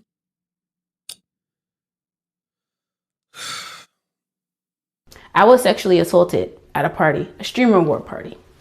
And not only that, is by somebody that you guys fucking love. And I'm tired, bro. I'm fucking tired, guys. I'm fucking tired, guys. Like, literally.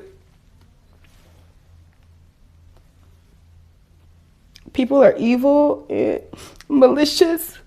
And like, people think they can do anything. Like anything. I'm literally like so disappointed in people because I think people are good people, and I always give people the benefit of the doubt. And they're evil. They're fucking evil, bro. And I'm done streaming. She said she's done streaming. She was SA by Ty Lil. This is on her Twitch. I'm done doing this shit, bro. Unless it's gonna be my last stream. Because people are fucking evil. And it's always gonna be sides being chosen on. And I mean, you know, let's play devil's advocate. She did her makeup for her stream to accuse him of SA. I'm tired. I'm literally tired, you guys. I don't deserve being treated like I'm nothing. And I'm not saying it did or didn't happen, but I'm recognizing some prep. I'm really like trying my best to not be, you know, like I want to save people in their careers and shit, and like, you know, but what about me? SA means sexually assaulted. Like, what about my feelings? What about how I feel? You know, and not everyone is your friend. And you guys love these people so much. You guys fucking love these people so much. And bro, that's why I only go for layups, dog. As a woman, you always get exiled, and it doesn't matter how I dress, you guys. You guys know I'm asexual. I keep my body to myself for a reason. I am a temple. Asexual? I do not share myself with people, especially if I don't know them. And it's really... And I know she's been like intentionally vague, guys. It's a very vague post. To be honest, I don't even think she ever goes into detail. Unfair to me because I feel like I make sure that everyone is in a good position and they feel good, and like, you know, everything was innocent, and I don't care how drunk somebody is. You should never take advantage of them. My phone was stolen and broken. I had no way to get home, and I was assaulted, you guys, by someone that you guys all love. And I'm so tired of this streaming shit, and I'm done, bro. I'm sure the question that everyone is asking is how she was assaulted. He taped me. The reason why he stopped anyway is because I started boohoo crying, you guys. I was crying, and he taped me as I'm crying like this. He was like, "Why are you crying?" Da, da, da, da. And I'm like, because like I didn't want to, like, you know. And he's like, "Oh, well, I'm gonna talk to you again." I'm like, I don't care if you talk to me again. It doesn't matter if you talk to me again. It's the simple fact of like me not wanting to even go down that route because you have a fucking girlfriend. All right, so I guess they had a moment together. He has a girlfriend. He said afterwards, "I'm still gonna talk to you." I can only imagine they had like intercourse. This isn't the first time I've been assaulted, but this is the first time I've been assaulted by someone popular and famous, I guess. And they think I'm not going to say anything because of who they are and who they know and what they do. But like I said, this is somebody you guys support. I hate men. I'm technically going to become... I mean, if it truly happened, I can understand why she hates men, yo. Typically, the people or the women who hate men, they all have like some experience that they turn to validate their hatred of men. Y'all thought I was asexual before. I hate men. Look at all these no caller IDs. She's saying that's Ty Lil. I've been getting harassed. I already said it, guys. I already said it. Like, we've already talked about this already. We already talked about who it is, Whoever caught it, but I'm not going to say it because I still have to make sure I don't know why she just didn't say it. my integrity and whatever the fuck else is secure. And then I will say the name of who it was fully. I already showed y'all the call log, chat. Y'all already. I mean, like, you saying you're not gonna say his name, but then show his phone number. Like you should have just said his name. No, if you already know who, y'all can say it in the chat, but I'm not going to say it out my mouth because niggas is trying to blackmail me and shit already. Like, I don't have time for it. Like, that's why I said I'm done with the streaming shit, because niggas thinking collab streams is gonna do something for me. Yeah, that's the Twitch thing, yo. Hey, how about we collab? And surprisingly, the other ones, a part of that team that he's in, that house that he's in, they're more respectful than him. Way more. All right, so she's talking about the Clover Boy. She's talking about Tyleo. Now, here is Tyleo. As soon as he meets a girl, this is what he does to her. Relax. Wait, hold on. Wait. Relax. Wait, hold on. I know, like people catching on. Now, here's the thing, right? You're probably wondering, like, well, he responded, right? I've been seeing. Well, hold on, we gotta get to his response. I have his response. And if you coming in, and here goes his response, guys. Let me know what you think. and if you coming in here looking for any responses, looking for me to add on to any drama, please just see your way out. Please see your way out. See your way out. See your way out. See your way out. It's Christmas. Like, it's a wonderful time of the year. It's a wonderful time of the year. Go be with your families. Go be with your friends. Go be with your loved ones. Go get some good food. Get some eggnog. You feel what I'm saying? Kick it. So clearly he's innocent, right? I mean, I guess this is one way to go about it. But now, because this happened at Streamer Awards, he had a couple PSAs. Shit, touch my. Shortly after, I guess he's never going to Streamer Awards again. Yeah, that shit touched my heart, bro. Like, I dead ass help, man. Y'all don't even understand. Like, people really was crying, like, off camera. Like, on my mother life, off camera. A lot of times, I be proud of myself, but I just want more. Like, you feel what I'm saying? I just want more. I just want more, and I just want more. Then I just want more. So a lot of shit, I don't even show no emotion. Like, I just give myself a pat. I just give myself a pat on the back, and I just keep moving on. Now, here's the thing, right? He is done. Now, I don't think he's cooked. But he is out of Clover House, which is the streamer group, which is like AMP so light. All right. So here's him saying he's so thankful of being able to work with Kai Cenat and all these other people, but he's on his own because when these allegations come forward, they like, we can't be having you a part of the group. I'm so thankful. Kai knows that. You kidding? You feel what I'm saying? Kai know that. You guys know that. W Kai in the fucking chat. You feel what I'm saying? But I'm way more thankful that me and Kai stuck together and we was able to show the world what happens every fucking day off camera. I'm so thankful. Now, here's the thing, right? Now that Kai didn't cut him off or he has severed ties with AMP, now the clout machine is coming down because he's not going to be able to collab with anybody. They're gonna isolate him, move him to the side, and that 5,000 subscribers that he has is gonna fall off. Kai knows that. You kidding? You feel what I'm saying? Kai know that. You guys know that. W Kai in the fucking chat. You feel what I'm saying? But I'm way more thankful that me and Kai stuck together and we was able to show the world what happens every fucking day off camera. I'm so thankful. Kai knows that. You kidding? You feel what I'm saying? Kai know that. Nah, it's donezo. It's donezo. All right, so he thanks Kai. Duke Dennis, he is like, look, man, he out. He done. It's so fucked up. I've been seeing everything that bro been going through, and it ain't even my business, so I'm not gonna speak on like what he should or shouldn't do. This is one of my biggest fears, and that's to be embarrassed. This is supposed to be his month, his week. The end of his year supposed to be so great and so happy. The internet done found a way to completely ruin this moment for him. I mean, if it's true, he ruined the moment for himself. In all honesty. Now, the girl has threatened or says she's going to take some legal action.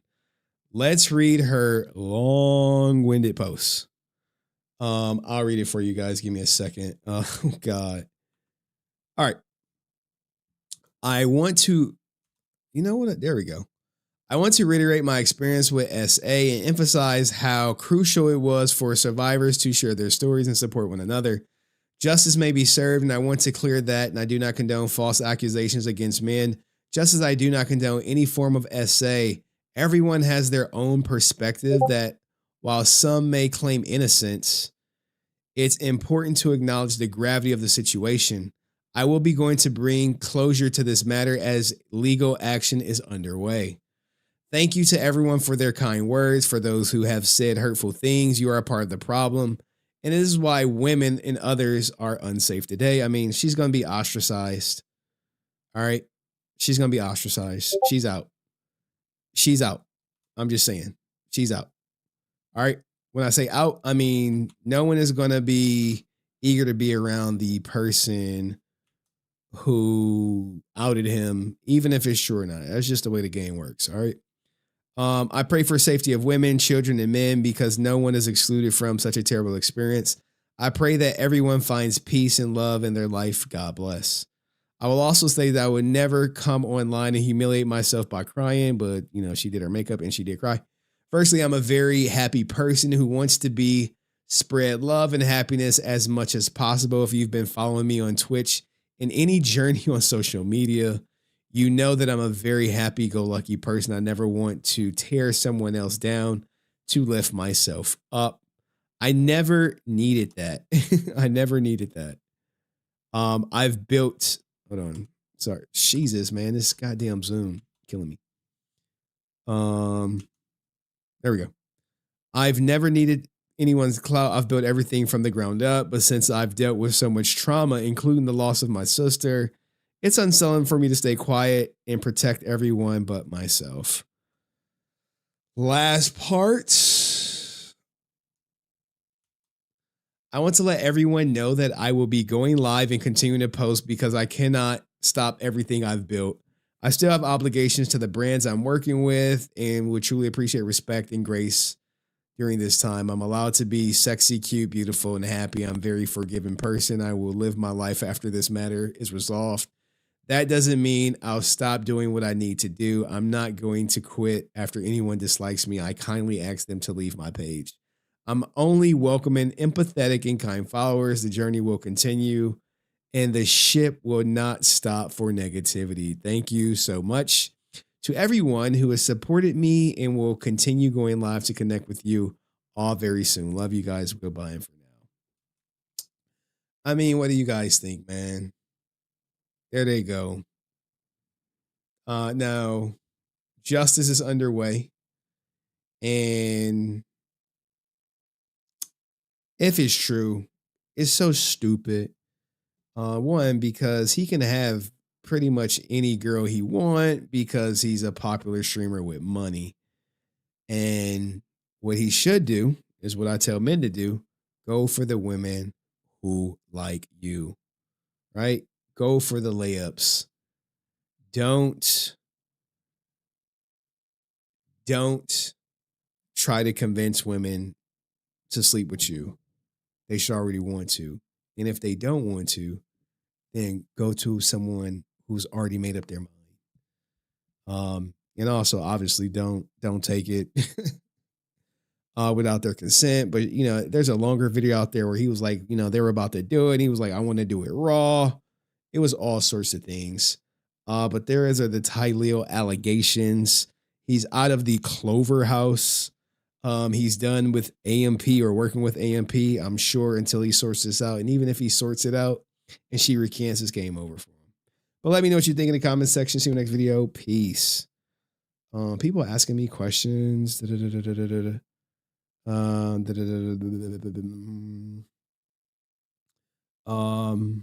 But I can't stop getting ads in the streams. Let me know if this is a value option. W stream tonight, that would be, to be honest. All right. I mean, you book a session, I'll tell you exactly why you see ads during the stream. The Green Ranger. They were going to kill Jason off in season 1. Yeah, I already know that. All right. All right, let's bring up Laura. I think Laura's in the back. I don't think Cole's in the back. Yeah, and she wearing her Stay Resilient shirt. That's the fuck I like to see. All right, give me a second, though, Laura. I gotta format everything. Dun, dun, da da da da da da da da da. Yeah, guys, doing this streaming stuff is tough. It's tricky. Tricky. Like, especially because I use OBS. Boop. Laura with her Stay Resilient shirt on. How are you? I'm good. Hey, look at that.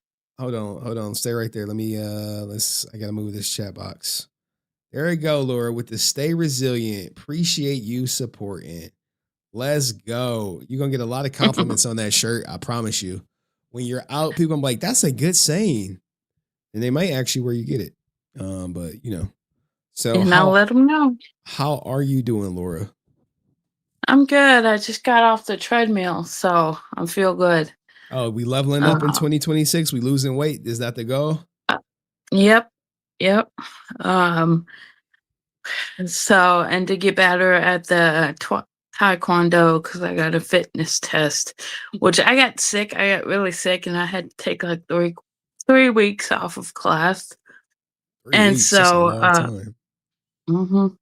So I gained a little bit of weight because all I did was lay around. So now I'm kicking my own butt. So, yeah, it feels good though. Okay. What'd you think of tonight's stream? It was good. You did good. You always do good, Henry. You always know what you're talking about. And what do you think about Aaron cutting JD off's role down in the movie? Oh, that's so sad. That's so heartbreaking. If it's true, it's so heartbreaking because like I said before, Jason put everything into this movie. Like his blood, sweat, and tears, literally. And it would just break my heart if all that work he did was for nothing. You know, all that work was for nothing. And egos, they get in the way of everything. Egos. I'm with you. What did you think about the whole Marisha Ray story? That's sad. I heard that. Yeah, I saw that. Like, oh my gosh. Yeah. Like the whole car wash scene. And I understand wanting to do something for wholesome reasons. And then it get completely railroaded and derailed and it goes south, and gotta feel really horrible, True. Crazy, right? Yeah, the whole thing it's like can't like that part of me that it's so hard to fathom. Like there's part of me that's looking at like how in the world did one guy cause all of this? Like his whole production caused all of this madness and uproar and it's just like you almost don't know what to say. And I'm disappointed. If I could say anything to Aaron, I'm disappointed. I thought better of you, Aaron. I really did. I was rooting for you. And you let us all down. You hurt us. And it's like, why? What's the point of this? What if he says all a clickbait conspiracy theory? I would believe that if you didn't have the evidence. You clearly have the evidence, Henry. I mean, it's one thing we've learned about you is that you're not going to say something and not have evidence for it. True. I mean, if you say something, you're going to have something to back it up and not just be like, hey guys, the sky's purple, and have no evidence for it. So the fact that you have evidence for this, it makes it all the more heartbreaking. Yeah, we were. Yeah. Any last words, Laura? I can't think of anything right now. Stay resilient. All right. Thank you, Laura. Stay resilient. I appreciate you. Have a great All night. right, hugs. All right, hugs.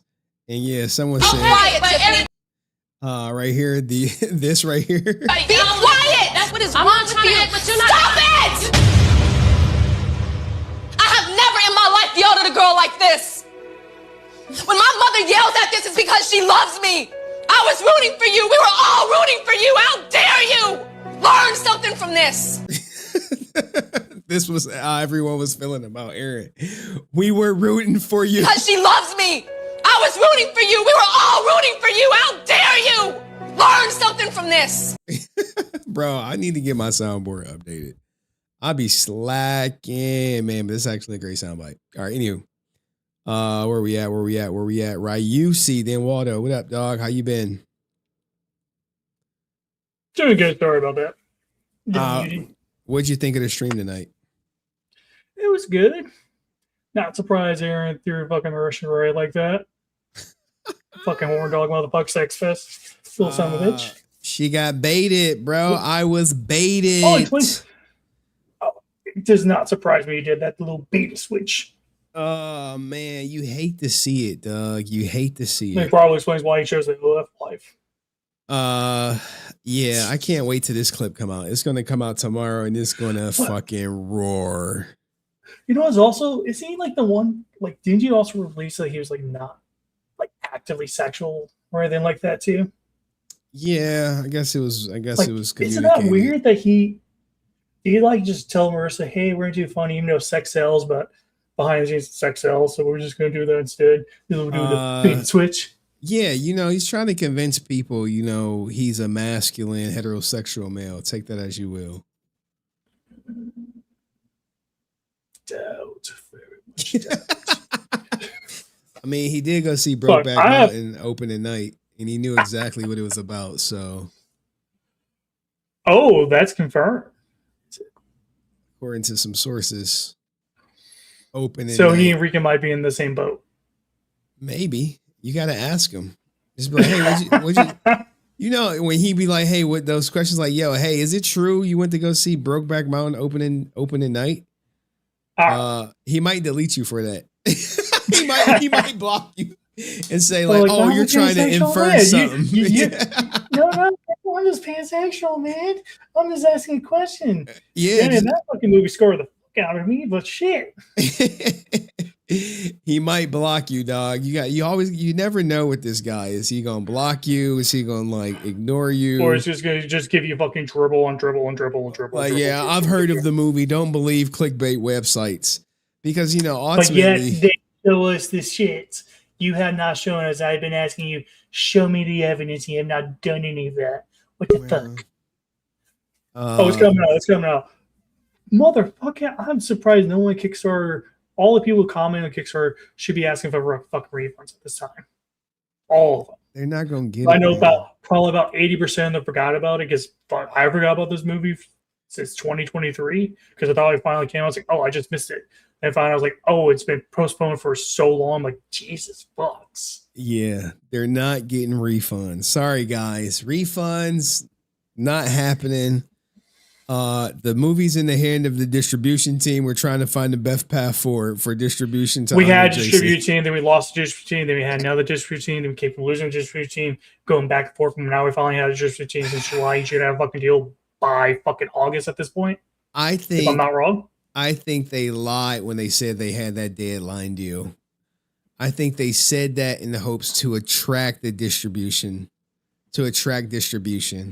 I think they did have Fallen Forward films at first when Jason was around before they realized like, oh, he can't fucking act. We got to change some shit. So you have about to this date to get it fully edited and give it to our hands so when you review it and send it to people. Yeah. Couldn't fucking do it. Couldn't do it. Just like King Giddy up for Vera.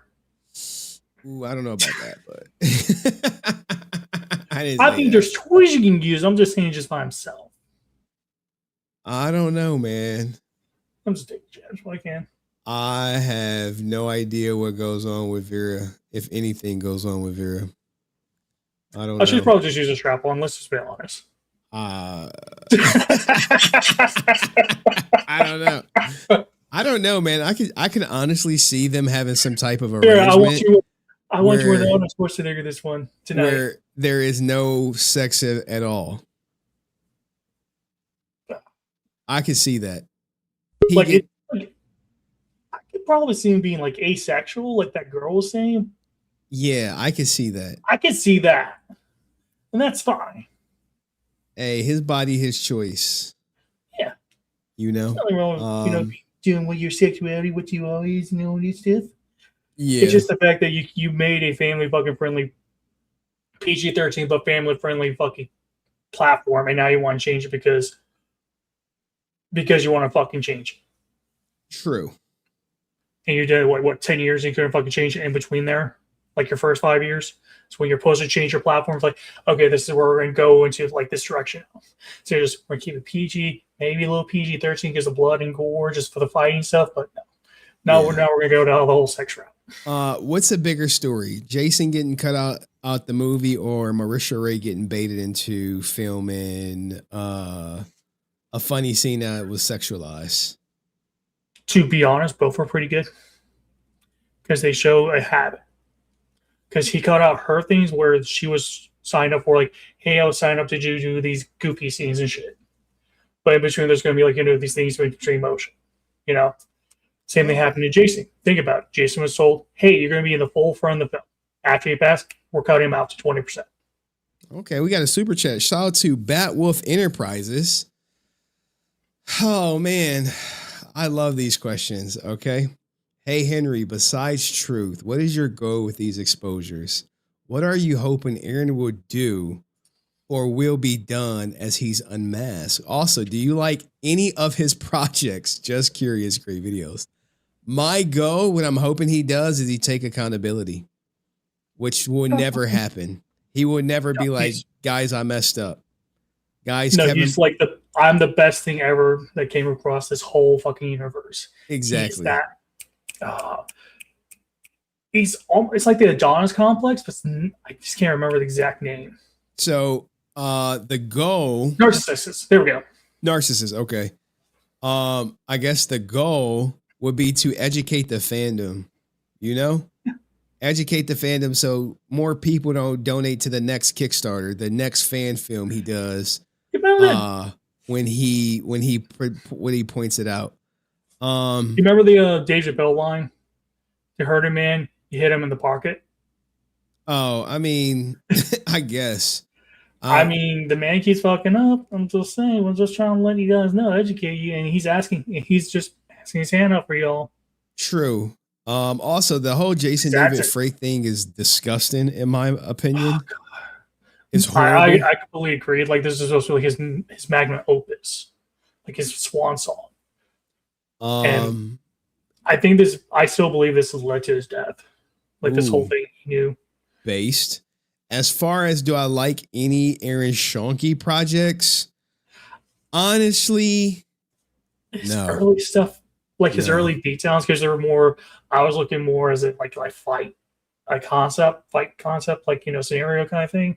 Not like a whole thing. That was fine. No, I'm not a fan of Aaron Schoenke. I'm not like some Bat in the fanboy. But appreciate you donating. Now, hopefully you didn't donate twice. Because it showed up twice. It's only showing up once in the comment section, which is great.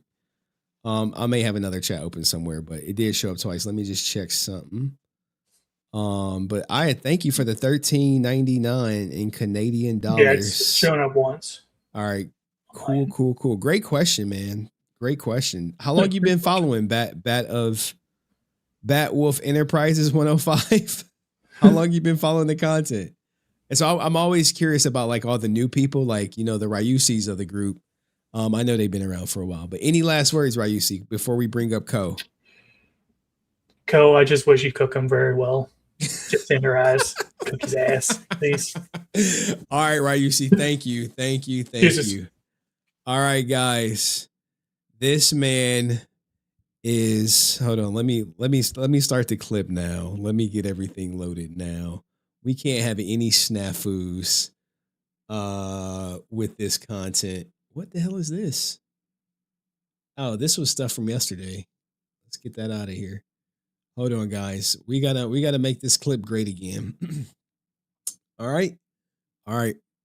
Okay, guys.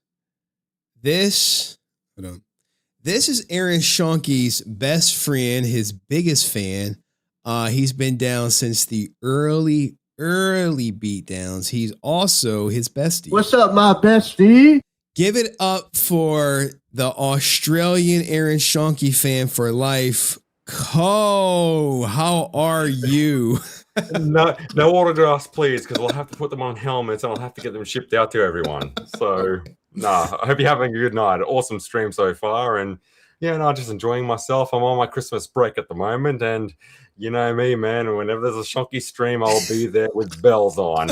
Everything. Where is he? Yeah, there he is right there. Let's get him on the screen for you, man. What was the highlight so far of tonight with the Aaron Schoenke revelations?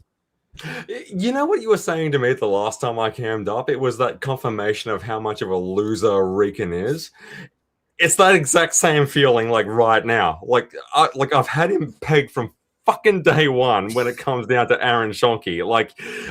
Constantly sort of, oh yeah, well, if we go back to the way it was, it'll all be cool. And then he sort of hangs around the cool kids, but he's not really a part of the band and stuff like that. And the ripple effects of that are still going on to this day. God, he's always going to be the never was been. And you know what's the real sad thing about that is that his father is the could have been about it. Let him cook. Aaron, you're going down, mate. Mark my words. Yeah, it has been a rough night for Aaron. Things just did not go his way tonight. I don't think they ever will, especially with the Marisha Ray finally coming forward. This tape was so damaging for him. She did not need a Batmobile to outgross him in viewership. Just bang. Straight to it, cut straight to it. It's like having a male, like a male wingman. Oh yeah, he's a really great guy. She's always a little bit dubious, but if he has the best wingman is a female, right? True. So when a woman says, oh yeah, he's a really great guy, bang, cut straight to it. As soon as Marisha Ray did that, bang, cut straight to it. Oh yeah.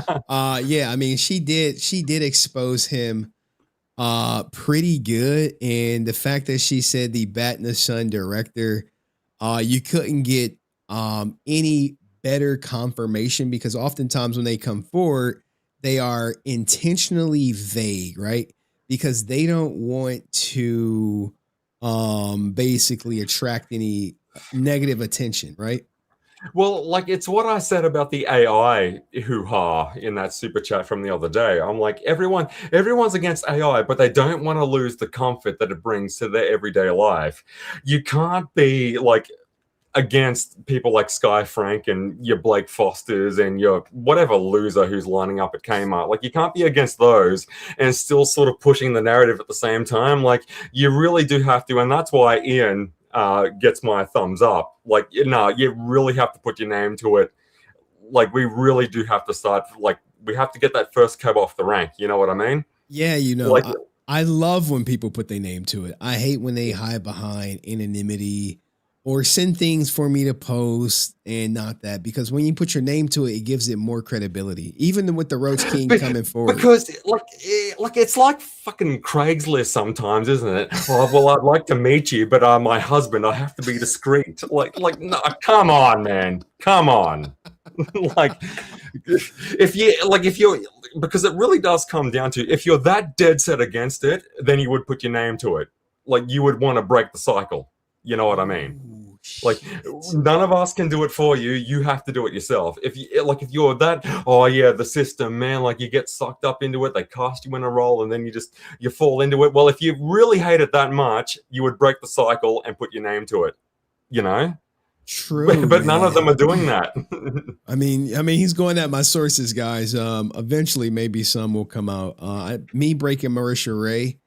I'm not sure if that's going to break the seal to give other people the confidence to speak about them knowing about how she was portrayed without her consent or permission.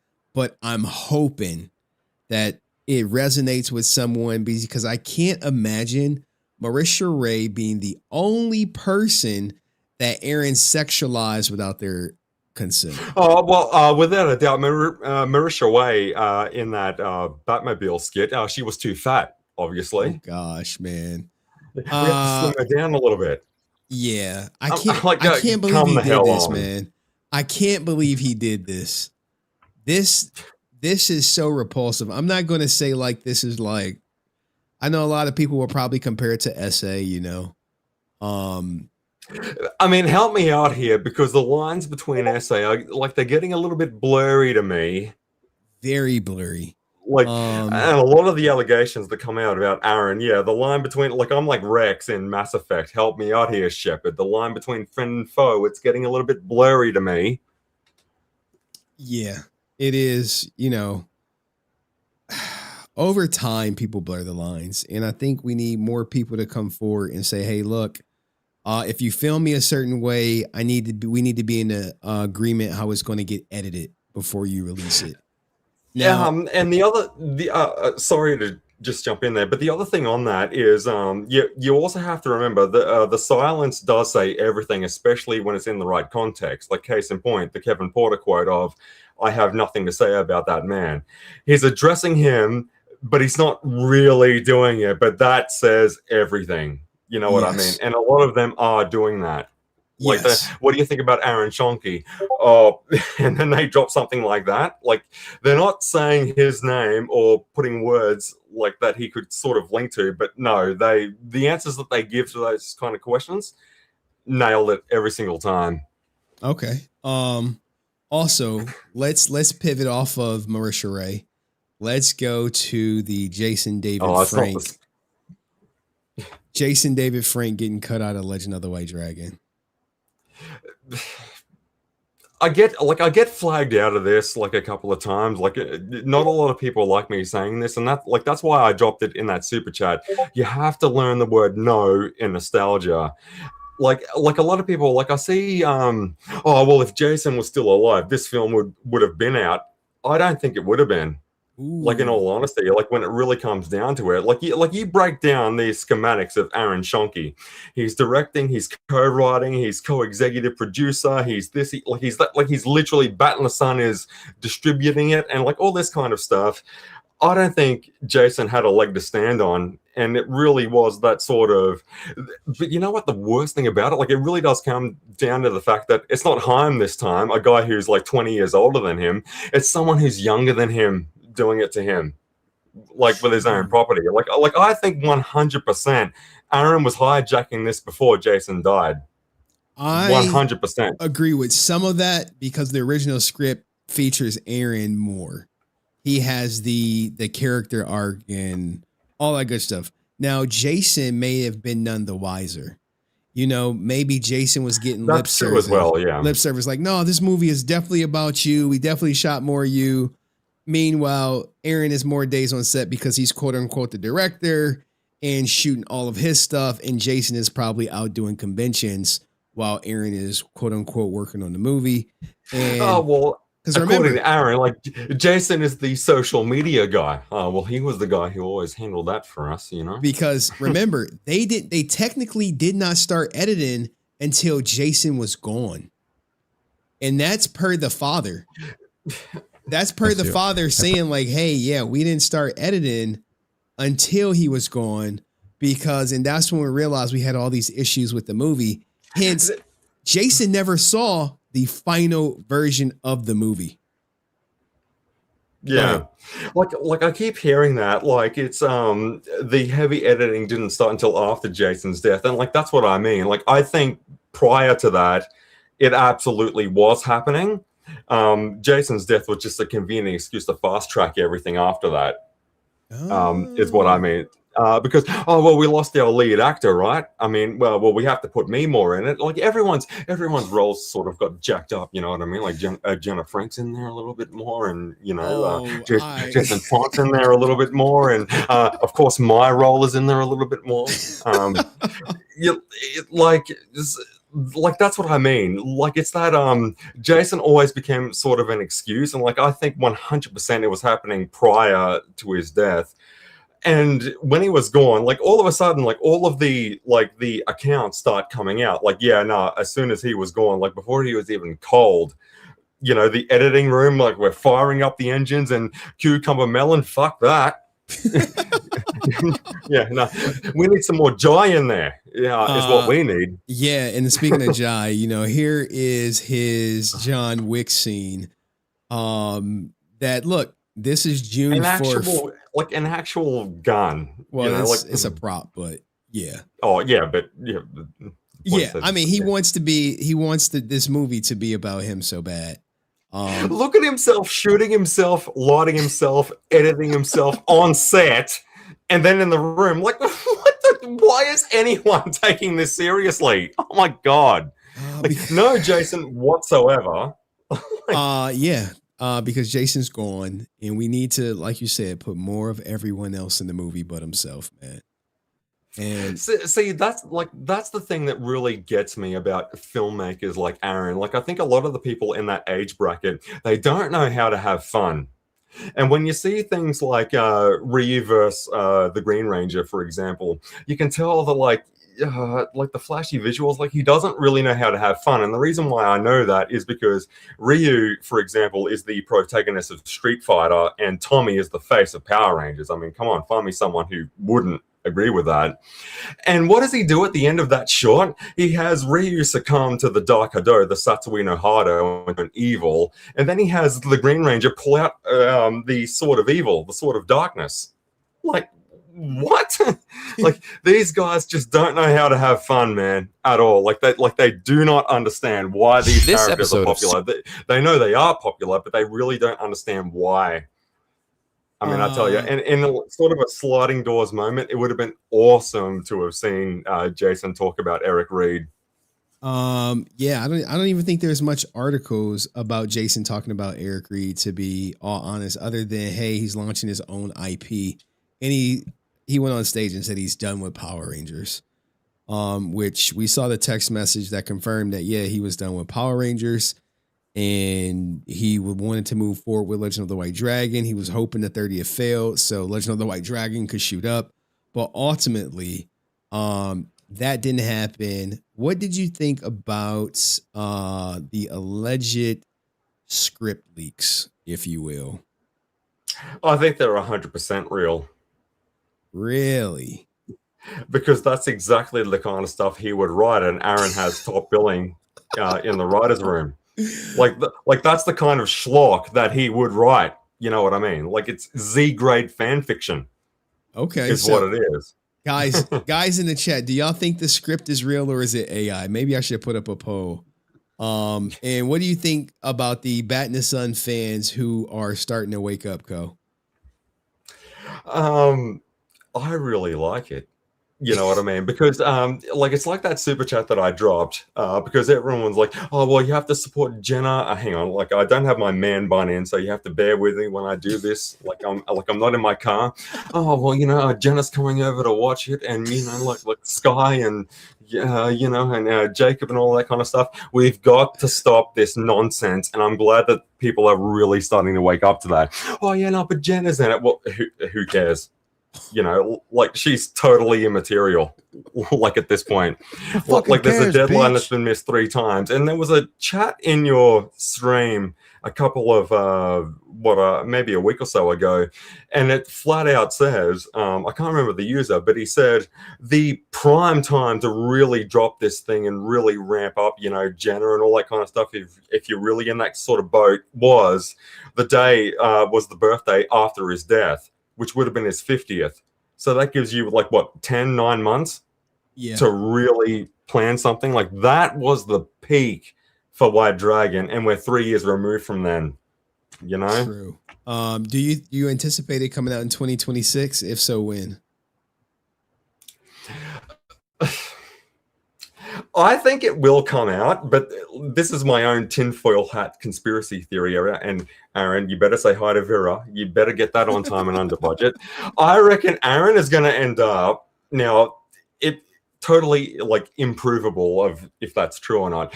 I reckon Aaron is going to leak it himself on a burner account in some sort of form or fashion where he can get the revenue off of it wholesale. Is what I think. Really? Wholesale. So not locking it, but like behind a paywall, and you got to get your digital downloads, and then well, Chris J and the Frank estate, we have to get some money for the Frank estate, because like Jenna's coming over and we're gonna watch the film. Like, I reckon he's gonna do it that way. Like, he's gonna drop it in a way to get some revenue off of it wholesale. That 100% of the viewership does go to him. Like, that's what I think. Like, I haven't ruled anything out, but I reckon we will see it. The leak will happen, but he'll be the one who does it. Oh, snap. I would love it if it got leaked. Then people could see how bad it is, but then it'll also give him an out to say like, oh, because it got leaked, ABC or DEF, we couldn't get distribution, even though they were never going to get distribution in the first place. So we're just going to put it on my YouTube channel. The industry is ever changing. Like, I don't know why anyone would want their movie on Netflix though. Like, that's just weird to me. I mean, like, they're billions of dollars in debt. Like, all right, man. Like, you really have to stop shuffling and deal. Like I reckon 100%, because if it does come out on Tubi as what your reporting does suggest, that's a tacit admission that you're right the entire time, and Aaron can't have that. Yeah, you know what I mean? So I think he would leak it himself before it goes on Tubi, 100%. Wow, I never thought about that. I never thought about him leaking it before it goes on Tubi. But look, man, there's not too much interest in it. Like, it's not like when we talk about Legend of the White Dragon, we're getting tens of thousands of views. I think the trailer that he cut was the best trailer, the best of the movie. And there's no like aha moment that he has where he can be like, oh, I'm gonna put this in the trailer that people have never seen before. But other people are saying it may be on Vimeo or Crackle. To spite the Tubi allegations. Instagram Timu John Wick. Like, isn't that what he signed up for? No, man. Like, it's more of him. No.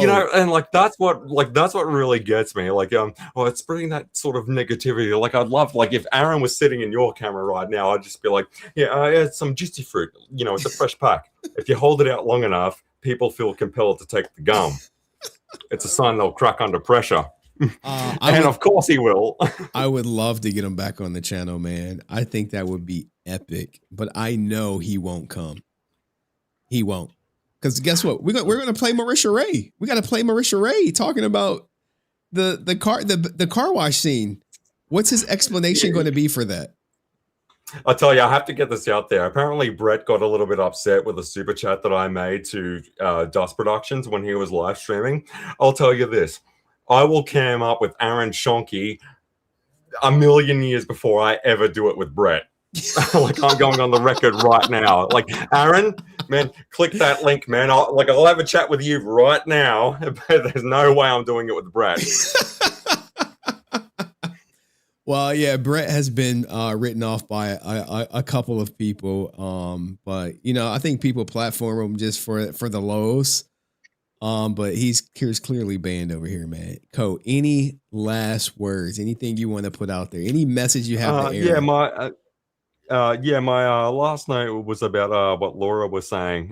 The people that really backed Aaron and really gave him a chance and all that kind of stuff, and really, like, not even like financially, like they're doing the Sean sort of, like in spirit and all that kind of stuff. Like, yep, all right, you lost your lead actor and all that kind of stuff. Those people are starting to wake up, and that, you shouldn't feel bad about really waking up to that. You know what I mean? So the fact that it's got to that point, because I remember seeing a live stream where Laura was saying, okay, let's give Aaron a chance, all right? Like, the deck is stacked against him, but now that we got to that point where even this, come on, man. Like, that's a very encouraging sign. You know what I mean? Yeah. Like, if Laura's breaking, I get what you're saying. If Laura's breaking, then that means we must have done some serious work because she was Team Aaron way back when, and now she's like, "Come on, man, what's going on?" Is that the general sentiment? Yeah, and the other thing is about that Bat in the Sun podcast. What a lot of people, like, all the clicks go to it, like it's an update, but it's a non-update. Yeah. On that same token, though, Aaron has also future-proofed himself in that first podcast. And even though it's only 2 weeks ago, the way that he framed it with things like, oh, yeah, well, I don't know why anyone would want their movie on Netflix. He's wording it and like he's planted the seed so he can play down the line. Why wasn't White the Dragon on Netflix? Oh, well, I turned them down. You know, like, so he's planting this, he's planted the seeds to future-proof the film. So when people start critiquing it, you know, like, why are you in it more than Jason? Oh, well, everyone's role had to be updated, you know, like everyone's role had to be jacked up, like all of the major critiques. And it's a very slimy way how he did it. Oh, yeah. But yeah, like I want everyone to remember that. Like when you listen to that podcast, when he starts talking about like Netflix, like he words it in such a way that, you know, he turned them down. Like, why would anyone want their film on there? Like that's just crazy. Like the way that he says that, like, just, yeah, because they're not paying any money for movies or anything like that, which is total hogwash. But yeah, and the crux, the crux of that really does come down to the fact that, Aaron, why weren't you up front the fact that you were in the film longer than Jason was? Oh, well, if you go back to our first podcast, which was 2 fucking weeks ago, I was very upfront about it. So there's a reason why that first podcast was about White Dragon. It future-proofed all the criticisms. Yeah, about like if it rocks up on Tubi, why wasn't it on Netflix? Well, why would you want your movie on Netflix? Oh, well, then Jason died, and then everyone's role got jacked up, including mine. Yeah, and coincidentally, that came out after I said, "Hey, he's in the movie more, guys." I said he's in the movie more. Next thing you know, it's a podcast where he's like, "Oh, everyone's role got propped up." He's constantly responding to me indirectly, if you will, not saying it by name, but it's very coincidental. Once he gets outed as being in the movie more, he goes on a podcast and says, everyone's role got increased because Jason was going to make the movie make sense. I just find that such a huge coincidence. When I hear that sort of talk, you know, like typically guys like that, they cut way more than they have to. You know, it's like that moment, like the healthcare plan in The Office, when Jim comes up to Dwight. You cut more than you had to, didn't you? like of course he did. Like of course he did.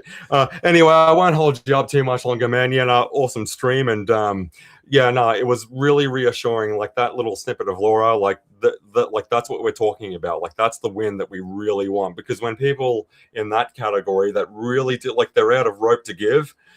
You know, like when you're tired of hearing the message over and over again, that's when people who donate start really waking up. You know, and like that's happening now. So it's very encouraging. I love what you're doing. And man, there's a bullseye on our backs forever. Oh, 100%, 100%. He's going to hate me for life, man. I'm going to be clickbait channel for life. I don't care, man. If we can stop people from giving him money. Yeah, it's all that negative. He'll end up becoming Rican, you know. It's all that he'll be doing the reaction of a reaction of a reaction of a reaction live stream. Aaron is smart enough. I said this ages ago when I first came up. They're all the same guy. All of them. Aaron is smart enough where he will never react to my stuff directly. He would never put a Henry Resilient video up and say, "Hey guys, let's look at this." It'll always be, you know, silly clickbait. The thing that gets me the most about Aaron is like when he wears glasses, like he leans in and then he starts mumbling about the comment. Thanks, man. Yeah, like I love my Joker too. But like when it comes down to, well, what about what Henry Resilient said? I don't understand what you're talking about. like all the time. Like, oh, come on. Stop doing that, man. Look, shout out to Dominic, who's like, yo, he definitely responds to Henry in a incomplete, non-direct way. Yeah, man. Well, look, Co. Well, you're the Voldemort rule, aren't you? Really? You know, I guess. Look, like, man. Karen can't say it. It's all right if someone comes up to her booth and says, "What do you think about Henry Resilient?" She'll never say the words Henry Resilient, like, you know, synonymously. She won't ever do that, but, you know, she'll weigh in on it after a fan brings it up. Oh yeah, you know, and Aaron's the exact same. Like, who? Yeah, I don't watch that content. It's negative. It's clickbait. You shouldn't watch it. It's bad for you. It's bad for your mental health. You know, he says all this shit. And I'm just like, dude. Like, silly conspiracy theories. Like, I would believe that if it was a one-off story that had some traction for like 2.5, maybe 3 weeks. But the fact that this has been going on, man, like, you've got some people to answer to, mate.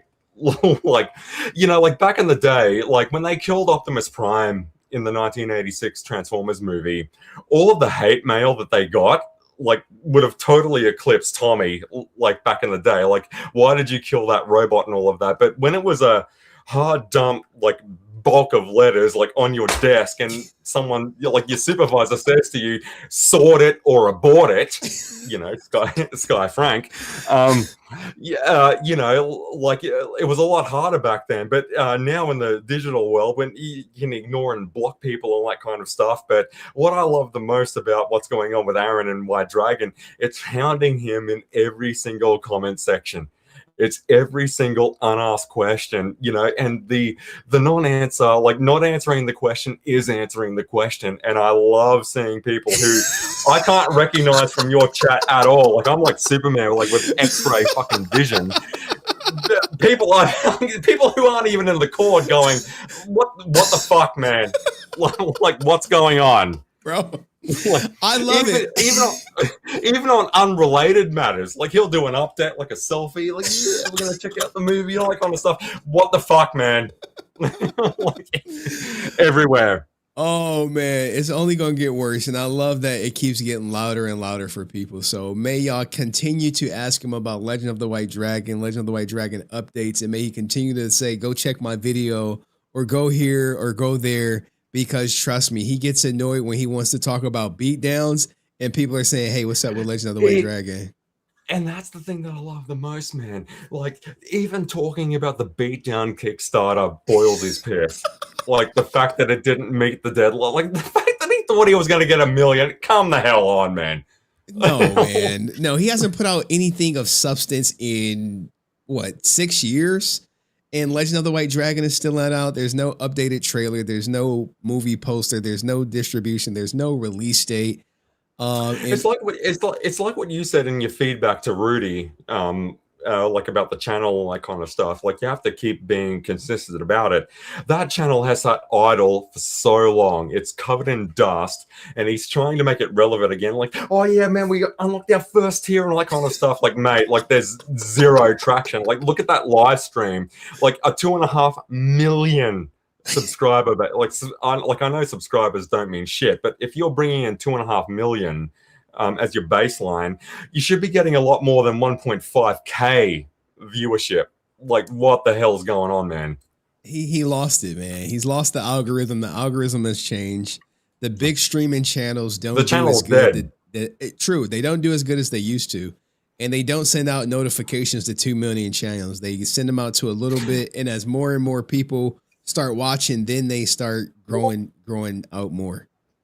Well, you also have to think about it. The characters that he used to combine, like White Ranger and Scorpion, well, that was 10 years ago at the height of this sort of Mighty Morphin reboot sort of era. You know what I mean? Like Batman vs. Predator or Wolverine or whoever the fuck wore a cowl in the beatdown, all that kind of stuff. It was at that sort of drought period where there was no sort of saturation of the market to really get that done. So when he comes out 10 years after the fact with a failed Kickstarter, spruiking 1992 Batman Returns versus, 90s Shredder from the film, like what? Like, that's marketed for 40-year-olds, and like clearly, like they're either dying off or they're just not donating anymore. Yeah, is what it comes down to, because 10 years is a long time. That's a serious long time, and they're donating or considering donating to someone who hasn't proven themselves in a long time. It's like me taking a year off a stream and then coming back like, "Hey guys, I'm back," and people are like, "Well, where have you been?" Like, and the quality of the stream hasn't changed, and maybe the quality has diminished over time, and I'm just talking into the void instead of showing content or breaking stories. And there was no he never evolved. And that's what the biggest issue is. People like Death Battle, they evolve. Their battles get more elaborate. Their production value goes up, where his production value is still the same, as cheap as humanly possible. And I also think something that helps Death Battle is the simple fact that they are really doing some interesting mix-ups. I mean, like Batman vs Shredder, 1990s versus 1990s. I don't like that. It's sort of that CGI de-aging technology in Terminator Genesis, because you're now pining over something that no longer exists. It's the reason why I don't like things like Soul of the Dragon or Lord Draken. Like, I look at things like that and I think, yeah, well, it's interesting, but like, it's not really for me, because you are literally pining over something that no longer exists. Like, I don't think that's a healthy message to be spruiking in your product. You know what I mean? Oh, I get you. You know, everything has its own expiration date, if you will. But anything else, oh, well, absolutely. anything else, go. I know you enjoyed it. Hey, man, you have the floor, man. You have the floor. You sponsored the stream. Well, you know, we appreciate. We're not going to. You could take your time. Well, you know, no autographs, please. You know, because I'll have to put them on helmets and then I'll have to send them out. And distribution is a really hard deal, and I don't know how I'm going to be able to cover that. You know what I mean? Yeah, and the tariffs too, right? The tariffs for shipping in. Hopefully, they're under a certain value. You know, you have to mark it as a gift too. You got to mark it as a gift too. Like, just on that, real quick. You know what really fucking annoys me about the whole tariff thing is like when you look at a video game like on the Nintendo Switch, like the new Pokemon game is like $120. Oh, it's because of tariffs. Tariffs don't impact digital download goods, you dickhead. It's a convenient excuse, man. Everyone's using it now. Yeah, it's like you know, like I was talking, you know, it's a very good thing that you brought that up, you know, because I was talking about Jason about that. You know, about where we were going to go with the character. I think as far as final words go, I see a lot of people keep saying they're milking JDF for views and stuff like that. And while they are doing that, they're also like, there's another side of that coin that I don't think a lot of people are talking about in the court and in the general discussion. And I hope this does that. Is the fact that what Batman and Aaron are doing is that they're also cheapening the memory of Jason every single time they bring it up. Like, you do 2 streams that are 100% about Jason every year, his death and his birth, and then that's it. You know, like it's like the handshake. You know what I mean? Like you have a handshake at the start of the year, and then you handshake the next day. Hold it right there, mate. You young fellas, you shake hands too often. So what we're gonna do is we're gonna shake hands at the start of the year, and we're gonna shake hands at the end of the year. All right, because it devalues the handshake, and that's what's really going on with Batman, and that's what really winds me up. That gets me fired up about Aaron Schoenke is that they're not even making a coin off of his memory anymore. They're really cheapening his memory all the time. Every single time they bring it up. I never thought of it like that. And yeah, I only do like 2 JDF streams a year, on the birthday and the death day, and then that's it. And you know, I'll still get accused of milking JDF. I'd be like, dude, I haven't talked about JDF in so long. Like, why is that the case? like exclusively about him. You do it 2 times a year. It's like the handshake. You do one at the start of the year and you do one at the end of the year, the birth date and the death date, and then that's it. Exclusively about him. These guys wheel him out like all the time, you know, and like they're not even, and you know, with that kind of viewership, 1.5K on a 2.5 million channel, like they're not even making $1 off of Jason's name anymore, but they're still using it. Like, they've really cheapened like what that means. Yeah, it's kind of like the guy said, man, they have to use Jason's name for the shield. It's like you can say bad stuff about Aaron, but will you say bad stuff about Jason? No. So we're doing this for Jason, and if you don't support Aaron, you don't support Jason, and that's where he wants to go with that. Well, I don't want to open a whole new can of worms, but that's what got me fired up about that super chat. That whole, you got to, like, Rican does that. Like, a lot of people do that as well. You have to support Sky. You have to support Jenna and all that kind of stuff. Like, here's the thing, right? Like, and I don't think a lot of people really should hold Jenna to a sort of, like an expectation that we held her father to, you know, because in some ways, like, I really do feel sorry for her in that regard, because her dad was famous for something 2 generations ago, and a lot of 40-year-olds are holding her to that same sort of expectation. So if she ends up on OnlyFans or whatever, well, then be that as it may. But like, I don't think like that's sort of fair, like projecting that like onto her and all that kind of stuff. But I think, you know, we really do have to stop the whole, like, even Aaron uses that on his Kickstarter website, the honoring the legacy and passing the torch and continuing the legacy and all that kind of talk. Like, mate, like, the book is closed, man. like Jason took a bow and then he walked out. Like it's as simple as that, you know. Like, all these guys like keep weighing in on it, and like, we have to continue it. But is there really much of an appetite for more of it, though? Ko, you always come to cook, man. You do not come playing around. When are you gonna start your own YouTube channel? Because I see your eyes scanning through the chat. What? Well, I haven't got my contacts in, so I'm sort of darting around. Well, if people want to follow my YouTube channel, well, I've got my own YouTube channel, but I don't do anything like this. I have a chat with my brother every Friday. We upload some movie discussions and things like that, and yeah, just search up Ko if you want to hear some more of this sort of nonsense. What movies are you? What movies are you looking forward to this year or next year? Well, what's coming out? You know, is sort of how I am. Like, I am really intrigued about Supergirl, because I think that's gonna really crack the code.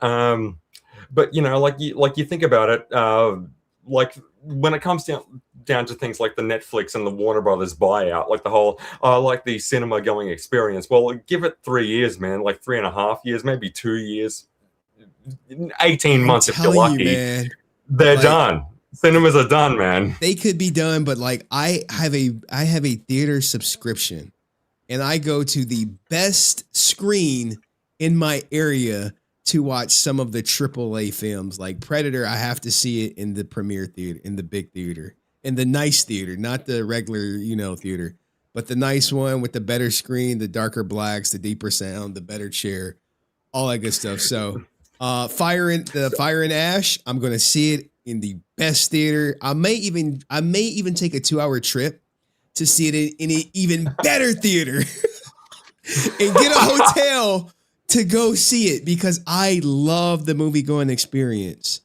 Yeah, but that's me. And I think I will always love it. I'm like, oh, if I have an off day, I look to see what movies are out, because I'm like, I want to go see a nice movie and relax in it. But I tell you, my brother has a ritual, and that is every single James Bond film that's come out since the 1995s, he's always taken the day off of work to go and see it. Man, you know, like it's just like a sort of a tradition, bro. Like the Skyfall, last one, all that kind of stuff. Like, he's always gone through, like, every single time that comes out. And you know, I'll tell you this one about my brother. The Olympic torch was coming through our town back in 2000, and there's photos of me wearing a Superman costume, and I'm with my cousin, all of that, and we held the torch. Instead of my brother being there, you know what he did? He jumped the fence and he went and saw Mission Impossible 2 at the cinemas instead. Hey, good choice, man. That movie's goated, man. But yeah, absolutely, man. Thank you, Ko, for coming up, man. I appreciate you. I'm going to drop you down, man. All right? Always, mate. Merry Christmas, Happy New Year. Best wishes to you and your daughter, and I'll catch you on the next one, mate. All right. Thank you. That was Ko, everybody. God damn, he cooks. He never comes for play. All right. Who is Ryder Frank? Ryder Frank, who the hell are you? I've never seen you before, and you blocked out, but we're going to have to bring up someone, a line skipper. Ray. How the fuck do I follow that? You don't, but you just got to do your best, Ray. You just got to do your best, man. That's all I can do. That's all I got my promotion. You got the promotion? Yeah, I've been working it for like the last 2 weeks.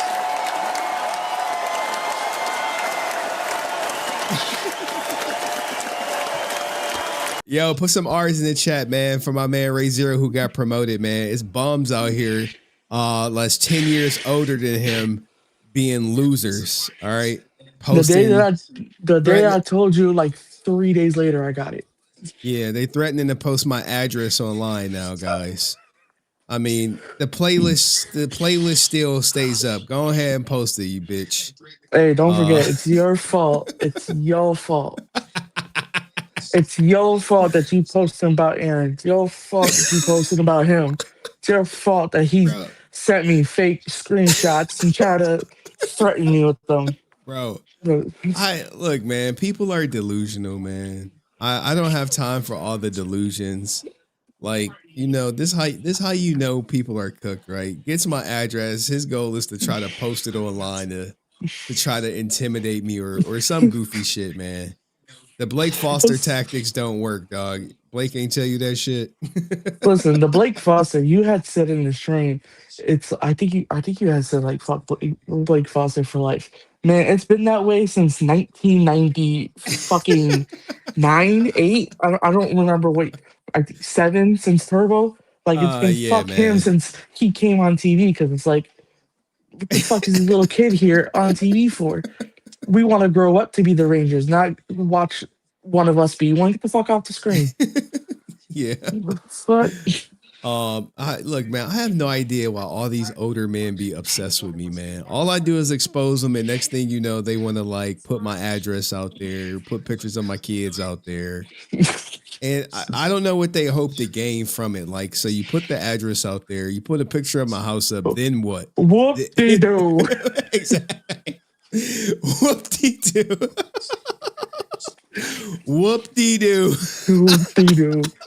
I've never heard a grown ass man above my age say whoop-de-doo. I've heard like my niece, who's like fucking this tall and like under the age of a teenager, say it. Yeah. But like, what is he, like 40, 41? Whoop-de-doo. Yeah. And if you're going to keep making YouTube videos about me, whoop-de-doo. I can't even. Don't get me started on Alex. I ain't got time for that. What else did you? What did you think about the whole Marisha Ray stuff, man?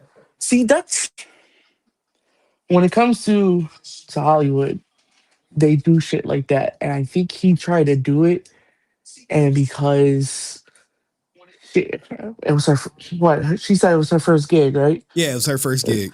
She didn't know no better. Exactly. So he thought, oh well, it's her first gig. She should understand how it goes down over here. But it's like what Shay said in the fucking chat. He dropped out of film school, so he doesn't know what the fuck he's doing. So like now she's on here watching herself. She probably watched that shit with like her family for the first time and was like, yo, this is my first gig, guys. And they're all sitting down, and that's what they see.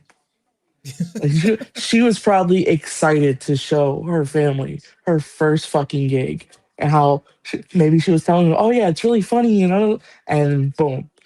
I want to know the look on her face when she went to play the video and she was sexualized and not silly. I'm gonna go off a limb and say utterly embarrassed. Because when it's your first gig and you're told, oh yeah, but it's all gonna be in a funny way, and you're okay with that, and then you get that, it's like if she wanted to be Vera, she probably would have went and did that. That's not what she wanted. So I think it's kind of fucked up. It's 100% fucked up. And yeah, movies and TV shows sexualize women all the time. But when you go and you tell her, hey, we're doing this, it's going to be like this. And then you go and you turn on what you did because you're proud of it, and it's opposite. Yeah, man. That's fucked up. It's 100% fucked up. That's some diabolical shit, man. It happens, man. Diabolical. 100%. Now with him in general and White Dragon, you'll see the picture on Discord. I called him the Legend of the White Leech because that's what he's doing. He's just leeching that shit, and it's like, oh, doing this for my friend. I've been best friends with my homeboy 7th grade. I'd never do no shit to him like that. 7th grade, I've known that. That's how long I've known this man, and I wouldn't do a damn thing like that. I don't know how he's doing that. And then every 15 seconds, it's, oh, well, this is what he would have wanted. Or, hey, so I messed up here, so we have to reshoot it. Motherfucker, there's a whole video of my man saying the movie is done. Because it was. It's fucking done. It was So done. like, how did you mess up? You know where you messed up? You weren't in it. My whole theory literally is that he wasn't the villain until like later because he Oh. probably had a villain lined up and Jason was cool with that one because remember this was a whole different script. And then you know how Aaron is. I want to be the villain. Yeah, he So had to maybe switch the script. So Look, maybe man. whoever was originally the villain, maybe they became a background character, and we just don't know that. The only But my person thing who would is, know is Johnny Young my boy, Bosch. oh, and Johnny, yep. Yeah. But my thing is, and I pointed this out to Ryu a while ago. There's two people that we haven't heard from, or we have, and they just came anonymous to you. I don't know, and that's King Bash and Serena. Oh, well, I imagine King Batch was only on set probably 1 day or 2 days max to film his stuff. And that's true. You're right on that one. He was out of there. But even with 2 or 3 days, you still get a feel for a person. Oh, yeah. He ain't going to say nothing, man. He ain't going to say nothing. I really want to hear more from like Serena. You played the wife of Jason. So that's I want to know why she hasn't spoken yet. That's where I've always been. No one's in the movie gonna come out and speak against Aaron. Even people that he may have cut out probably don't want to speak against Aaron. And he's just a rich Rican. Well, rich Rican. That's all he is. He's a craftier version of Rican. That's it. You ever seen Ed, Edd and Eddie? No. Ed and Eddie. It's three guys named Ed, one way or another. One's greedy, one's smart, and one's fucking stupid. The only thing is, it's two stupid people, so it's Alex and Sean, and then fucking Aaron, the greedy one. Okay. So it's like, what the fuck? The Jenna thing, it's like what I agree with Ko on the whole Jenna thing, but I don't see her going anywhere. Yeah, I mean, I don't know about going anywhere, but I don't see this movie as being like some breakout for her. Like, oh my god, I don't see her breaking out with X-23. Ooh, I don't. We have our X-23, and that's what people see. They see I think her name is Daphne. They see her for X-23. They're not gonna look at Jenna and think X-23. I don't look at Jenna and see X-23. I see Jason Frank's daughter. Sorry, that's just how it is. You don't see Daphne King at all, because because the way Daphne came in when she came out in Logan, yes, she came out swinging, yes, and then she came back with the Deadpool, and again came in swinging, yes. So now you're gonna bring in this person, another live action person to play a character that's already, what people see. Now when people see Deadpool, they don't see the guy that they normally get. They fucking see Ryan. True. So it's like, I don't see her breaking out in anything, which is sad to say, but it's true. It's kind of like the Harry Potter scene where Harry Potter goes up to Snape because now he's the headmaster, and he's like, "How dare you stand where he stood?" It's kind of like that. Yeah, man. Look, Ray, I appreciate you. I appreciate you. Your words too, man. I was supposed to go to sleep like an hour. I know. I told everyone, I was like, no. I'm like, when I played your song, the Squeaky VG, I was like, nah, he probably sleep, man. He got to go to work in the morning. So what happened with that? I had to call my sister right quick because I had to tell you something. And then I walked out, grabbed some leftover pizza. I came back and it was on. I was like, oh, this is a fucking classic right here. I haven't heard this one in a minute. And I remember that I sent it to you because whatever stream it was, you wanted a Aaron Schoenke song. I was like, yo, I made one a minute ago, but I haven't actually listened to any of the music that I had put up since around that time. Yeah. So it's like hearing it, I was like, oh, okay, Aaron Schoenke's on. We're gonna call this sheet playlist. So shout out to you, my man. Answer donated so far $40 to keep Rican's playlist up, which is which is Lord wild. Jesus.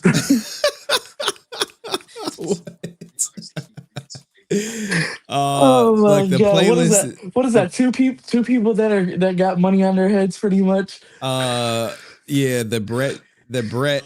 I got two sheets, Brett, and then I got the playlist. That Brett- playlist is never coming down, man. It's I never don't think it was coming gonna come down. down even if you paid for it. I mean, The money is just a nice little bonus, but it's not coming down at all. You never We'll know. die and it's still not coming out. Rican said he's gonna be a millionaire, man. See, that's and in show business, and his baby mamas is hating because they don't like ninjas in show business.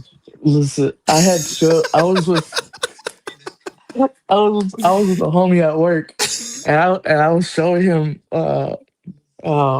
Alex, and then I showed him the Brokeback thing, and then I was like, yo.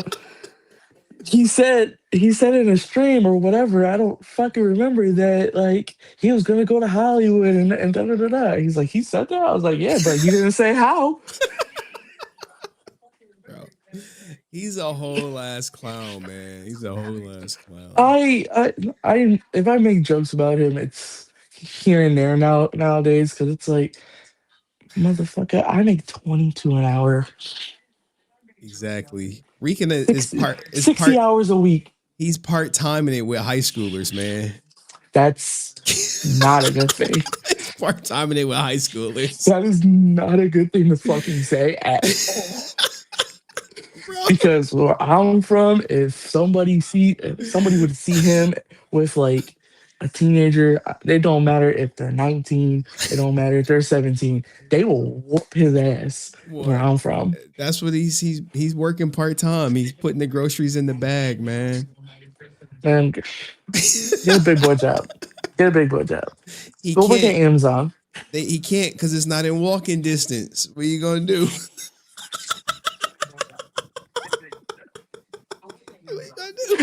It's not in bicycle distance either.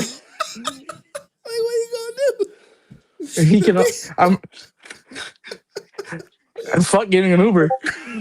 Oh my god, man! Oh my god!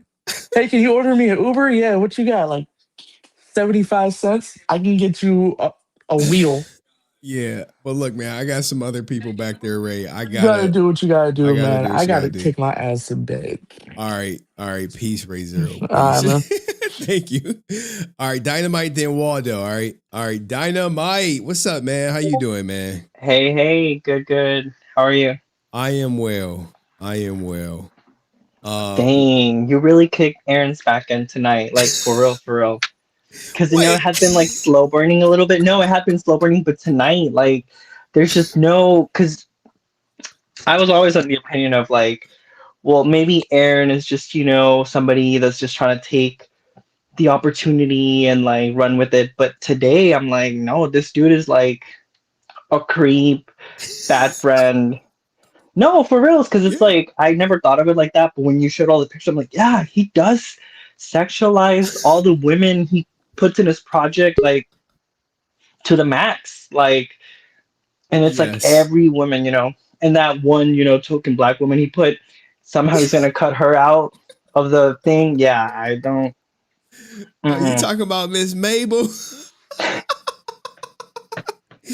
She right here, man. She giving him the tea. She giving him the tea.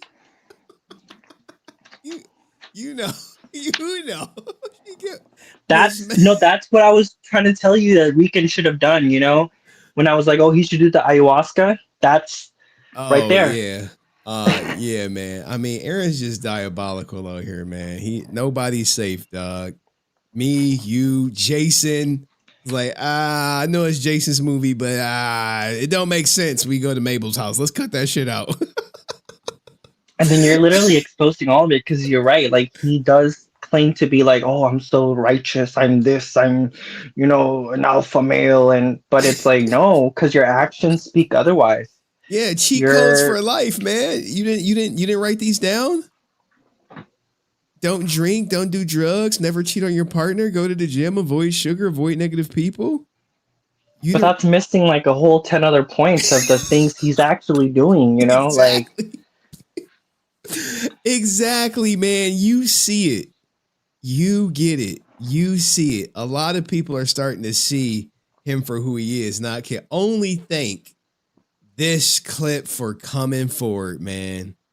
This is the clip that's going to bury him. Episode of Superpower Beatdown.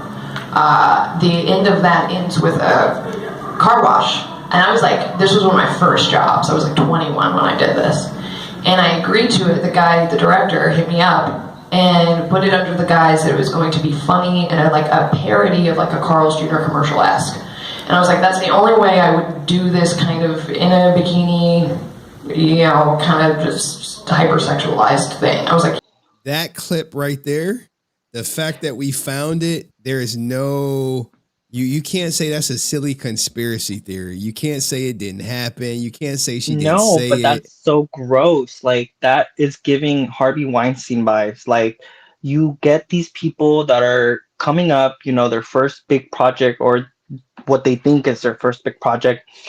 And obviously they're not going to speak out on you right then and there because it still hasn't came out. But, you're taking advantage of that. That's so disgusting, Yeah, man. I mean, that's just who he is. He like, people are starting to finally see him as all his peers who used to work with him back then saw him as. And, as controversial as it sounds, JDF passing was like a big opportunity for him to not only make the movie about him, but have all those reshoots and manipulate and still, hide under the shield of, well, JDF wanted this or JDF that, Yeah. and get away with it, You're not buying his John Wick scene that was definitely added after JDF passed? You're not buying this? He saved a young woman's life, man. Is that what's happening in that? Yeah, man. This the John Wick. There's the victim, the unsuspecting victim who I guess was getting robbed at the time. Out of nowhere, he's the protagonist of her getting saved. Time will tell, when the movie comes out. So do you still plan to do Aaron content after the movie? Like, let's say the movie is like dog shit and like everything is proven right. Like, what are you gonna say about that? I'm gonna retire, man. I'm gonna just shut my channel down and just ride off into the sunset. And it's gonna be like, I told you so. It's gonna be the last video, and we're just gonna leave this up in time. So when people Google his name, a playlist or a video of mine pops up, and then a new crop of people are gonna get educated, as well as the old crop of people are gonna be like, I was there. I was there when he was breaking these stories. And the movie but it came is disturbing, like the fact that Jenna is still in that camp. And I know the movie still hasn't come out, but maybe after the movie comes out and it's confirmed, to be, what it is, people should really like, I know there's a lot of people in the chat and stuff like that have some sort of access to the Frank family. They should really, reach out and say, hey, you need to get away from there because of this, that, and the other, Sometimes maybe people have, and she's just so lost in the sauce, man. You hate to see it. That X-23 role is going to save her, man. Yeah, you do. Because right there, you have Sky as an example of what not to be. So you think, the younger sister would tread lightly and be like, let me, be a better example of fans. And I know Ko said, like, she has no responsibility. And at the end of the day, that is true. Like, there's nothing holding her to the dad's legacy. But you would, because, okay, so earlier I went on Rudy's stream and I said, hey, if you're going to be in this Power Ranger universe still after 20 plus years and still make this your main income or some sort of income, you need to have some sort of decorum and some sort of professionalism.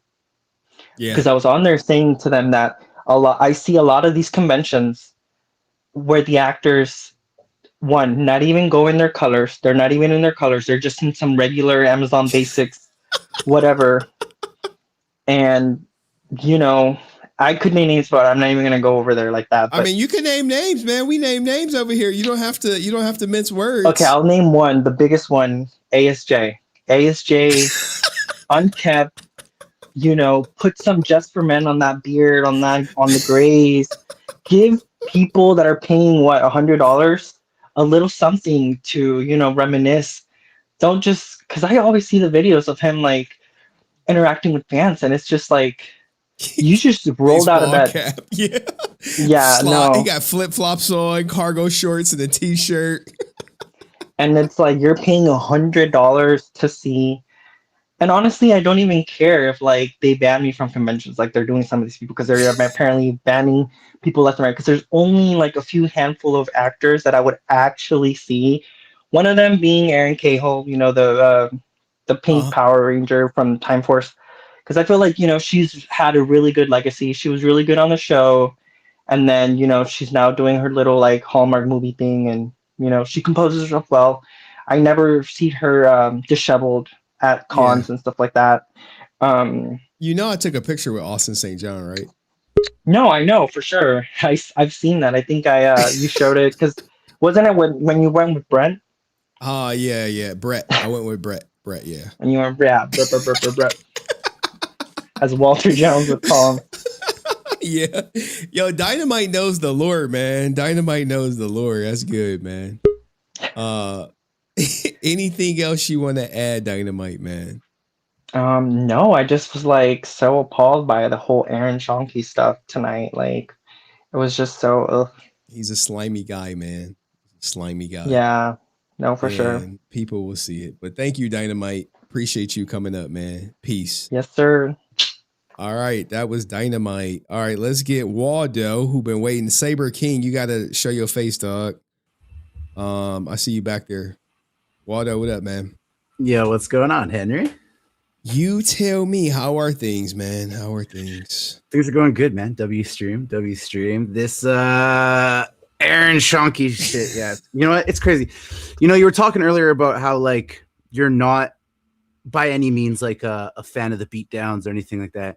True. What's astonishing to me is I am a fan. I love the beatdowns. I loved Bat in the Sun before I knew who Aaron Schoenke was.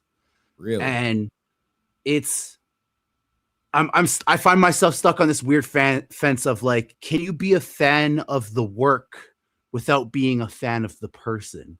Because at the end of the day, some of the work is awesome. As a fan service, it's great. And anyone can say, you know, who doesn't want to see a what if battle between Predator and Wolverine? Like that's an awesome thing. But when the person behind the work is just a piece of shit human being, like, yeah, it's like how do you justify saying, oh, this is awesome, but this guy sucks? You know, it's like all the Harvey Weinstein produced movies. Yeah. Where, you know, with a lead female actress, you're like, how'd she get that? We all know what Weinstein was up to. It's the same thing. Some people out there are diehard Diddy fans when it comes to his music, bro. You know, like, this is true, man. There are some hardcore Diddy fans. I will put Aaron on the Diddy level.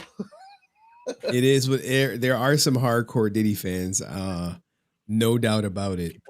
People were cheering him when he walked out of court. You know, there's definitely a good circle of people that are blindly cheering Aaron on as well, which, I mean, hopefully they'll wake up eventually.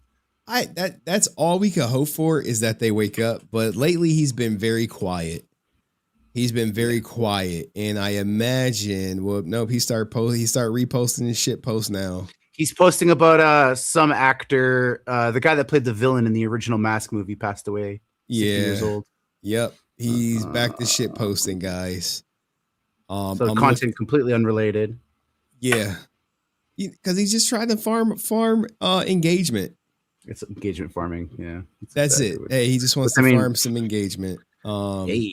Anything but and the following post will be next. It'll be hey, make sure to hit that Kickstarter. That'll be the next post followed. Yeah, so like he's y'all want to see Black Panther versus Black Ranger, right? Hit that Kickstarter.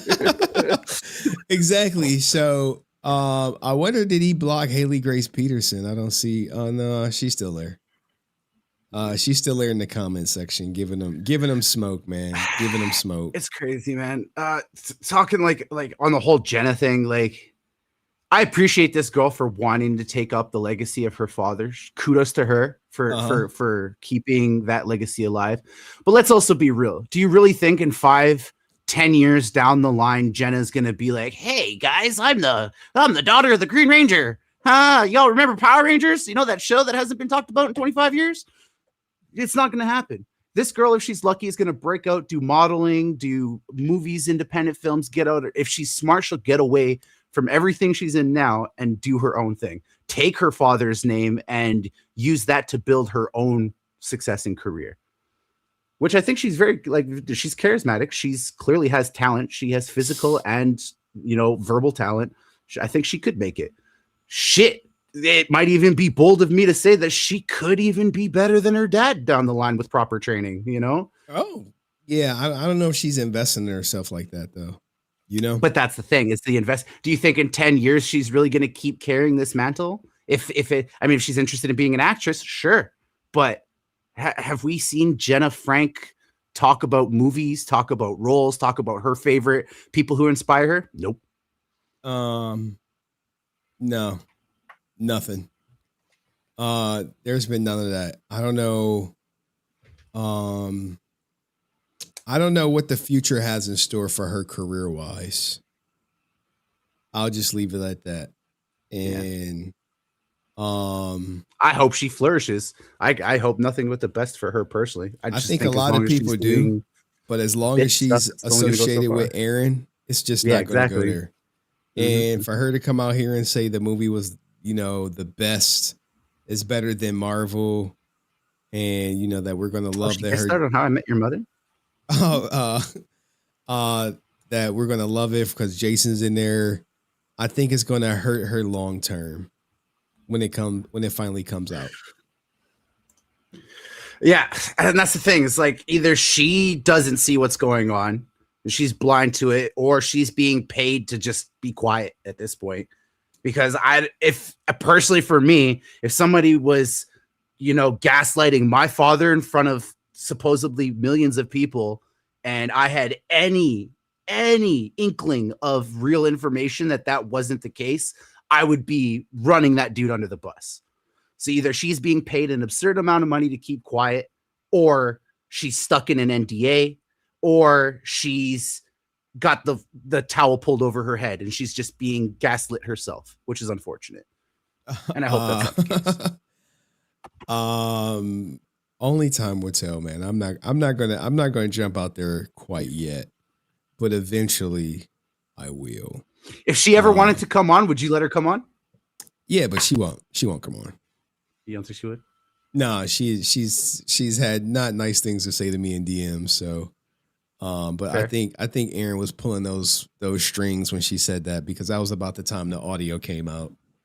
And she was like, "My dad would not want this audio out." And I was like, "Your dad didn't even want to work with Aaron." And she was like, "Well, they were good friends," and some to that effect. I just was like, as I said on the last stream, I just shook my head like she lost in the sauce, man. She's team Aaron, and that's unfortunate. Like when it doesn't work out for her, I hope she goes back and to remember that I told her, or her father was like, or what her father said about him.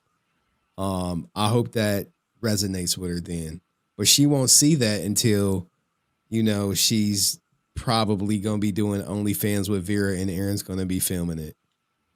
Oh, let's not go there. If she's smart, she won't. If she's already seen what her sister's done, I don't think she'll go down that road. Let's hope not, but let's pray. I think we could say she's got more class than that. Let's hope. But here's the thing, man. It's always people who go to the strip club and they say, "Hey, I'm the hostess." Yeah. I'm not on strip. I'm the hostess. I go hang out with Vera, but I don't do OnlyFans. I've had firsthand experience with that with Henry. Yeah, I was like, "Oh, you just a hostess?" Yeah, you start out as the hostess, and next thing you know, I'll tell y'all right now. I dance 2 nights a week now. Oh, Yeah, exactly. okay. Don't ever date a girl. I'll tell you, Henry. Don't date a girl who tells you she's just a waitress at a strip club. She ain't just a No, waitress. I know how the game go. I used to date a stripper way back when. And it was cool, unless like picking her up from work at like 3:00 in the morning, not so cool. Not so But cool. yeah, I know how that shit went. And that's how they rope you in. They rope you in and be like, oh yeah, you could be the hostess. And then when you the hosting, they say you can make so much more money if you get on that stage. And then next thing you know, you on the stage 2 nights a week or whatever. And then you like fighting for a weekend so you can make the big money. It's all a trap, man. It's all a trap. But any last words, Waldo? Yeah, stay resilient. It's fuck Rican for life at this point. We're just gonna add some steam to the fire, Why not? Why not? I'm here. All right, he gonna attack you, man. All right, peace.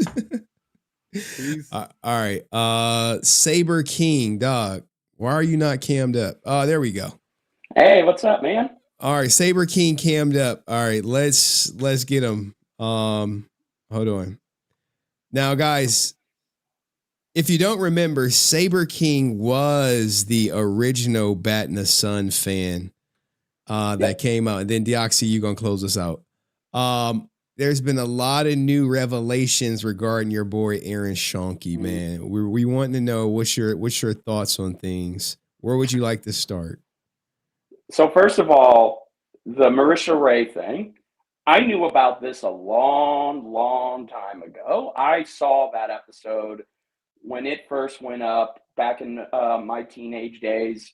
And it's funny how he's trying to he's trying to delete that and make it seem like him and Marisha had a good history. They did not. And going off of what Dynamite said earlier, imagine your first gig is you doing a bikini car wash in a very sexualized way, doing suggestive stuff, and you have to show that to your family. And that's something you have to hold on to. She worked very hard to try and erase that part of her past. And it's no thanks to Aaron, because she's now done everything to be a credible voice actor, to be an outstanding member of the community. She's been outspoken about the trials she went through. And Aaron played a large part in that. Yes.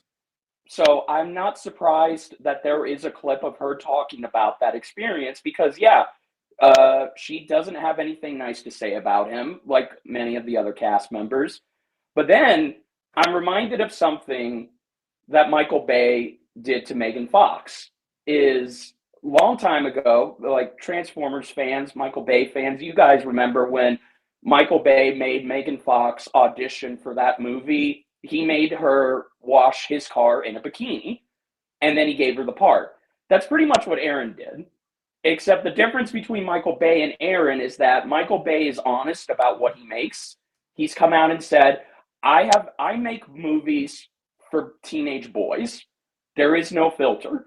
But Aaron will not admit that, because Aaron wants you to believe that he is a benevolent filmmaker who has a voice, when really that voice is just banking off of legacies left and right.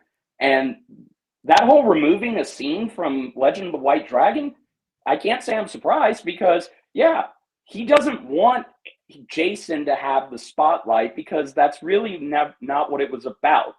It was about Aaron breaking into the Hollywood system by releasing a Steven Seagal 90s action movie that does not hold up in today's film society, because nobody wants to see these type of films unless they're drunk and they are wanting to have a good time.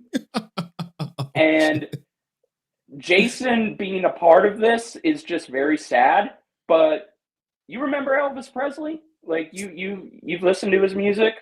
No, but I'm familiar with the name.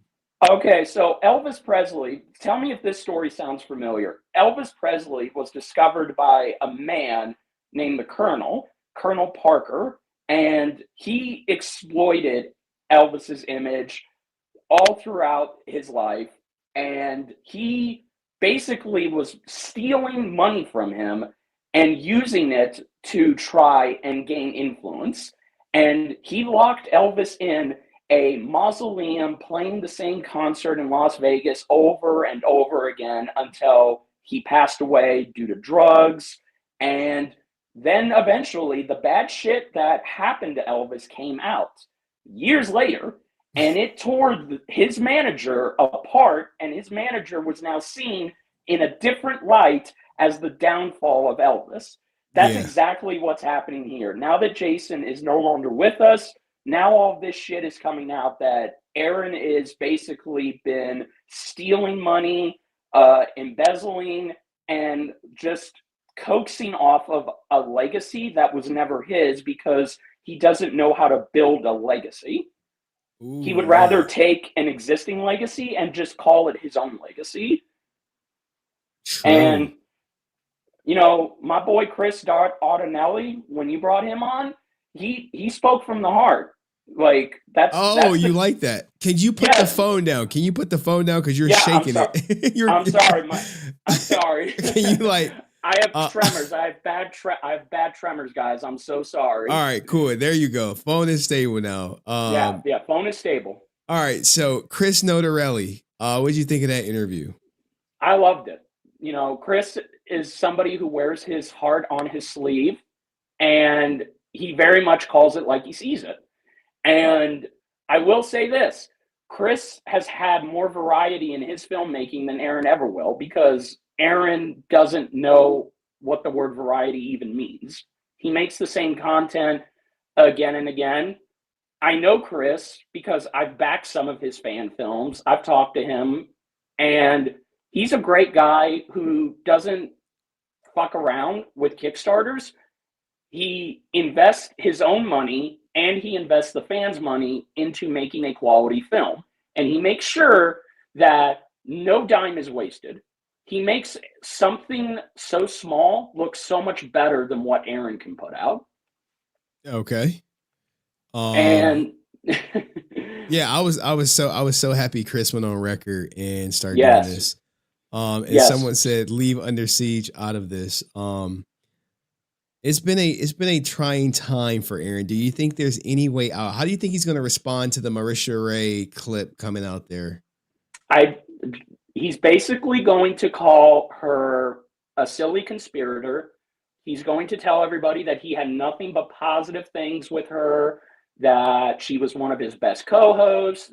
She couldn't stay on because she couldn't work something out with him. He will spin the story to make it look like there was a professional reason why she left and not because he was a horny 15-year-old kid who just wanted to see her be over-sexualized, because he's always done that. And you know what's funny? I've never seen you talk about this, but Aaron always loves to go back and remind us that, you know, guys, I used to do a lot of charity work. I would go to hospitals dressed up as Spider-Man for kids. I used to be in that the mocap person for the Amazing Spider-Man 2 video game. Yes, I've seen him repost that. It's so cringe. He loves to remind us that, oh, I value these fictional characters and the lessons that they teach us. But in reality, we know he probably had to grease up and ask a lot of favors to get in that position of being a Spider-Man cosplayer who goes to hospitals, do everything he can to be in a terrible video game that nobody remembers and nobody has played. And he also loved to try and break into the system by doing everything he could, by showing Marvel, DC that, hey, I can be like y'all. Like, look, let me do a CW Batman show. I'll do it because I make Batman You don't know more content. That means I'm the best qualified person for this. True. And it's so funny. And it's so funny that now he's going about and he's greasing up. He's doing everything he can to grease up Legend of the White Dragon. And at this point, I guarantee you, it's going to be a shit show on biblical proportions.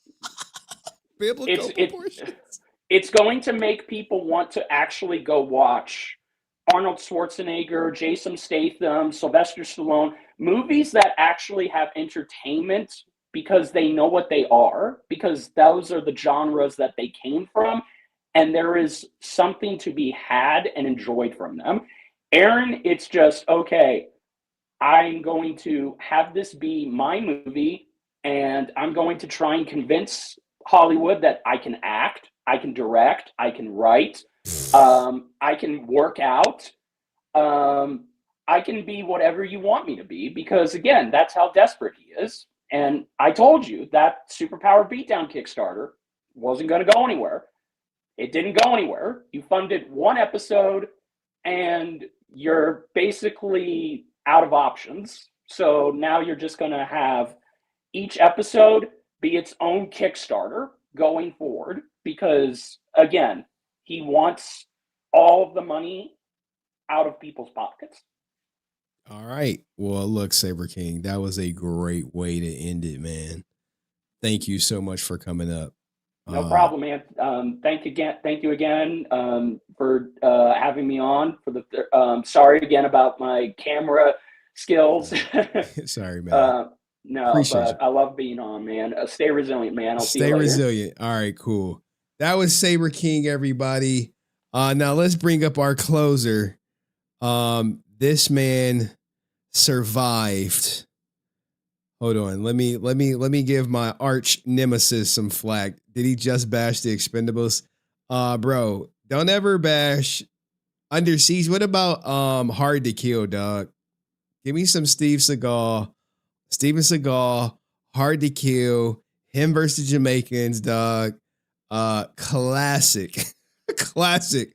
I watched all them Hard to Kills, dog. I watched all of them. The Steven Seagal was the original Jason Statham back in the day.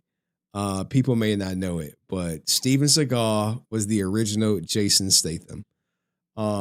Where's Archer at, man? We always have great conversations, but let's forget all this, right? Hard to Kill. There is a legendary YouTuber out here from the land down under, where the boomerangs actually come back, where the kangaroos have kangaroos in the pouches, where the man actually survived a close encounter with Aaron Sharkey. What an intro. What an intro. Whoa. Deoxy, how have you been, my friend? I've been great. I've been in and out with the stream, taking care of a few things, but holy crap. Like you tipped me off about this on Friday and I was like, I'm not surprised that Aaron cut out a lot of Jason's scenes because it wants to be the Aaron feature featuring Aaron. Yeah. But yes. I feel like Steve Seagal and Aaron are a good comparison. I mean, no, they're not, because I was going to say Steve Seagal started off as a really badass action fighter. Aaron, depends who you ask. People would say he's got some good moves. But now, like, current day Steve Seagal and current day Aaron are still kind of the same thing these days. Everyone just makes fun of them online. Yes. Current day Steven Seagal is very, very cringe. Have you seen that South Park episode where he's like crying? I think I want to say I have. But back in the day, Under Siege, wasn't he like the chef or something? He was the cook for Under Siege, man. Steven Seagal is a legend in the game, and he should be revered as such. All right, no matter how cringe he is now, back in the day, he was that guy. Right now, he looks like he ate a guy, but that's neither here nor there. It looks like he ate 10 errands. God, yo. Modern day Steven Seagal, man. He got too much money. He don't got to work out. He's just, he could just do his thing, man. But today was a great day for Aaron Schoenke. And yes, guys, I did tip him off because I wanted to call him. I was like, hey, look, man, I finally found the Marisha Ray stuff. Thank God for some anonymous person Thank you. sending it to me. Like, bro, I love the sent from Proton Mail for Android. Like, bro, people do not want to be caught out here lacking, man. They just like, look, I'm gonna send this to Henry and we're gonna run with it. Now, how do you think he's going to defend himself against the Marisha Ray clip? Everything that Saber said, but I think it's going to start off with going, I reached out to Marissa the other week on Instagram, sent her a lovely message. We had a chat for a little bit, but he froze up. Goddamn. Saber Kevin Porter, our North Stars didn't align. Maybe he'll say that. I don't know. But I get the feeling he'll say, we were lovely friends. It just didn't work out in the end, I guess. Dude, you can't say that, man. People are not stupid anymore, right? I know, I know some people get gaslit and pull the rug under from Aaron, but he's just gonna pull up whatever excuse he can say, we're still very good friends. We just don't talk as much these days. No, man. No. This is like damn near Me Too shit. This is like that borderline, hey, come film a silly scene, and hey, we're about to use it for softcore corn for car washing because we filmed 60 frames per second instead of 30 frames per second. We're about to slow this way down, and then we're gonna have you out here doing this, even though you did it silly. We cut the silliness out. We told the other guys to go away who were supposed to be in the scene. And we're going to put this at the end of the beatdown because I think this is what they really want to see. I think this may be, I think it may be game over for him. Oh yeah, absolutely. For women, for sure. For women, for sure. I don't know how he's going to spin it. He may block people from asking about it. We should ask him right now. Is he live? No, he's not live. I'd say whatever he posted last, we can bring it up and see how fast he get blocked. You will get blocked expeditiously. He's farming another person's death. Actor Peter Green found it. He reposted it. This guy is a parasite, man. Absolutely. And people starting to see it in real time. Like what? Like, who does this? I don't know. Aaron's a character. Aaron's quite the character. Oh God, so cringe, man. Jesus, I hit the wrong button. So cringe. What do you think when the movie comes out and they see Aaron in there more, will it impact his reputation at all? I think he's done. I think this movie, when it drops, it's just going to be memed on, shit on by a lot of people. This is a movie that you'll probably see, I don't know, Nostalgia Critic make a video on how bad it is, or Ralph the Movie Maker, or someone like that, or I don't know. I guess before the furry allegations and the horse allegations, your movie sucks. Stuff like that. I feel like those people would cover it with how bad it is. And the thing is, this is Jason's last movie, and people are probably going to remember it for Jason's last movie, but it's going to be such a stinker to go out on. That's why I usually say, those last few projects that Jason did for Power Rangers, being Ninja Steel, Soul of the Dragon, and the Legacy Morpher, those are my canon. Legend of the White Dragon's important as well, but it's going to be the Aaron show when it comes out. I know. It's a piece of me. I want it to come out expeditiously so we can close this Aaron chapter. I feel like once it's done, once it's out and people see it, then we can move on from Aaron and we could go on to, check in on Aaron every now and then. Okay, his Kickstarter failed. Okay, this project is working on. maybe critic reviews of Legend of the White Dragon, things like that. We can go on to another locale out there to, I guess, feast on, since I'm so negative. You're out here causing real problems. Like, bro, all I do is get information and I put it out there. Like, people's like, hey, here's the scripts. They cut this out the movie. Can you put this out there? Like, sure, man. Sure. What did you think of the script, by the way? Were you here for it? No, but I saw the first half of it, like the very first video you uploaded of it, and it was like bad. Like Aaron in the piano and talking about the lady. It's just like, so we've got Eric lines. This is like Eric. Okay. Eric and Iris do. I mean, this is just bad stuff, man. Like, imagine like you got this movie, right? And the MacGuffin is the dragon crystal. And you like, we need to find a dragon crystal, and it's in this lady's basement because her husband who died bought it at a pawn shop. And Wait. That's so fucking. Oh, is that no? It's so bad. they bought it at a pawn shop, and she doesn't want to give him the dragon crystal until she sees a rabbit's foot on Jason Font's character and says, "Hey, I'll trade the rabbit's foot for the dragon crystal because it saved your life." And then in the end, it saves her life. I guess. That's so fucking dumb. And you have her right here.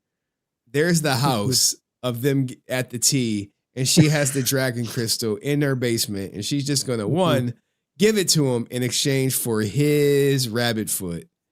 Like, this makes no sense, man.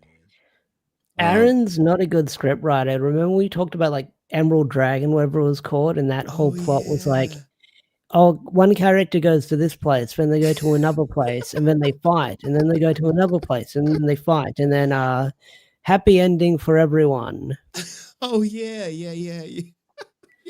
He's like, I know he dropped out of college, so he probably never got those proper writing like skills to learn. So he probably just did like, I don't know, elementary writing school like of storytelling. Now, because he's shit posting now on Facebook, he's watching the stream live. What message would you want to send to Aaron right now? Could be regarding Marisha Ray, could be regarding JDF, or the iCarly script. What would you say to him right now? Aaron, like you said to me over a year ago, my DMs are open. So if you want to be open and forthcoming and truthful about this, my DMs are open. Henry's DMs are open. My DMs are open. I'm sure we'd love to talk about this. He will not reach out to me, man. He would not. I had no idea that Jenna messaged you when that audio dropped and she had lovely things to say about you. That's a new revelation for me. Oh, no, she did not like it. But I suspect he put her up to it. Because who does that audio make look bad? It doesn't make Jason look bad. It makes Aaron look bad. It makes Aaron look horrendous. So if she's like, hey, you shouldn't be posting stuff like that about my dad, she's saying you shouldn't be posting that about Aaron. It's about Aaron. Where was she when Aaron released that first audio? I would love to hear Jenna's opinions on that. Nowhere to be found, man. Nowhere to be found. I mean, she got to get her opinions from Aaron, like, so. Yeah. We'll see what that entails. But what's next? What's big in Tokusatsu land? I hear somebody was crying. One of these Tokusatsu ninjas was making a video how he's mad that Super Sentai is ending or something. I don't want to say his name. His name might be Christian Antoine or something. I didn't see the video. I don't know if he was crying or someone's overreacting, but yeah. Someone said Hawkalees. Was it Hawkalees? I don't know, man. I don't know. Like, everyone's on different time zones. I don't keep up with everyone. Yeah, because it's like 1:30 in the afternoon out there, right? Yeah. Yeah, guys. When I hit up Deoxy, I think it was like 5 a.m. his time. I was like, hey, you got 2 minutes? Can we talk? He was like, he was on the train to work, because I just wanted to let him know, like, dude, I got this huge Aaron story. and I can't wait to break it. And I'm, when you break, like, content creators who have big stories, guys, they tell each other like, "Hey, I got this story. Oh, it's gonna come out this day." And they're like, "Oh shit," we kind of like just shooting the shit a little bit. But any last words, Deoxy? Aaron, if you ever go to see Lou Ferrigno again, remember he's deaf, so don't win. You know the crazy part, right? I have pictures of him in the mask that Chris sent me. Oh, okay. Hold on, give me one With second. his little fake little pads. Yeah. He was like, "Hey man, I found the pictures." I'm like, "Oh, all right." Where is it at? Jesus. Nope, that's that. Good idea. I was showing Stream Friday. Here we go.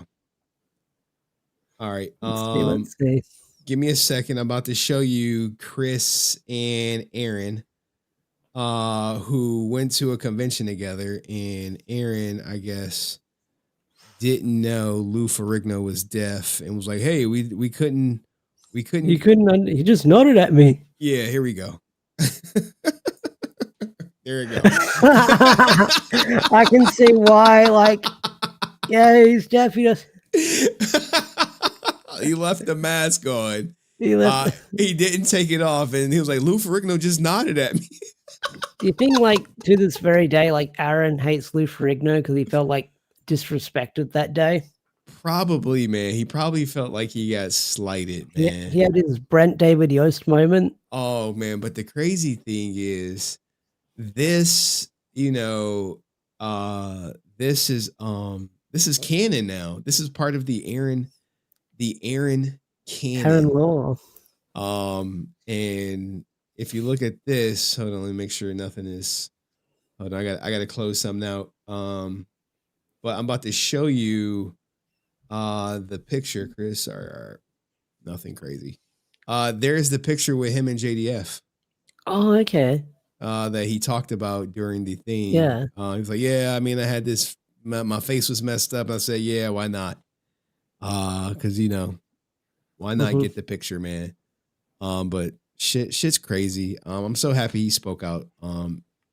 Yeah. We need more people, more content creators who have interactions with him to speak out.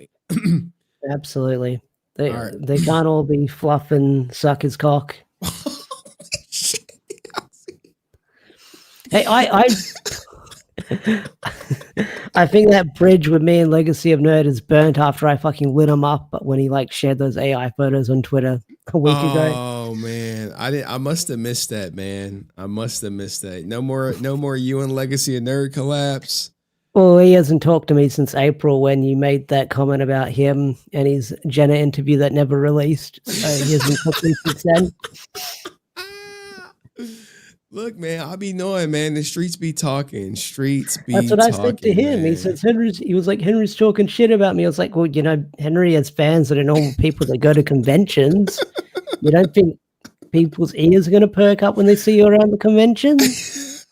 Like, look, man, I always talk. Like, here's the thing. Like, you think when he talks shit about me, people don't bring it to me?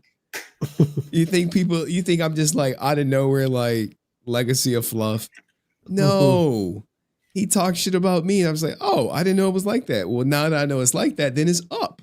It's up for forever. So we're still waiting on that Fluff Aaron Schoenke interview. And oh yeah, I can't wait for that. I would love for him to go see Legend of the White Dragon. I would love for him to make a post talking about how good it is. I would thumbs up. I would love that. I would love that just to see just so when it comes out, he loses even more credibility because he said that it was good and it was dog shit. He's lost credibility within the Toku and Power Rangers fandom for the longest time. Ooh.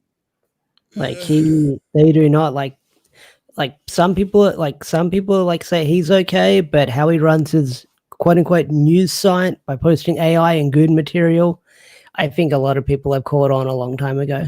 It could be Aaron Jr. Maybe.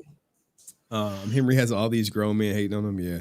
All right, look, man, I'm about to go to bed. It's almost 2:00. Thank you for Yeah. coming up, I want to make Deoxy. lunch. He's making lunch. I'm trying to go to sleep. All right, guys, that was Deoxy. Go subscribe to his channel if you haven't subscribed already. Deoxy 360. 20K.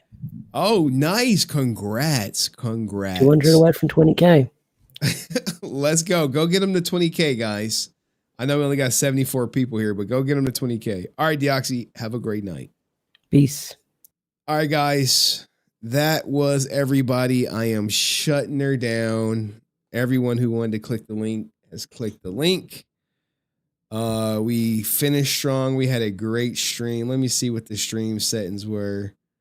I think we hit like 110 people for the Marisha Ray stuff, for the script stuff. We did it, guys. And we started at 7, 6.5 hour stream.